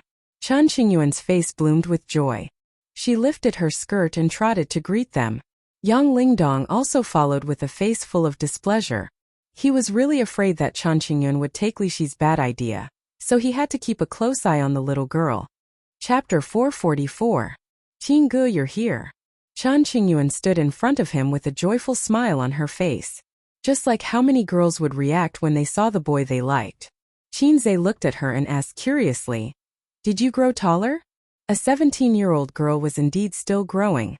Chan Qingyuan nodded and said happily, Not only did I grow taller. She puffed out her chest. Qinzai was very calm and did not even look at her chest. Her breasts were not as perverted as his sister's. Chan Qingyuan was a little disappointed but immediately smiled and took the initiative to hug Qinzai's arm. Qinzai struggled and she hugged him again. She struggled again and hugged him again. Qinggu.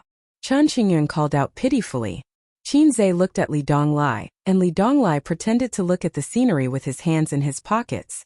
It wasn't good to not give her face, so Qinzai could only let her hug his arm. Chan Qingyun immediately bloomed a sweet smile. There was a murderous aura. Qinze realized that there was another big-chested guy who was angrily staring at his arm. Chan Qingyuan's small chest was rubbing against his arm. Hello. Qinze gave him a friendly smile. Hello. Yang Lingdong stared at him. Qinze. Chan Qingyun said. Qingge, his name is Yang Lingdong. Qinze thought to himself, so your name is Yang Lingdong. I thought your name was Lu Shu. Chan Qingyun frowned and said. Go away, don't block the way. Qinggu and I are just friends. Don't misunderstand. Li Donglai. Was Chan Qingyun really stupid, or was she doing it on purpose? Old Yang was about to explode. Yang Lingdong was not reconciled. The girl he had been chasing after did not show any expression in front of him. Once she saw Qinze, she threw herself into his arms like a love-struck fool. It hurt his heart. He knew that at this moment, he had to show his magnanimity and calmness. Verbally attacking someone without a word was the style of a jealous little boy. Thus, Yang Lingdong revealed a radiant smile. I was just joking. I've heard so much about you. As expected of an actor. You have good looks and are indeed super handsome. Qinze pretended not to understand the sarcasm in his words and said brightly, What are you talking about? Yang Lingdong was speechless. This person is not easy to deal with, he thought. The charcoal fire in the courtyard was bright, and the rich aroma of meat wafted out. With the addition of Qinze, the atmosphere in the courtyard became more lively. The girls all liked to sit around Qinze, chatting and laughing. After a few glasses of wine, they started to show off. The men also often came over to propose a toast. They all hoped that Qinze would help them make a fortune. Qinze patted his chest and said, If you want to invest, feel free to come to me, but the capital has to meet the requirements. Hundreds of thousands of yuan? Go play with mud. Li Shi sat on his left and Chan Qingyuan on his right. Chan Qingyuan silently helped him peel the lobsters. This girl probably had OCD, and the lobsters were neatly arranged. Qinggu, eat it. It's delicious. Chan Qingyuan sucked her fingers, looking a little cute. Qinze was under great pressure. He forced a smile and ate the lobsters she had peeled. Qinggu, eat it. It's delicious. Li Shi placed the cut mutton in front of him. Qinze was speechless.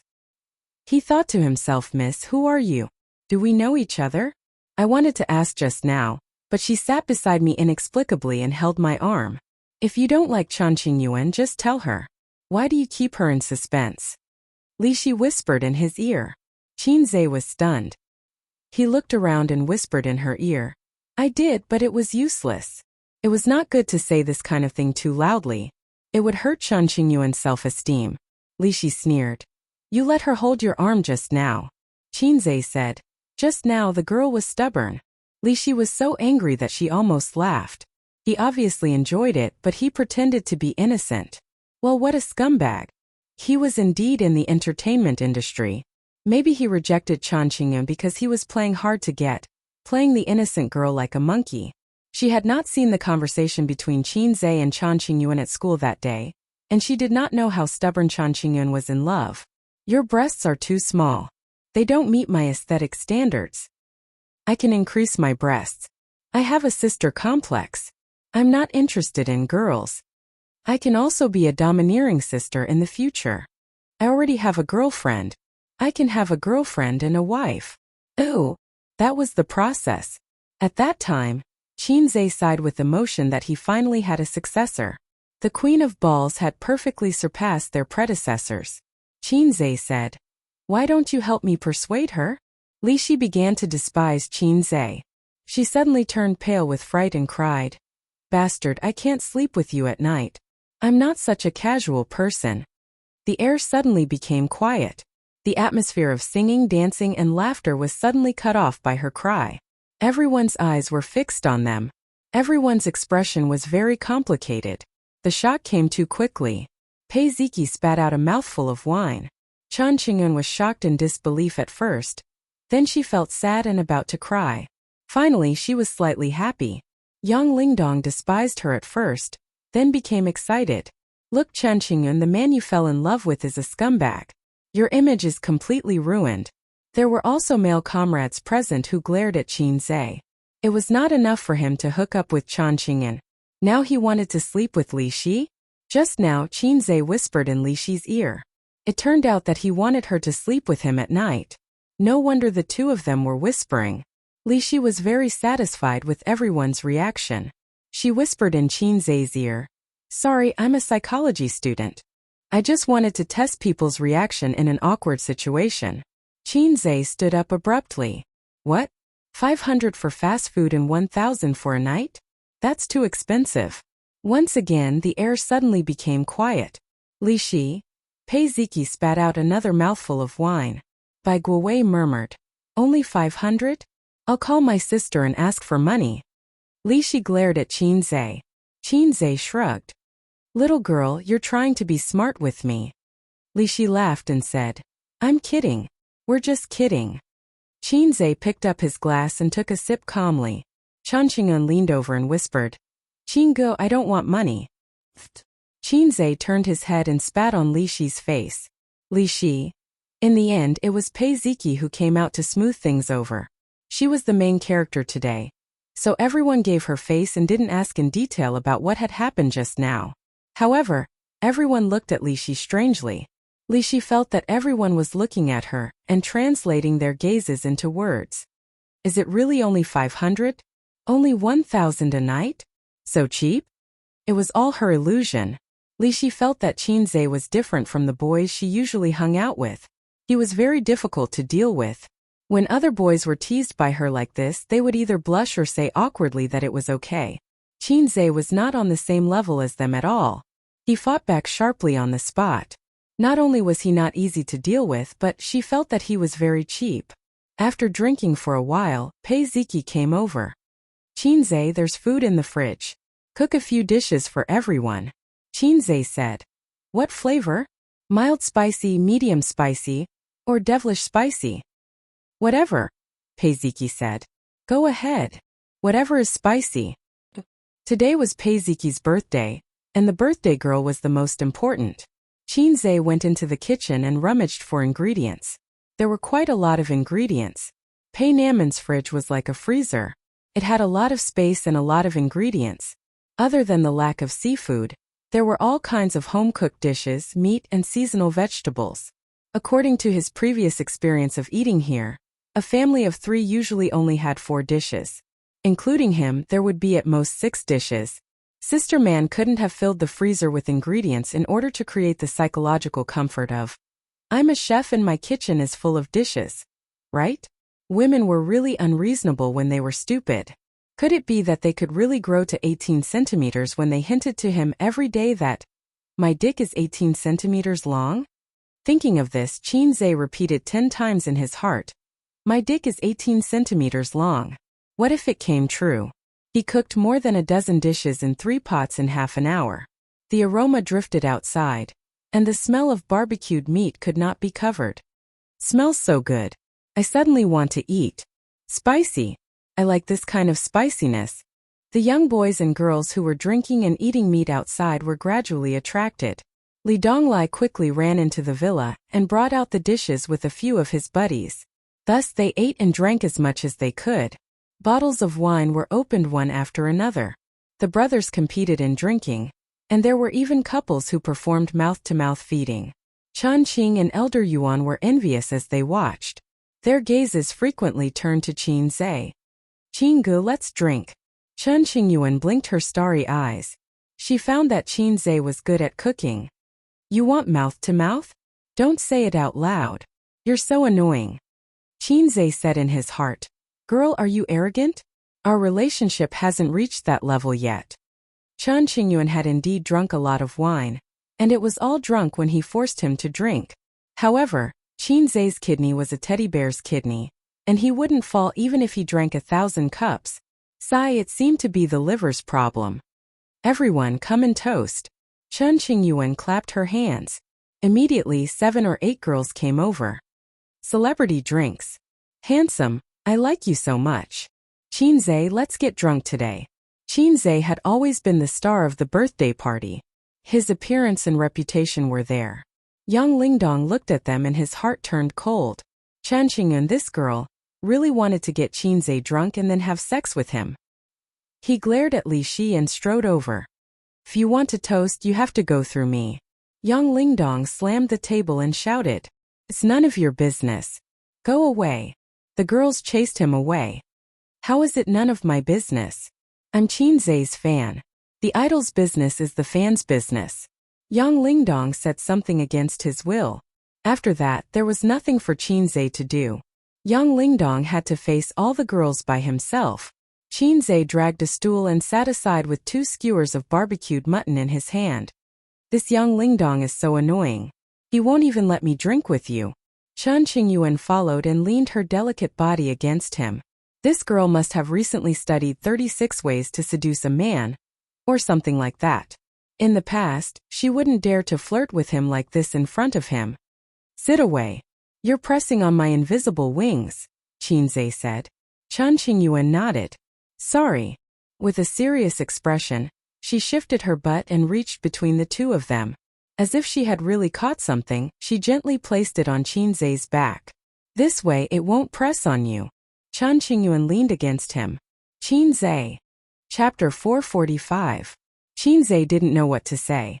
If he knew Chen Qingyuan before he got the system, and there was such a cute girl who wanted to sleep with him, he still wouldn't accept it. As a man with moral integrity, even if there were countless soft and cute girls throwing themselves at him, he would still be able to sit still. At most, he would be a little stiff to show respect. However, if he didn't get the system, he would be a loser. Would Chen Qingyuan still like him? In this world, there was someone who would always like you no matter if you were a loser or a god, no matter if you were handsome or mediocre. Would there be such a person who would always like you? There was. Qin Zhe knew there was such a person.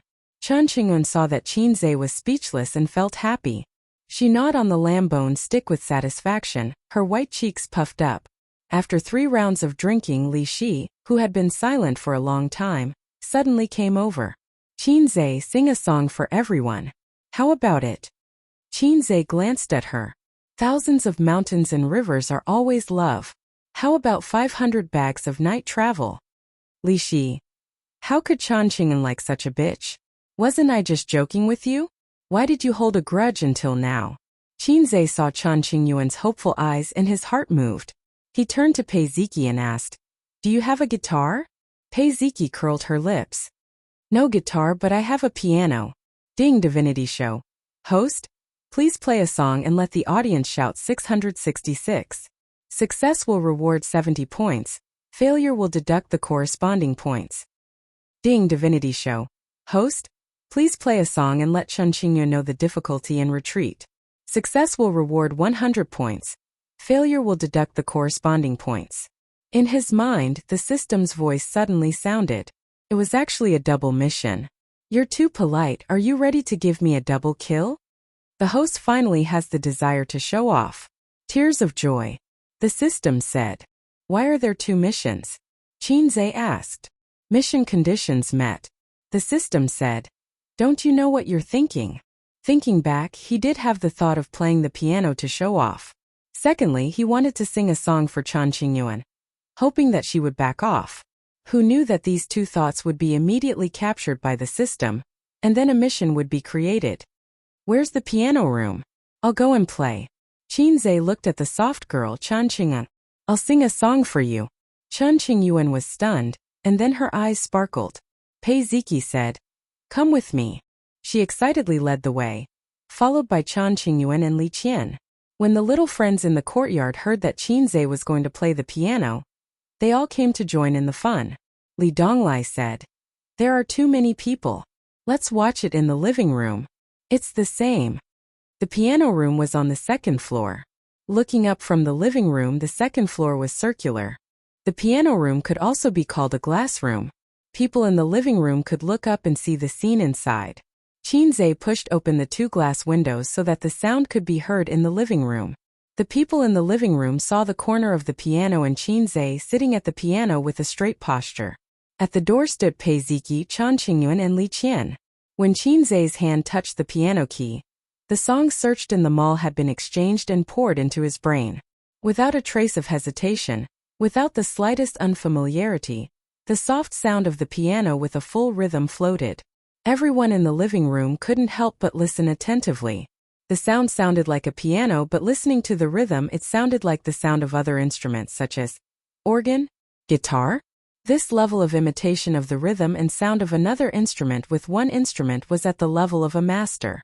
When everyone thought that he was playing the piano, they heard his voice. It was a very pleasant voice. The organ in the classroom. Ding dong ding dong ding dong. Like the sound of your confession, the movements have been very light. I smiled at your back when you turned around and left after delivering the letter. I like the concern in your delicate handwriting. A new song? Everyone was stunned. Many of them were Chinze's fans and were familiar with all his songs, but this song was obviously a new song. Was it written on the spot again? Or was it a new song that hadn't been released? As expected of a fast shooter, he was as productive as a sow. Everyone was excited. Chun Qingyun was overjoyed. Qinggu said that this song was written for her. This was a love song, a proper love song. It seemed that Qinggu still had her in his heart, but he was a bit pretentious and wanted to reject her. Chun Qingyuan's heart bloomed with happiness. Li Qian looked disdainful. The song was good, and the singer was talented, but why was he so hypocritical? Just now, he vowed that he didn't like Chun Qingyun, but now he turned around and sang a love song for her. Days are like a merry-go-round spinning in my mind. The scenes of you being good to me appear. You said that holding hands was a promise. But my dear, that's not love. Ooh, too beautiful a promise because too young. But my dear, that's not love. It turned out that this was not a love song. In the glass room, the three girls had the same thought at the same time. There was only one melody in Chun Qingyuan's mind. But my dear, that's not love. The happy little flower withered. The song ended. Qinze felt good about himself. But the system didn't send a message that the task was completed. It was okay. He had encountered this kind of situation many times and had experience. Qinze walked to the window and shouted down. How was it? Everyone applauded. Yes, Qinze said. Is it good or not? Everyone applauded. Yes. Ding. Task completed. Reward? 70 points. See, the task was that simple. Amidst the applause, Qinze walked to Chun Qingyun and whispered, This is my answer to you. It's the same as before. This was the second time he had directly rejected Chun Qingyun. Chun Qingyun lowered her head and looked at her toes, feeling a little sad. Just as Qinze was waiting for the notification that the task was completed, she raised her head again. Although I'm a little disappointed, I already knew this result. I've been rejected once. It's okay to be rejected again. After a pause, she said, In a few years you won't reject me anymore. As she spoke, she puffed out her chest. Girl, where did you get your confidence from? Ding. Task failed. 100 points deducted. Qinze. It cost 30 points to redeem the song, and 100 points were deducted if the task failed. The total was 130 points. After deducting the 70 points he earned, he still had 60 points. It was a big loss for him to show off. Hope was always beautiful. For example, a group of people got rich first and then another group of people got rich. Reality was always nonsense. For example, those who got rich would flaunt their wealth to those who didn't get rich every day. Qinze knew a long time ago that the system's tasks weren't guaranteed to be completed, especially these kinds of tasks like, everyone is cheering 666, beat everyone up, and what kind of emotion do you make someone feel? They were the worst. Pei Ziki bit her lip, wanting to say something. Li Shi looked at Qinze and then at Chun Qingyun. She thought to herself, this guy is crazy. There's a girl who's throwing herself at him. It's not like he's asking you to marry her. From a woman's point of view, there was nothing wrong with it. In this era of gunfire, it wasn't necessary to be in a relationship and get married. Many men and women liked to be in a relationship, but they didn't want to get married. If they had slept with you, how could there be so many single dogs?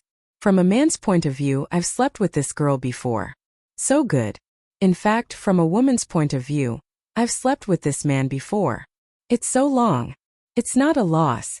After all, it's a matter of pleasure. Men think they're taking advantage, but in fact women are the same. Therefore, Li Shi thought that since the girl was so handsome, he should accept it. What would happen in the future? Li Shi's values were in line with the values of most women. After playing the piano, everyone continued to sing and dance. Chen Qingyuan's mood was obviously much lower. She sat silently on the side, drinking wine. Her back was thin and slender. Pei Ziki took out a big cake from the refrigerator. After eating and drinking, she ate the cake again. However, everyone drank a lot of wine and ate more meat. They couldn't eat such a greasy cake. Someone's face was smeared with cream first, and then they began to fight in the yard. You can't underestimate a woman's narrow-mindedness. Li Shi, who was sprayed in the face by Qin Zhe, held a grudge. She sneaked behind him and slapped the cake in her hand on Qin Zhe's face. Qin Zhe moved quickly. He tilted his head, grabbed her wrist with his left hand, and covered her face. Li Shi's beautiful face was suddenly covered with cream. It fell down her face and fell into her C-cup breasts. The girl was also tough. She glared at Qin Zhe fiercely, turned around, and went to the villa to wash her face in the bathroom. Pa! A piece of cream hit Chen Qingyuan's forehead. The girl, who was drinking silently, was stunned for a moment. Suddenly, she felt very wronged and cried. The boys around her were very embarrassed. Pei Ziki put her hands on her waist and kicked each of them to vent Chen Qingyuan's anger. I'll take you to the bathroom, she said. No, I'll go by myself. Chen Qingyuan sniffled. A few minutes later, Qin Zhe also felt the urge to pee. He went to the bathroom in the villa. The 2 toilets on the first floor were full. He went to the second floor, and the toilets on the second floor were full. He went to the third floor and the 2 toilets on the third floor were still full. He tried to push Nan Man Pei's bedroom, but the door was locked. He couldn't get in. At this time, the door of the bathroom at the end of the corridor opened. Chen Qingyuan walked out with wet bangs. Her eyes were slightly red. Are you okay? Qin Zhe asked. Chen Qingyuan shook her head. She bit her lip and looked at him. Qin Zhe saw her red face and said, Don't drink too much. Okay. Chen Qingyuan nodded. When he walked into the bathroom, Chen Qingyuan suddenly shouted, Qinggu. Qin Zhe looked at her. It's okay. Chen Qingyuan suddenly stopped talking. She lowered her head and hurriedly walked towards the stairs. Qin Zhe took out the large magic tool to pee. He lowered his head and glanced, from 100 Herb Garden to Sanwei Study. Back then, the old man always said that he wouldn't be able to achieve great things. After using the bathroom, he walked to the stairs. Suddenly, he heard a conversation. Qingyuan, I've been chasing you, but you turned a blind eye. That Qin Zhe doesn't like you at all. But you can't wait to throw yourself at him. Go away. It's none of your business. I'm not convinced. How am I worse than him? If you don't make it clear today, I won't let you go. Go and look in the mirror. How are you better than him? Chapter 446. Qin Zhe stood at the corner and saw Chen Qingyuan leaning against the wall between the second and third floor. Yang Lingdong had his hands on the wall, blocking Chen Qingyuan. It was the legendary Cabidan. When he watched TV dramas in the past, he always envied the male characters who Cabidan. However, he didn't have a girlfriend and was a coward back then. He didn't dare to Cabidan his sister, so every time he saw a Cabidan, he would curse in his heart. Chen Qingyuan was also wondering why she fell in love with Qin Zhe. At first, it was in the KTV private room. Qin Zhe descended from the sky on a 7-colored cloud, and with a series of popping sounds he rescued her from danger. If this was in ancient times, the girls would give themselves to him. Chen Qingyuan felt that she couldn't abandon the good virtues of her ancestors, so she secretly fell in love with Qin Zhe. Although she liked him casually, her love was very deep. Since then, Qin Zhe had been like a wild dog that had broken free of its leash. He was the fastest in the entertainment industry, the most accurate in the stock market, and the most ruthless in fighting. In the end, he was fast, accurate, and ruthless. Of course, she was attracted to such a man. There were many reasons for liking someone. The one that touched Chen Qingyuan's heart the most was still that time in the KTV. When she was at her most helpless and scared. Her friends were all scared and were pressed to the ground. The only one who was tough was Qin Zhe. Qin Zhe had a cigarette in his mouth, like Sun Wukong holding the golden cudgel. Qin Zhe wore a pair of 100 yuan sneakers, like a monkey stepping on a rainbow cloud. Chen Qingyuan felt a sense of security. This was something she didn't feel from her parents who kept saying that they were good for her. Liking someone is a touching experience. Falling in love with someone was a trigger. How am I not as good as him? Tell me. Yang Lingdong said loudly. Are you as rich as him? Chen Qingyuan asked. My parents are rich. Yang Lingdong was unconvinced. You're talking about your parents too. It's none of your business. Isn't my parents' money my money? Your parents might not be your money. What if your father has an illegitimate child outside? Your parents are dead, and the money is your money. That's a matter of decades later. Are you as handsome as him? Do you know how to play the piano? Can you write songs? When Qinzhe heard this, he beamed with joy. He thought to himself, Chen Qingyuan's only problem is that she's too honest. Don't say it out loud, it'll be embarrassing. Chen Qingyuan shrugged. Look, you can't beat him in anything. Why don't you give me a reason to accept you? Yang Lingdong muttered. I don't accept this, I don't accept this. Aha! Qinzhe walked down and coughed behind him. Yang Lingdong was so scared that his body trembled. He looked at him in horror. Are you trying to scare me to death? Yang Lingdong said angrily. I don't look scary. Qinzhe touched his face. I just look scary. Yang Lingdong was speechless. Yeah, you're Qinji's boss. Are you older than him? Chen Qingyuan sneered. Why should I choose you and not him? How big is it? Yang Lingdong couldn't accept this kind of thing. Damn big chest, you're wrong. Shouldn't you be suspecting that we're in a fake relationship? Chen Qingyuan turned to look at Qinzhe. Damn, why are you looking at me? I'll tell you that my brother is huge. My brother can go from 100 Herb Garden to Sanwei Study. My brother can go 20,000 miles under the sea. My brother shrouding the heavens. Qinzhe regretted speaking up for her. After Eggy's awakening, his thoughts were unconstrained. Chen Qingyuan tilted her head as a bright idea came to her mind. She said, Yang Lingdong, give up. I can't sit on your seat. Qingge, you're hurting my heart. Qinzhe. Yang Lingdong. Neither of them understood what Chen Qingyuan meant. They thought that she had said something bad. Anyway, this girl had a lot of bad words. Qinzhe thought to himself, this girl is messing around. I can't do that. It's not the right time to use it. Don't be so smug.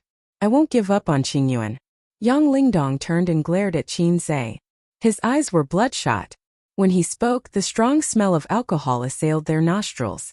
Qinzhe frowned. He knew that alcohol made people fearless. This guy was so stubborn and drunk. It was easy for him to do something impulsive. What if he dragged Chen Qingyuan into the bushes on the way home and attacked her crazily? Therefore, he felt that he had to interfere. You're young and don't learn good things. You'll die early if you push girls around. Qinzhe patted him on the shoulder. Young man, listen to my advice. Go back. You can pursue her when you're sober. What's wrong with you? You don't like her and you're hanging on to her. Then don't hinder others from pursuing her. Yang Lingdong said loudly. Oh, you don't like her and you don't allow others to get close to her? Are you a pervert? Chen Qingyuan's eyes lit up. I didn't say that you can't pursue her. I said that you can come after you're sober, Qinzhe explained. I'm very sober. Why do you care what I want to do? Yang Lingdong said agitatedly. You see, drinking makes you excited. You're not in the right state to talk about this, Qinzhe said. Haha. Yang Lingdong said. Yes, I'm not as rich as you. I'm not as handsome as you. So what? Who do you think you are? Why do you care? Qinzhe didn't say anything. Yang Lingdong patted his chest and said provocatively, hit me if you can. Qinzhe. Yang Lingdong kept patting Qinzhe's chest and continued to provoke him.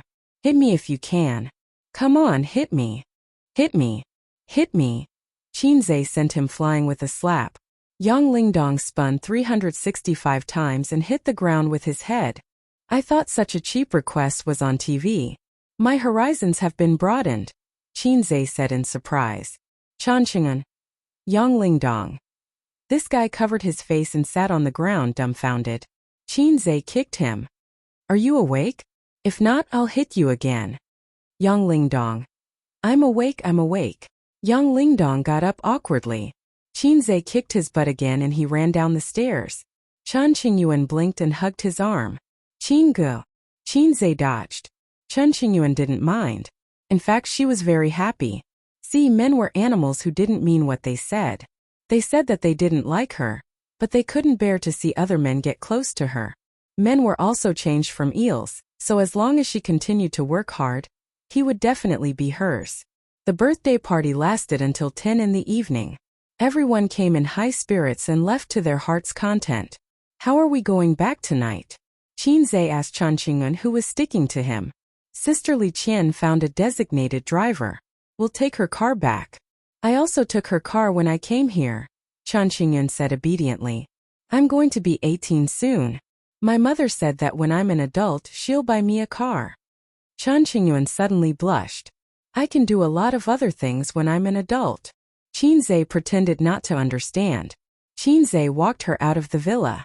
On the way, Chan Qingyun gave Li Qian a look. Li Qian rolled her eyes and walked forward, distancing herself from the two. Qingge, do you think that I'm still young so you won't accept me?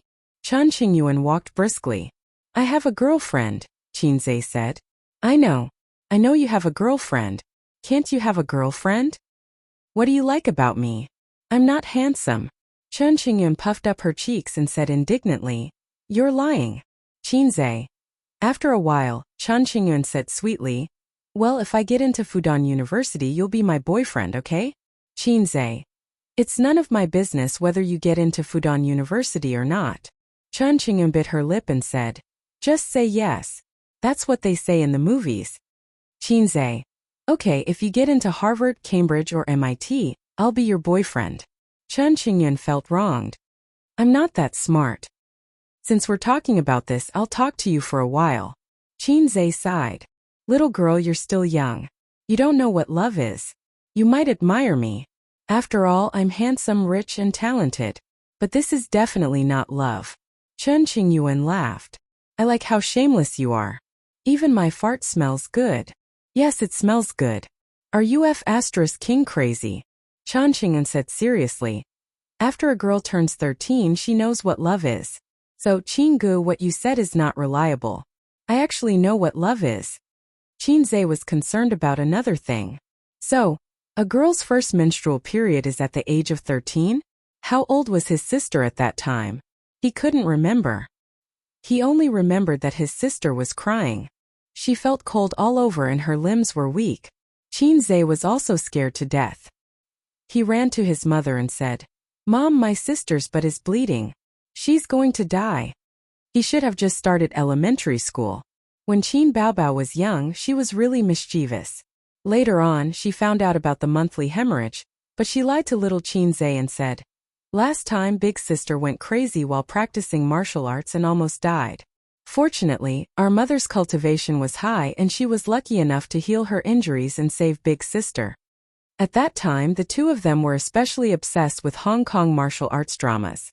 After that, for a very long time, every time Qin Baobao had her period, she would run to Qinzhe with a pale face and say, Brother, I'm going to die from qi deviation again.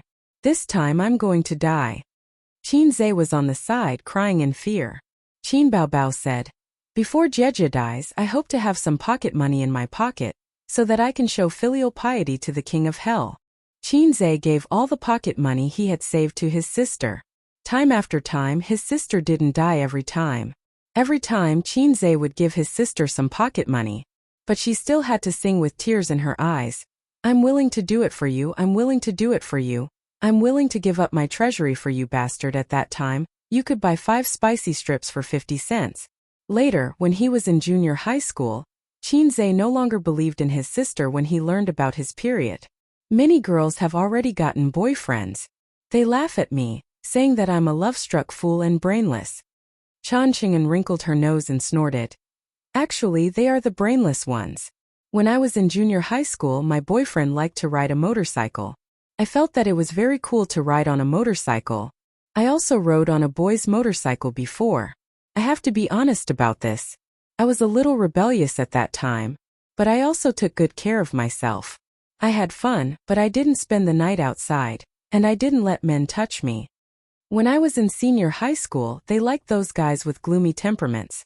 They felt that it was a sign of maturity, scheming and shrewd. At this point, Chan Qingyun giggled. But after I met you, I didn't like boys of the same age anymore. That young Lingdong just now was already not bad. But in front of you he seemed particularly childish. While they were still pretending to be cool and proud of small things, you already had your own business. When they were still singing a few songs and feeling that they were outstanding, you were already a famous composer in the music industry.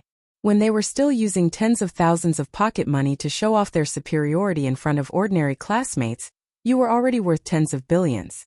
Chun Qingyuan tilted her head, her eyes sparkling. You see, what reason do I have not to like you? Damn.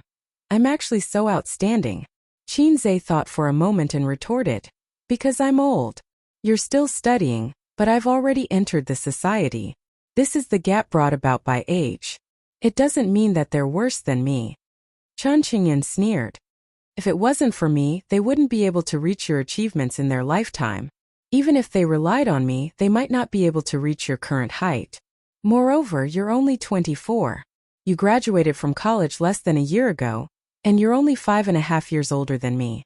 For a girl, this is the best. Qinzhe said. But for a man, it's best for a girl to be 3 years older than you to hold a gold brick. Chun Qingyuan was about to cry. But I was born late. What can I do? Qinggu was really an irredeemable sister complex. I know. It's because of your sister Bao Bao that you formed the idea of marrying a wife like your sister, when you were young. But in a few years, I'll definitely grow into a big sister with long legs who can wear black stockings. I'm now 1.67 meters tall. It won't be a problem for me to grow a few centimeters taller in the future. I've checked online. A girl's bones will only close at 23 years old. Qinzhe said. Yes, that's true. A boy's bones will close at 25 years old. No, how did you know? Who told you about marrying a wife like my sister? Chun Qingyuan said. So you told me. She said that you especially liked your sister when you were young, and didn't like your sister. If there's good food, you'll give it to your sister first and give the leftovers to her. Qinzhe was speechless. I've been unknowingly betrayed by that brat Suyu. I really want to explode. As they spoke, they arrived at the villa's sentry post. Li Qian stood at the door and made a phone call to contact the designated driver. Is the designated driver a female? Qinzhe asked. No, female drivers are too scary. Chun Qingyuan shook her head. Qinzhe nodded and was about to turn back when he suddenly remembered something. He asked Qingyuan, what did you mean by I can't do it? He felt that something was wrong. It was the intuition of an experienced driver. Chun Qingyuan blushed. Qinzhe was puzzled. Why are you blushing? I can't do it, Chun Qingyuan said. Yes, I can't do it. What's the problem? I can't do it. I can't do it. There's nothing wrong with that. Chun Qingyuan turned sideways and patted her perky butt. I can't do it. Sitting, not doing it. With that, she turned around and ran away. Qinzhe thought for a moment. In that case, if she couldn't do it, it meant she was small. It hurt. It meant she was big. Qinzhe was speechless. Qinzhe's face was full of tears. Look at this little girl. Sister, you've lived 8 more years than her. It hurt. Chapter 447.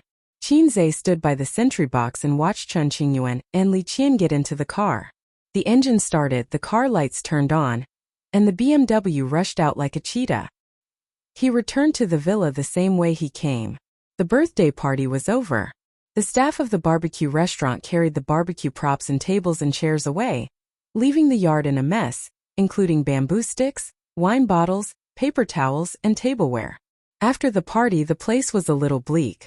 Pei Ziki sat alone in the yard. Her back was thin, and she looked particularly lonely. Give me a hand. Let's clean up the yard. Qinzhe said. Or, can you contact the property management? At this time, the property management probably couldn't be relied on. Nan Man Pei would definitely go crazy when he saw the backyard. Sister Man asked him to keep an eye on this group of brats, but it turned out to be such a mess. He couldn't explain it. Drink another glass. Pei Ziki turned around. Her face was as red as an apple, very attractive. It turned out that she was sitting here in a daze. Qinzhe thought that she would feel lonely when she saw the scene. How much is this? Qinzhe put up a finger. 1. How about this? Qinzhe put up 2 fingers. 2. Then who am I?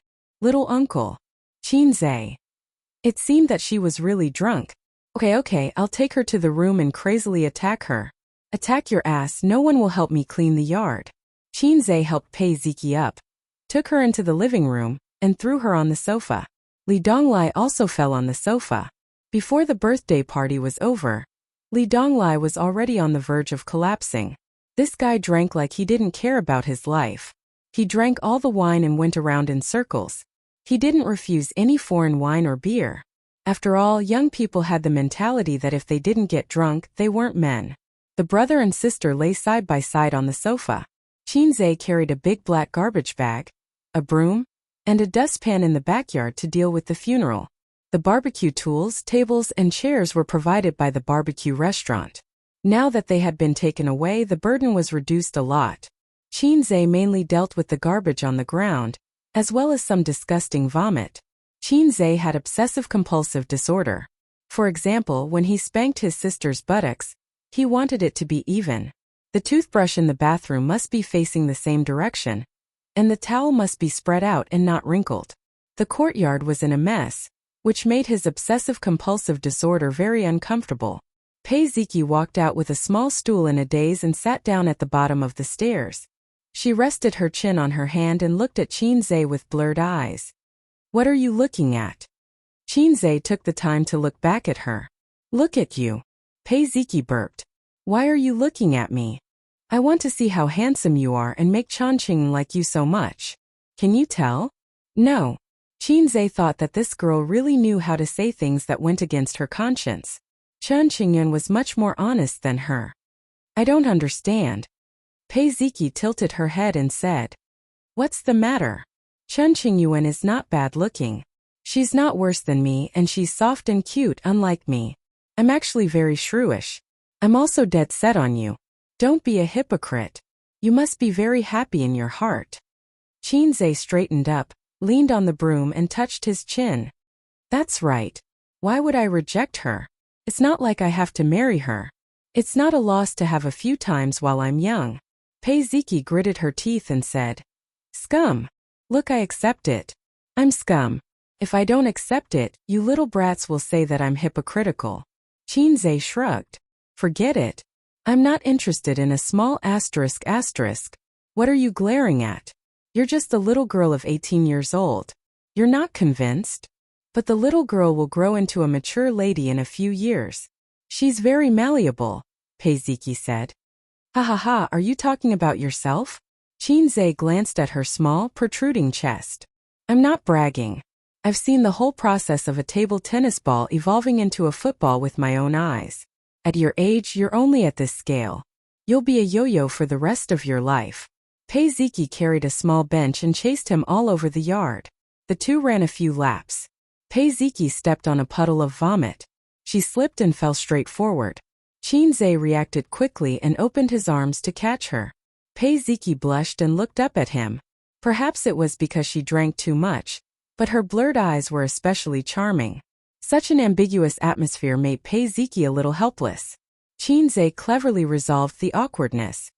Look, you pounce so hard, but you don't have the pleasure of dribbling the ball and hitting people. Pei Ziki was stunned for a few seconds and then exploded. Qinze, go to hell. She made threatening gestures and scratched Qinze's face. I'm a progressive youth of the new era who can always implement gender equality. Qinze pressed on Pei Ziki's head and gave her a push, causing her to fall to the ground. Pei Ziki was not angry. She patted her butt and bent down to pick up the small bench and walked into the villa. Hey! Qinze called out to her from behind. When she turned around, he asked, When is your aunt coming back? Why is she so busy in the middle of the night? Don't tell me she's on a date with a man. Pei Ziki smiled faintly and teased. Oh, you miss my aunt so much. Do you really want to be my uncle? Qinze said. Little niece, you've lost your semen. Wretch. Pei Ziki suddenly bent down and vomited. Qinze. She had felt disgusted and uncomfortable just now, so she carried the small bench to the yard to get some fresh air. With such a fuss, her stomach was churning and she could not control it at all. Qinze spent 20 minutes cleaning the yard. He put the garbage into a bag and washed the vomit into the flower bed. He stood on the steps and swept the yard with his hands on his hips. It was neat and tidy. Very good. All that was left was to send the two drunkards back to their room and wait for Nan Man Pei to come back. After that he could leave. Li Donglai lay down like a dead pig. Pei Ziki leaned against the sofa and frowned, feeling a little uncomfortable. Qin Zhe picked up his good-for-nothing disciple. It was a little embarrassing to carry her like a princess, but it was the easiest way to support an unconscious person. Li Donglai wrapped her arms around Qin Zhe's neck and looked up at him with misty eyes. After a while she smiled shyly. Qin Go, I like you. Qin Zhe. Pei Ziki. Pei Ziki choked on a mouthful of saliva and coughed violently. It took her a long time to stop. She stammered. He said he likes you. Qin Zhe's mouth twitched. Seems like maybe those are the words. Pei Ziki felt as if thunder had exploded in her head. She was flustered. Pei Ziki cried. You won't even let my brother go. He's still a child. MMP. Qin Zhe looked at Li Donglai sadly. How could a good young man turn gay just like that? If Sister Man knew, would she beat the shit out of him? A strange smell floated in the living room. It was the fragrance of soap. When the man was silent and the woman was crying, Li Donglai finally recovered and continued. Really, I like you. She burped and continued. This magnanimity. Qin Zhe. Pei Ziki. Qin Zhe carried Li Donglai up to the second floor in a single breath. His face wasn't red and he wasn't out of breath. Qin Zhe placed Li Donglai down, and when he went downstairs he discovered that it was raining outside. The courtyard was first filled with raindrops, as if thick ink had been thrown onto rice paper. Then the torrential rain poured down. The white curtain of rain instantly blurred the outside world. Pei Ziki looked at the rain and was stunned for a few seconds. Suddenly she thought of something. My aunt's clothes are still on the balcony. Help me take them back. Qin Zhe said. Where's the key? When he went to the toilet, he wanted to pee in Sister Man's room, but found that the door was locked. I have the key. It's on the bedside table in my room in the second cabinet, Pei Ziki said. Sister Man's room. Qin Zhe's interest was piqued. Chapter 448. Go, it's raining so heavily, Pei Ziki urged. Her head was hurting and her stomach was hurting. She kept wanting to throw up, so she ran upstairs to collect her clothes. Qin Zhe turned around and jogged upstairs. He had never entered Pei Ziki's room before, but he knew where it was. Girls' rooms were usually decorated cozily, and Pei Ziki was no exception. The room was decorated with warm colors and light pink bedsheets. There were no stuffed bears or childish toys. There were some cute decorations such as a glazed teacup with a beautiful warrior, a small table lamp, a rattan chair by the window, and a weight scale in the corner. This seemed to be a girl's standard. Both of his sisters had one. Every other week, his sister would weigh herself. If she found that she had gained weight, she would whine, "Oh, I've gained weight again. It's all Aza's fault." Qin Zhe would always comfort his sister. It means that your balls are inflated. It's a good thing. Qin Baobao would happily pretend to pout. You're so annoying. His sister would also weigh herself every other week. If she found that she had gained weight, she would sigh and say, I've gained weight again. Does Ace like thin or fat girls? At times like this, Qin Zhe would be especially vigilant. He would say, Sister Ziwei, no matter if you're fat or thin, you're still electricity, light, and the only word. You're my little cutie. He couldn't be blamed for being mushy. He had learned his lesson. Once Wang Zijin asked him this. Qin Zhe didn't think before answering. If you've gained weight, you should quickly lose weight. Of course, it's better to be slim. Wang Zijin pinched his waist and put on a fake smile. You think I'm fat? Qin Zhe endured the pain and said, No, Sister Ziwei is cute when she's fat. Wang Zijin changed it to Thomas's roundhouse pinch and said, You actually said I'm fat. Qin Zhe was speechless. Qin Zhe found the key in the bedside table and opened Nan Manpei's room. A unique fragrance wafted into his nostrils. It was faint and very special.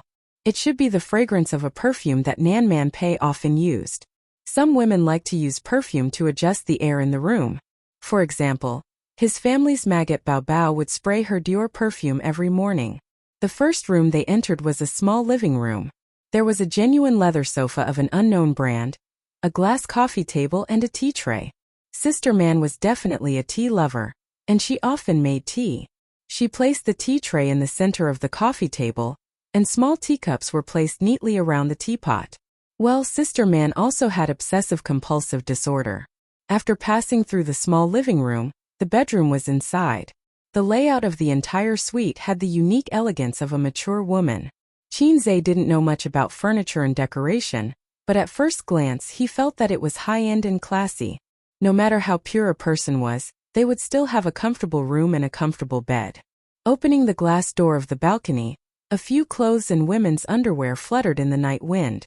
The window was open, and the rain was blown into the balcony by the wind, wetting the clothes a little. Qinzhe put away all the clothes and threw them on the bed. Then he glanced around the bedroom. Sneakily, he carefully opened the bedside table and rummaged through it, but didn't find it. The drawer of the desk was unlocked. When he opened it, there were documents and information inside, but he still didn't find it. Next was the wardrobe. He rummaged through it carefully, but still didn't find it. Qinzhe scratched his head. Sister Man, she didn't need a vagina? If she didn't need one, then so be it. But you don't even have one? She really didn't. Qinzhe rummaged through it carefully again but still found nothing. Sister Man was still single, and so you also said that she didn't have a man. If she had a man, she wouldn't have used him as a shield. Since you don't have a boyfriend, you should have a vagina. You don't even have one. What kind of woman are you? What kind of woman are you? You don't even care about vagina. Finally, he looked at the safe behind the desk. Could it be hidden here? No, who the hell would hide that thing in the safe? Qinzhe was a little disappointed that he couldn't dig out Sister Man's little secret. Since he met her at the Huangpu River, her cold and strong aura had left a deep impression on Qinzhe. It was the feeling of a little newbie looking up to a big boss. At that time, Qinzhe was useless, not even a fast shooter. Qinzhe's mentality of digging out Nanman Pei's little secret was like a loser curious about what a goddess looked like when she went to the toilet. This metaphor was not very appropriate anyway, that was what it meant. Sister Man was such a strong woman with a cold aura. If he could find something in her room, it would be very exciting. But there was nothing. He found nothing. Qinzhe couldn't help but think, Sister Man didn't rely on tools but her hands? I used my hands to achieve my dream. Is Sister Man so naughty? Ba. Stop it. Qinzhe was just on a whim, purely curious. There was no special meaning. If he couldn't find it, then forget it. It meant that Sister Man's worldview was very upright, even more so than a newspaper seller. Qinzhe was boiling water in the living room, preparing to drink a cup of tea to relieve his hangover. After that, he would drive home. There were a few bags of tea under the coffee table, not too much, not too little. They were not canned tea leaves that could be bought in the market, but in plastic bags. They looked more like ordinary tea leaves that were fried by farmers. But with Nanman Pei's status, these seemingly ordinary tea leaves were definitely worth a lot. Influenced by his grandfather, Qinzhe knew a little about tea leaves. When he was free, he would brew a pot of tea to drink. Sister Man preferred coffee because it tasted sweeter. The fragrance of top-grade coffee was not inferior to tea leaves. She loved vanilla latte the most. Before the water boiled, he walked to the balcony, opened the window a little, lit a cigarette, and looked out at the pouring rain. On a rainy night, one's heart would be especially peaceful. He liked the sound of the rain. The rain was getting heavier and heavier. The raindrops pitter-pattered against the window. The wind passed through the glass and made a sharp whistling sound. Qinzhe held the cigarette between his fingers and looked into the distance. The world was full of the sound of rain. He seemed to be standing in the center of the world, accompanied by the sound of rain. It was a good time to pretend to be profound. If Chen Qingyuan saw it, she would be fascinated by him. The silver Maserati was parked in the parking garage beside the villa. Each villa was equipped with a small parking garage. Nanman Pei opened a large black umbrella and stepped on the rain-covered ground with black high heels. Closing the door and locking the car, she walked into the villa with an umbrella. Nanman Pei's height was undoubtedly tall among women, 1.7 meters, only a little shorter than Suyu. In terms of facial features alone, she was very beautiful, but compared with Qin Baobao and Suyu, who had flawless facial features, she was slightly inferior. But she and Suyu had attended several business activities at the same time. The eyes of the men present were always the first to look at her. This woman had an aura that was born to be the focus, as bright as a torch in the dark night. She was a woman in her early 30s, a ripe peach, slender and powerful legs, and a round buttocks that could always stretch her skirt. There was also a heavy and plump chest. Her body revealed a seductive style, but her temperament was cold and elegant. Qinzhe used to think that if Sister Man could put on gorgeous lipstick and black eyeshadow, it would be a rare visual feast. Nan Man Pei walked through the bluestone path beside the villa. The front door of the villa was basically closed. After entering the iron gate, she walked through the bluestone path from the right side to the backyard. Nan Man Pei glanced at the yard deliberately and nodded with satisfaction. It was very clean. The hall was brightly lit. Nan Man Pei closed the umbrella at the door and leaned against the door. The hall was also very neat. It was not messy like she had imagined, with pillows flying everywhere. There was also no trash. This made her, who was a clean freak, feel a little better. It seemed that inviting Qinzhe was the right choice. He had always been reliable.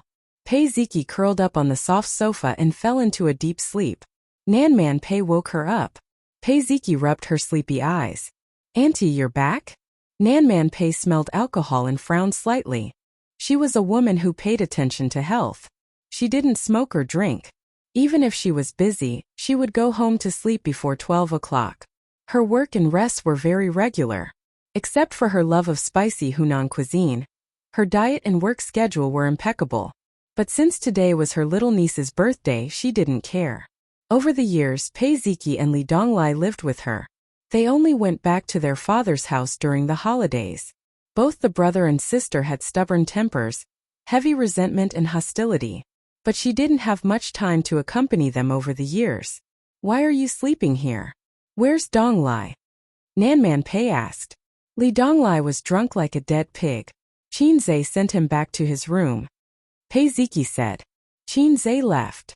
Pei Ziki looked at the time on her phone and said blankly, "I don't think so. It was raining. I asked him to help you put away the clothes and then I fell asleep. Maybe he didn't leave. If he wanted to leave, he would have woken me up." Nan Man Pei nodded. "I'll go upstairs and take a look." "Oh." Qinzhe made the tea. It was boiling hot. He put it on the coffee table to cool for a while. Then he remembered that the clothes were still on the bed. His OCD was acting up again. He felt comfortable only when the clothes were neat. He went into the bedroom, sat on the edge of the bed, and helped Nan Man Pei fold the clothes. In addition to the clothes, there were 2 pieces of underwear. One was black lace and the other was blue.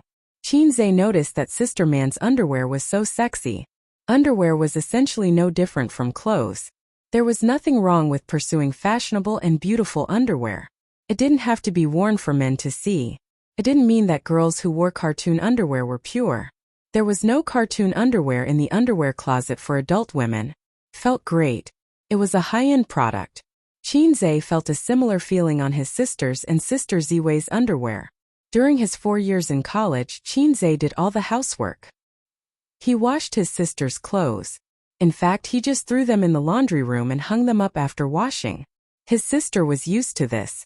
Sister Ziwei washed her own underwear at first. Later, Sister Ziwei also fell and pushed all the dirty and tiring work to Qinzhe. How annoying.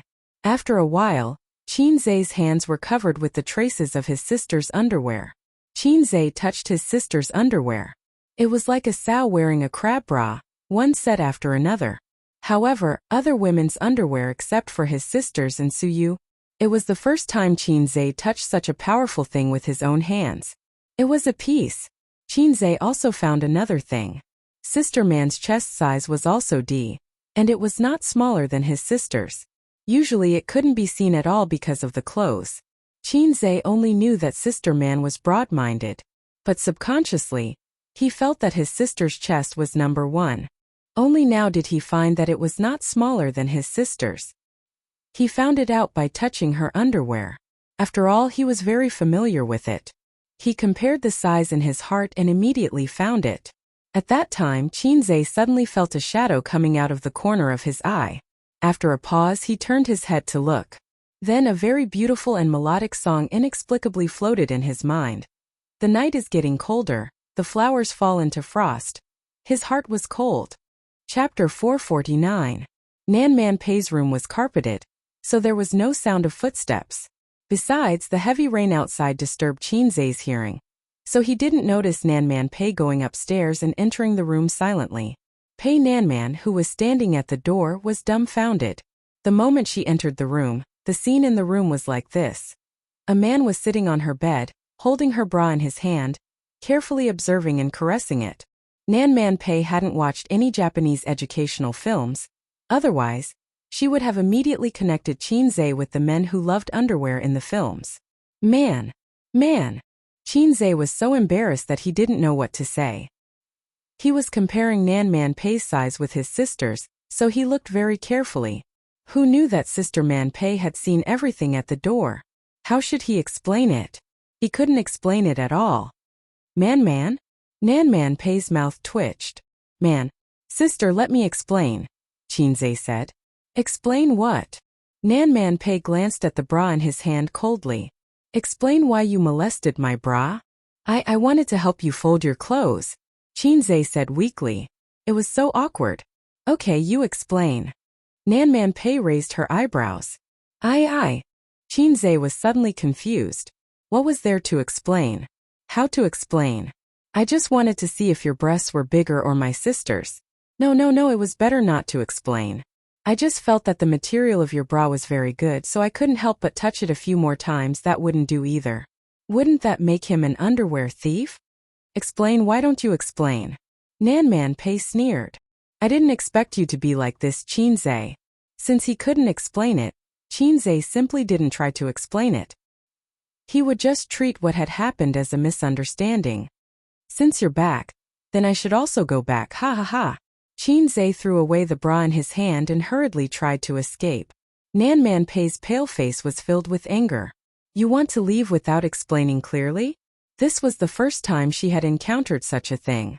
It was the first time a man dared to play with her underwear. Although she was stunned, it did not mean that she was not angry.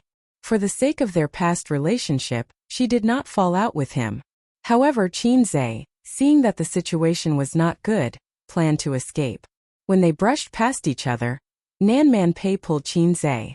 Then, without any warning, he grabbed Qinzai's lower abdomen with a fierce kick. The moment Qinzai was kicked away, he was still stunned. He was really surprised that Sister Man had such skills. He always thought that Sister Man was just an ordinary businesswoman. Although he knew about her background in the north, it should be because of her father. Sister Man only needed to be as beautiful as a flower. Moreover, her family suffered a great change in the past. Wasn't it supported by her ex-husband? Why does elder Sister Man have such sharp skills? All kinds of thoughts flashed through his mind. Qinzai's body instinctively responded.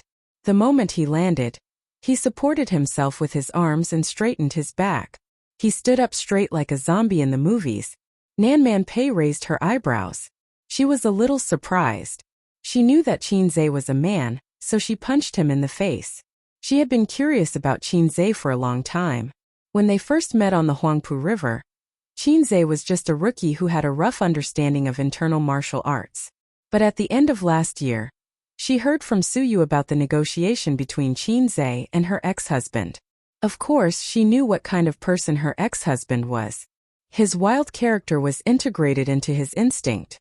Although he had been clean for many years, if he encountered something he could not solve, he would subconsciously use violence. This was a common problem for many people in the underworld. It was hard to change one's nature. But that day, Chao Bing was as timid as a dog in front of Qinzai. He did not even have the courage to resist. Nanman Pei had never tried to crush a bone porcelain cup with one hand. Maybe he could crush it, but it was definitely not enough. Maybe his finger bones would be broken. But Qinzai easily crushed 2 cups in succession and completed the double kill. This was why Chao Bing chose to be timid. They were not at the same level at all. Qinzai tilted his head. His fist brushed past Chao Bing's ear and missed. He put his palm on Nanman Pei's lower abdomen and silently exerted force. Nanman Pei felt that she was pushed back by a huge force.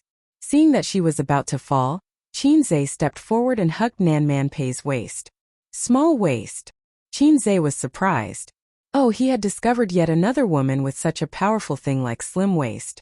In Qinzai's not-so-rich life of reading women, he had only seen his sister's small waist. Women needed to exercise to have such a soft and elastic waist. They needed to keep working out for a long time. It was useless to just run. It was impossible to train to have such a soft and elastic waist. Is this little pervert flirting with me? Pei Nanman squinted her eyes and tightened her waist. She went from leaning backwards to standing upright. At the same time, she dribbled the ball and bumped into Qin Zhe, causing him to stagger. Her elbow swept across Qin Zhe's face. Qin Zhe hit his head on the wall. Pei Nanman's face was expressionless as she tore a hole in her dress. If she didn't do that, she wouldn't even be able to perform a high kick. Again, she said. The two of them fought in the not-so-spacious bedroom. Her face and ears turned red as her flesh penetrated.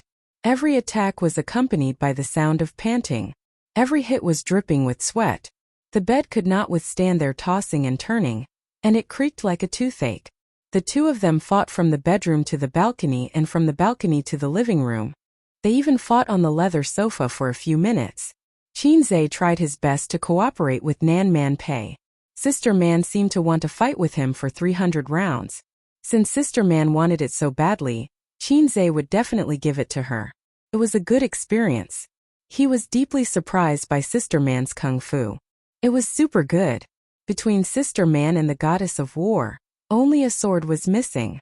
In the living room, Pei Ziki was startled by the fierce fighting. She endured her headache and ran upstairs to check the situation. The scene in the room was like this. Her auntie, whom she had always respected, was lying on the sofa. One of her slender legs was held high in Qin Zhe's hands. Her nude-colored stockings were torn. Her high heels were nowhere to be seen, and her skirt was torn. From Pei Ziki's angle, she could even see the color of her auntie's underwear. Qin Zhe was playing with her aunt's thigh with one hand. At least in Pei Ziki's eyes, he was playing with it. There was nothing wrong with it. His coat was gone and the collar of his knitted sweater was held tightly by her aunt. Her other hand was pressed hard on the sofa and she couldn't move.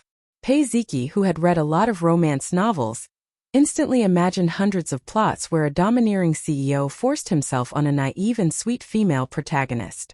Pei Ziki screamed and pounced on Qin Zhe. She punched Qin Zhe with her small fists. You bastard, you scum, you scum. Qin Zhe's face was filled with confusion. Come at me if you want to. Let go of my aunt. Pei Ziki scratched her hair and face. My aunt is still a child. Let go of me. Nan Man Pei said angrily. Qin Zhe pushed Pei Ziki away, got up, picked up his coat and put it on. Pei Ziki hugged Nan Man Pei with tears in her eyes. Pei Ziki cried. Aunt, are you okay? Nan Man Pei thought for a while. Actually, Qin Zhe and I were fighting just now. Do you believe it? Pei Ziki looked suspiciously at the scratches on Qin Zhe's face and Nan Man Pei's torn skirt. She cried. Why are you still protecting this scum at this time? A real fight wouldn't be the same as the regular taekwondo sparring. Not to mention fingernails if necessary, one would even have to learn how to bite off the opponent's big guy. Such a unique skill. As she spoke, Pei Ziki covered her aunt's shirt, which had a few buttons blown off, and a large patch of white and black lace bra disappeared. Qin Zhe looked away regretfully. 10 minutes later, Qin Zhe sat in the living room with his upper body naked. Nan Man Pei sat behind him and applied ointment for him. Nan Man Pei used all her strength. She didn't go easy on him except for the vital parts. Qin Zhe, on the other hand, was dodging all the attacks. He fought back occasionally but didn't hurt her. After all, there was a big gap between them. If Nan Man Pei didn't use all her strength, the fight would be over in 3 seconds. If Qin Zhe used all his strength, he would finish the fight in 3 seconds. Therefore, he was always injured in this fight.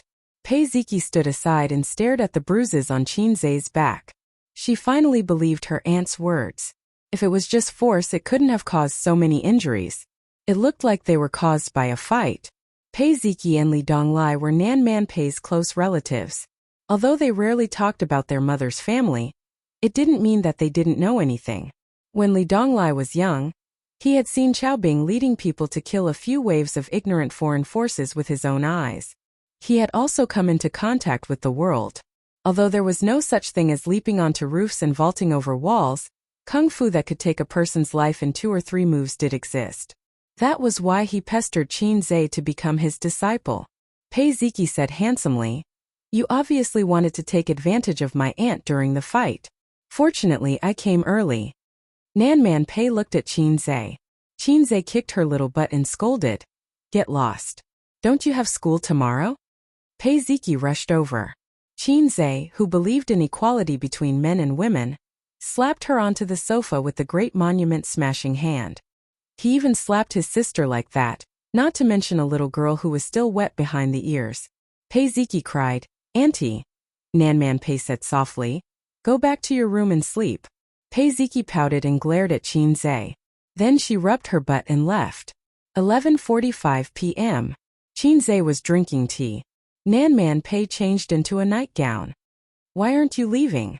Are you going to spend the night at my place? Nanman Pei glared at him. I feel that the smell of alcohol is still there. Drunk driving is very strict recently. Qinzhe exhaled at Nanman Pei. Smell it for me. Nanman Pei tilted her head and said angrily, Do you believe that I won't beat you to death? Qinzhe said, I'm not bragging. I've been holding back just now.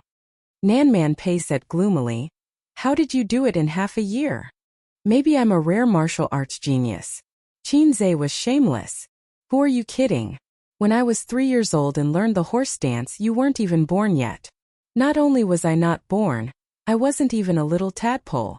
Nanman Pei was speechless. Who did you learn this from? A lowlife.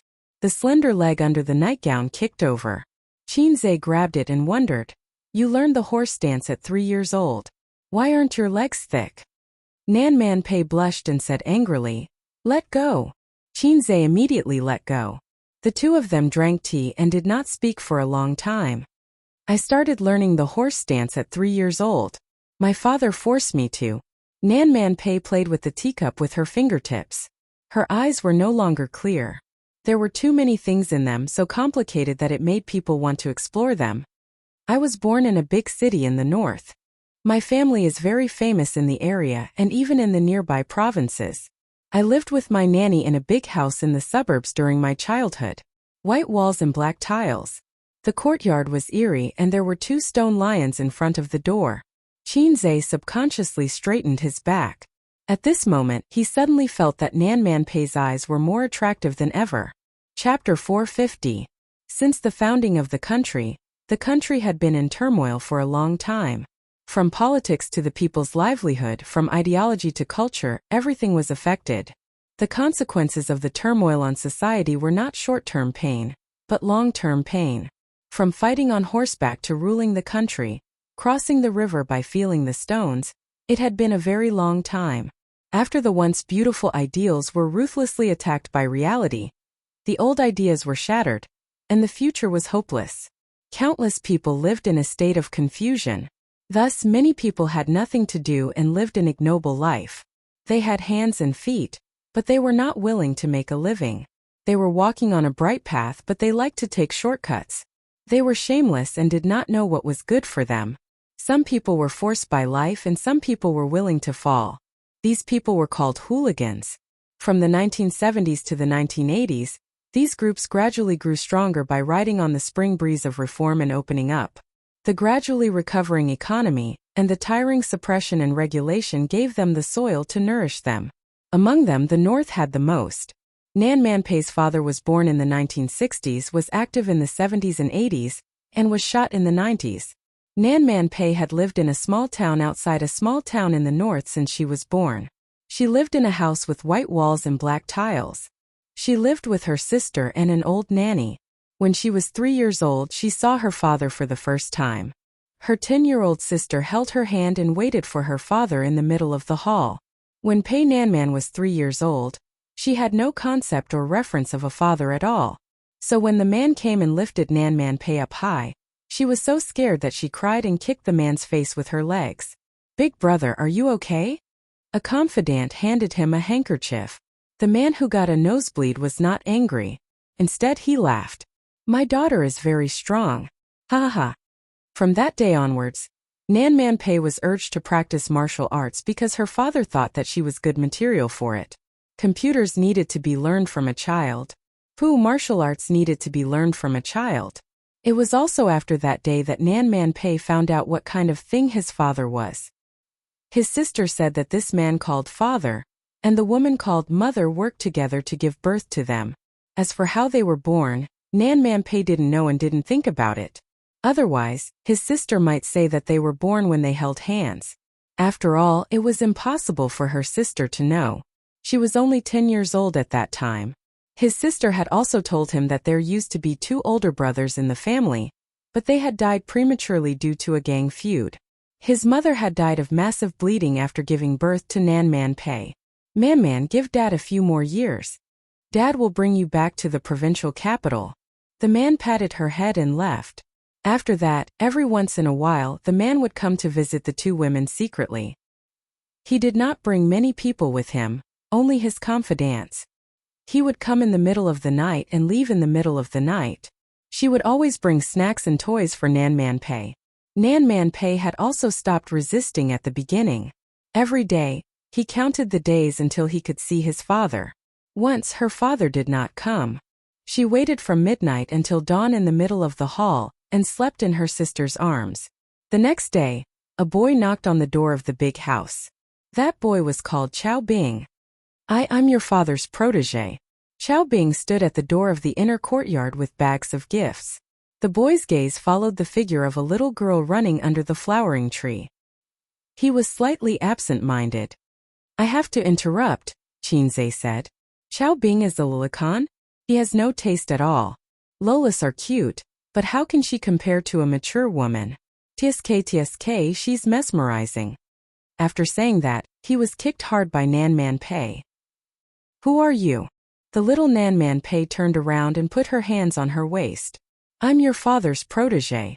I lost my parents when I was young. Chow Bing said. Master Pei asked me to come over because I'm young and inconspicuous. Where's my dad? He's seriously injured and can't come. How could one not be attacked when one was in the pugilistic world? This was a common occurrence. People in the pugilistic world thought it was common, but their families didn't think so. That year, the 12-year-old sister was disgusted by this. You killed my brother in the past. Sooner or later you'll kill us. After Chow Bing left, the sister said to Nan Man Pei in the house. Then I'll practice martial arts and protect my father.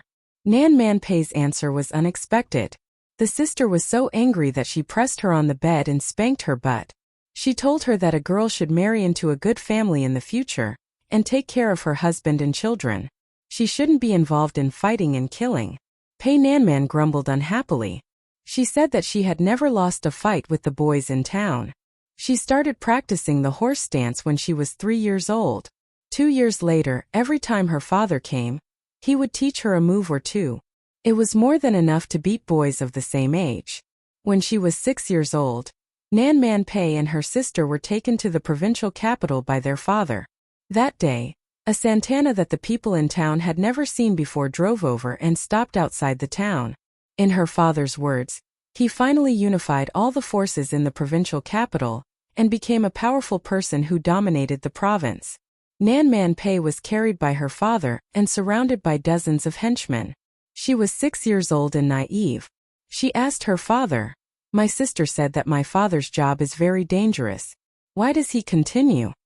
Her father pointed at the luxury cars. Man, look. These things were bought by our brothers at the risk of their lives. If you don't want them, others will fight for them. Nan Man Pei grabbed her father's clothes. Man, don't want them. There's no turning back. Her father said, "Others will not only take your things but also your life. I have a group of uncles to take care of. They don't know how to do anything. They haven't been educated, and they don't even know how to write their names. They don't know how to do anything except walk this path." In this fictitious world, everyone is fighting for fame and fortune. There are so few winners and so many losers. It's not easy for me to get to where I am today. At that time, Nan Man Pei still didn't understand this era. Since then, Nan Man Pei lived the life of a rich young lady. She had followers everywhere she went. In the 80s, foreign goods that many rich people didn't have access to were already daily necessities in her eyes. When Nan Man Pei was 15 years old, she was already a beauty praised by everyone.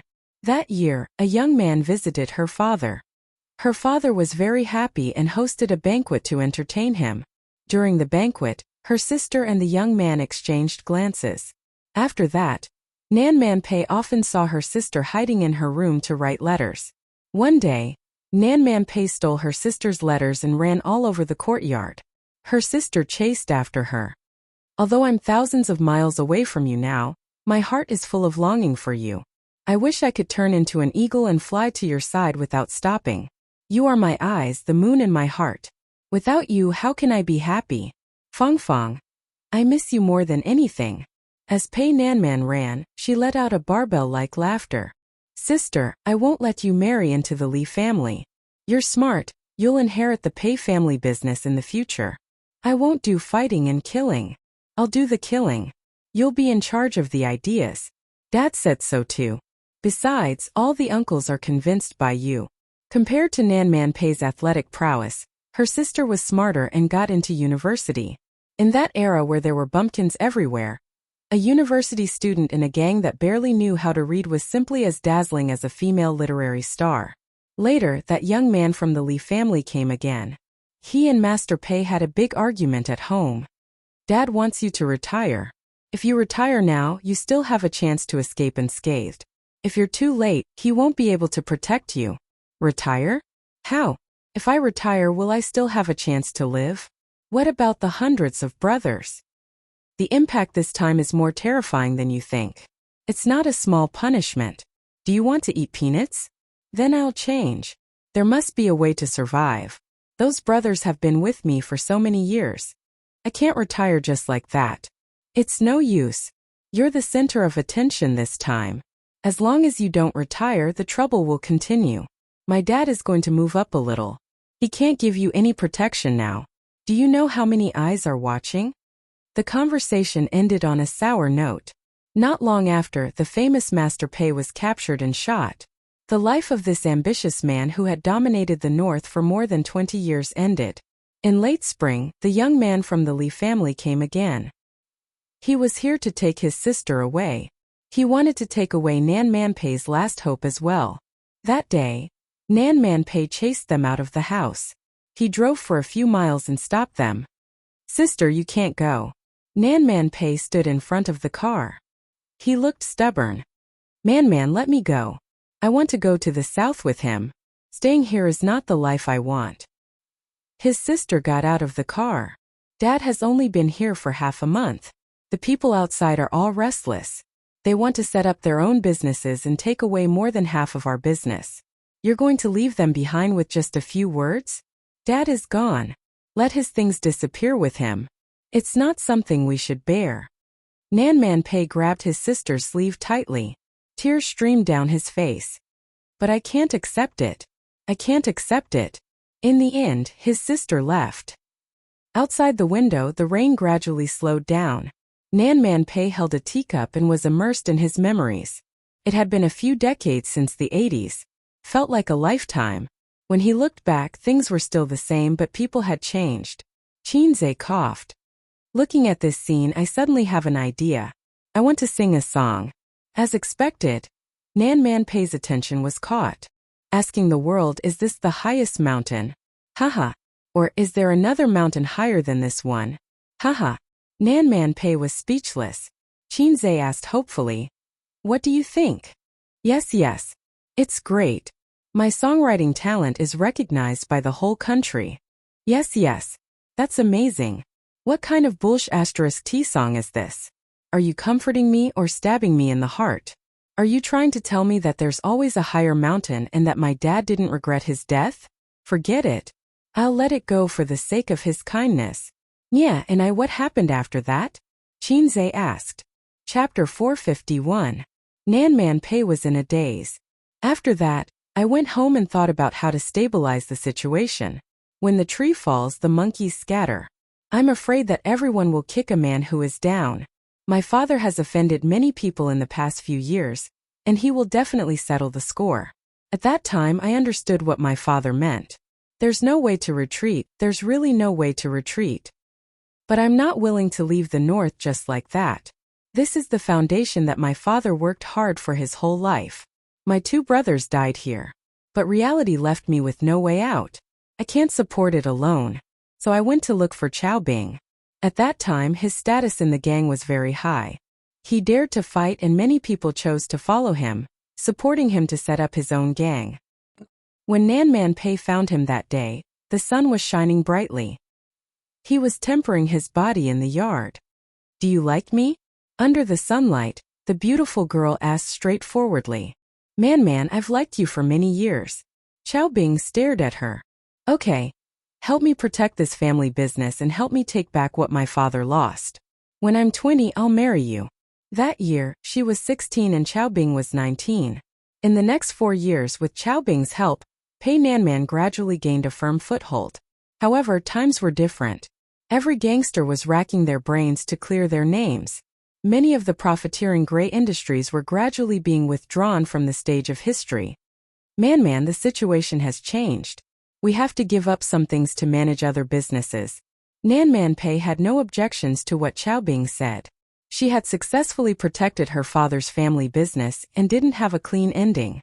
As for Chao Bing, she was naturally satisfied. A woman didn't have to marry someone she liked, but she had to marry someone who liked her. Nan Man Pei thought so at that time. Chao Bing was a person who cherished old relationships. He was adopted by Nan Man Pei's father, and was even more devoted to her. When she was 20, she married Chao Bing as promised. She thought that she would live like this for a generation, but in the second year of marriage she found out that she was infertile. This caused a fatal crack in her marriage with Chao Bing. The next year, Chao Bing placed the divorce agreement in front of her. "They said that you have a mistress outside?" Nan Man Pei didn't look at the agreement but stared into Chao Bing's eyes. "I don't like her, but I need her father's help. Otherwise it will be difficult for us to clear our names. It's you, not us. Man, believe me. Give me some time and I will divorce her. The person I love has always been you." Nan Man Pei sneered. "It's best if you have a son. Chao Bing, if you want to borrow a chicken to lay eggs, you have to ask for my permission." Chao Bing didn't say anything. "Divorce is good too. I won't have to bear the pressure anymore." Nan Man Pei signed the divorce agreement. From that moment on, she and Chao Bing had completely cut off all ties. She was angry at the betrayal, but she was not sad. Instead, she felt relieved. It was as if a heavy burden had been lifted off his shoulders. At that time, she understood that marrying the person she liked was far more important than marrying the person who liked her. Later, Nan Man Pei came to Shanghai with a group of people who were willing to follow her, and an unimaginable amount of money. From then on, she took root in Shanghai. Her grades were average since she was a child, but she was self-taught. With the help of the Li family, she completely cleared her name. With a solid foundation, she made a lot of money every day. Qin Zhe carefully observed Nan Man Pei's expression, especially when she said that Chao Bing had seduced the daughter of the Shangguan family and became Chan Shimi. He felt that Sister Man Pei must be very hurt. She was such a proud woman. But she didn't. Maybe she was too shrewd and experienced, so she could hide her emotions in her heart. Qin Zhe coughed again. "Sister Man, I have a sudden inspiration. Shall I sing a song for you to relieve your boredom?" Nan Man Pei nodded. "Go ahead. I once loved a man. He said that I was the most beautiful woman in the world. I kept my innocence for him and closed the door of love." Qin Zhe nodded as he sang. That must be it. Otherwise, why didn't Sister Man find another man after so many years? Qin Zhe realized the truth. Nan Man Pei was speechless. Omega Winky Face, it was such a fitting song. She was speechless. Hearing him sing like this, Nan Man Pei felt that she was a pitiful person who had been abandoned by her lover. "Thank you, but I am going to sleep now. Please get out of my sight."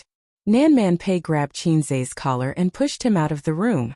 The moment the door was opened, Qin Zhe and Nan Man Pei were stunned. There were two little guys who were eavesdropping at the door. They were about to turn around and run away. "Stop." Nan Man Pei raised her eyebrows and anger flashed across her pale face. "Who told you to eavesdrop?" Pei Ziki lied through her teeth. "Auntie, we didn't eavesdrop. My brother was too drunk and insisted on drinking." Li Donglai cooperated and fell into Pei Ziki's arms. "Help me up. I still want to drink a bucket." Then the brother and sister acted and quickly scurried away. Qin Zhe was speechless. Nan Man Pei was speechless. Qinzhe looked at his phone. It was almost 1 in the morning. Li Donglai had already sobered up. Then Sister Man, I will leave first. Qinzhe stood at the door and said goodbye. Okay. Drive carefully at night. Nan Man Pei nodded and said gently. Okay. Qinzhe walked down the stairs and hummed a song. I once loved a man like this. You are still singing. Nan Man Pei was angry. Qinzhe changed the song. My balls are cold when the wind blows 18 centimeters, shake and shake. Thud. The cotton slipper hit the back of his head. Qinzhe fled downstairs. Nan Man Pei hopped on one leg, picked up the slipper and put it on. She rolled her eyes at Qinzhe's running back. Charming. The next morning when Qinzhe accompanied Wang Zijin for a morning run, the kiss mark on his neck had completely disappeared. The two of them rested by the roadside. Wang Zijin stared at his side profile. What's with the scratch marks on your face? The scratch marks caused by Nan Man Pei had already scabbed over. However, with Qinzhe's physique it would take about 2 days to recover. A woman's scratch marks, to a certain extent, were no less lethal than a kiss mark. However, it depended on the location. If the scratch marks were on his back, Qinzhe could type GG and pray that he would die a better death. Fortunately, it was on his face. Sister Man wasn't here yesterday. Her little girl Pei Ziki was dead drunk. I helped her into the room, but she resisted and scratched her face. He couldn't say that it was Sister Man who scratched her face. That would be a big misunderstanding. If he said that he and Sister Man had fought for 300 rounds, Sister Ziwei would imagine that they had fought for 300 rounds in bed. They didn't know that Sister Man was good at kung fu. During breakfast, Qinzhe used the same excuse to persuade his sister. Baby Qin nibbled on a steamed bun.